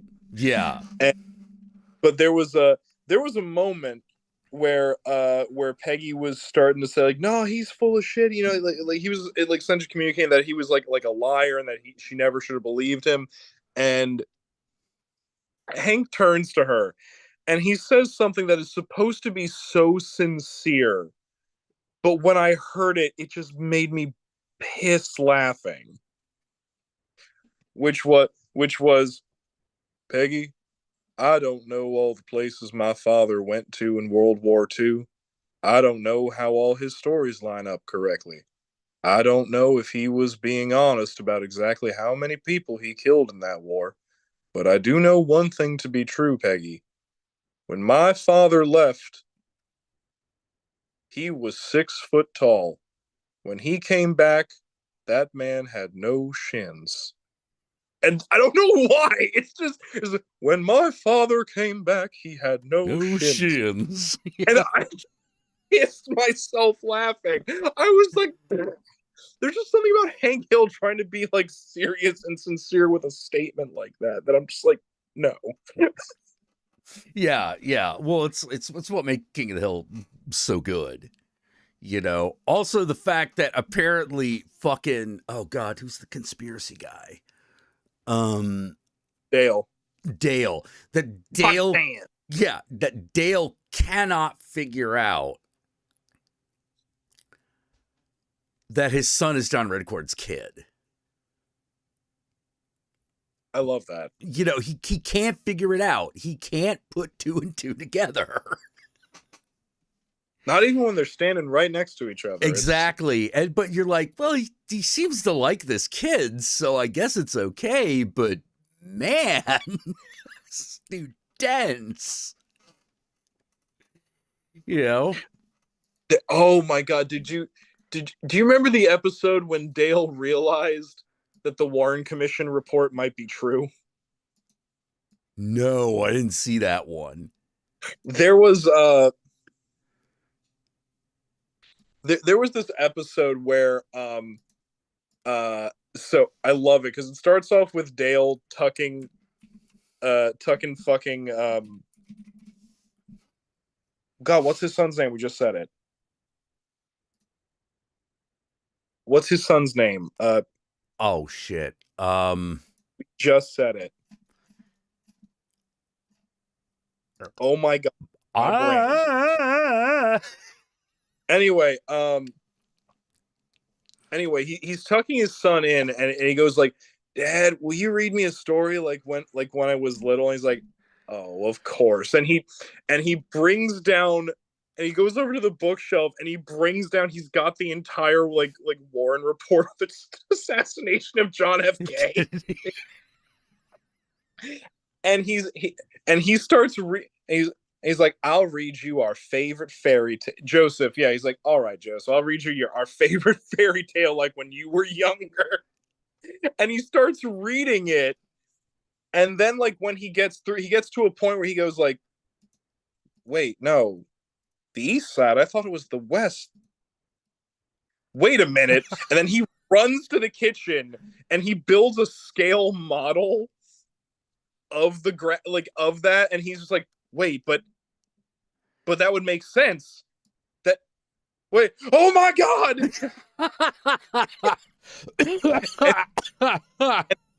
and his life starts to crumble because he realizes that the conspiracy theories he bases everything off of are in fact just bullshit.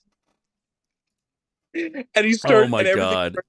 And everything starts to crumble, and then he actually like drives out.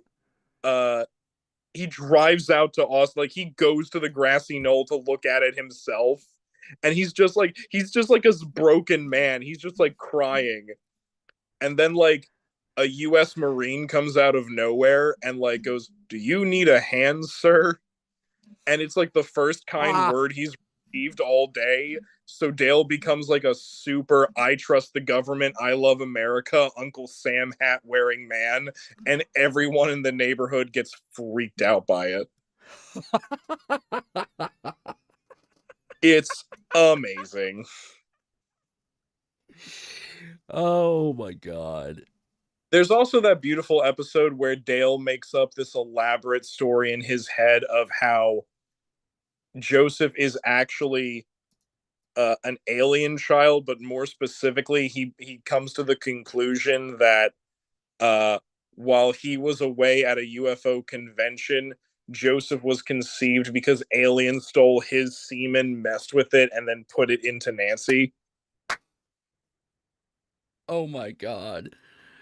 And that's why he doesn't realize? Yeah.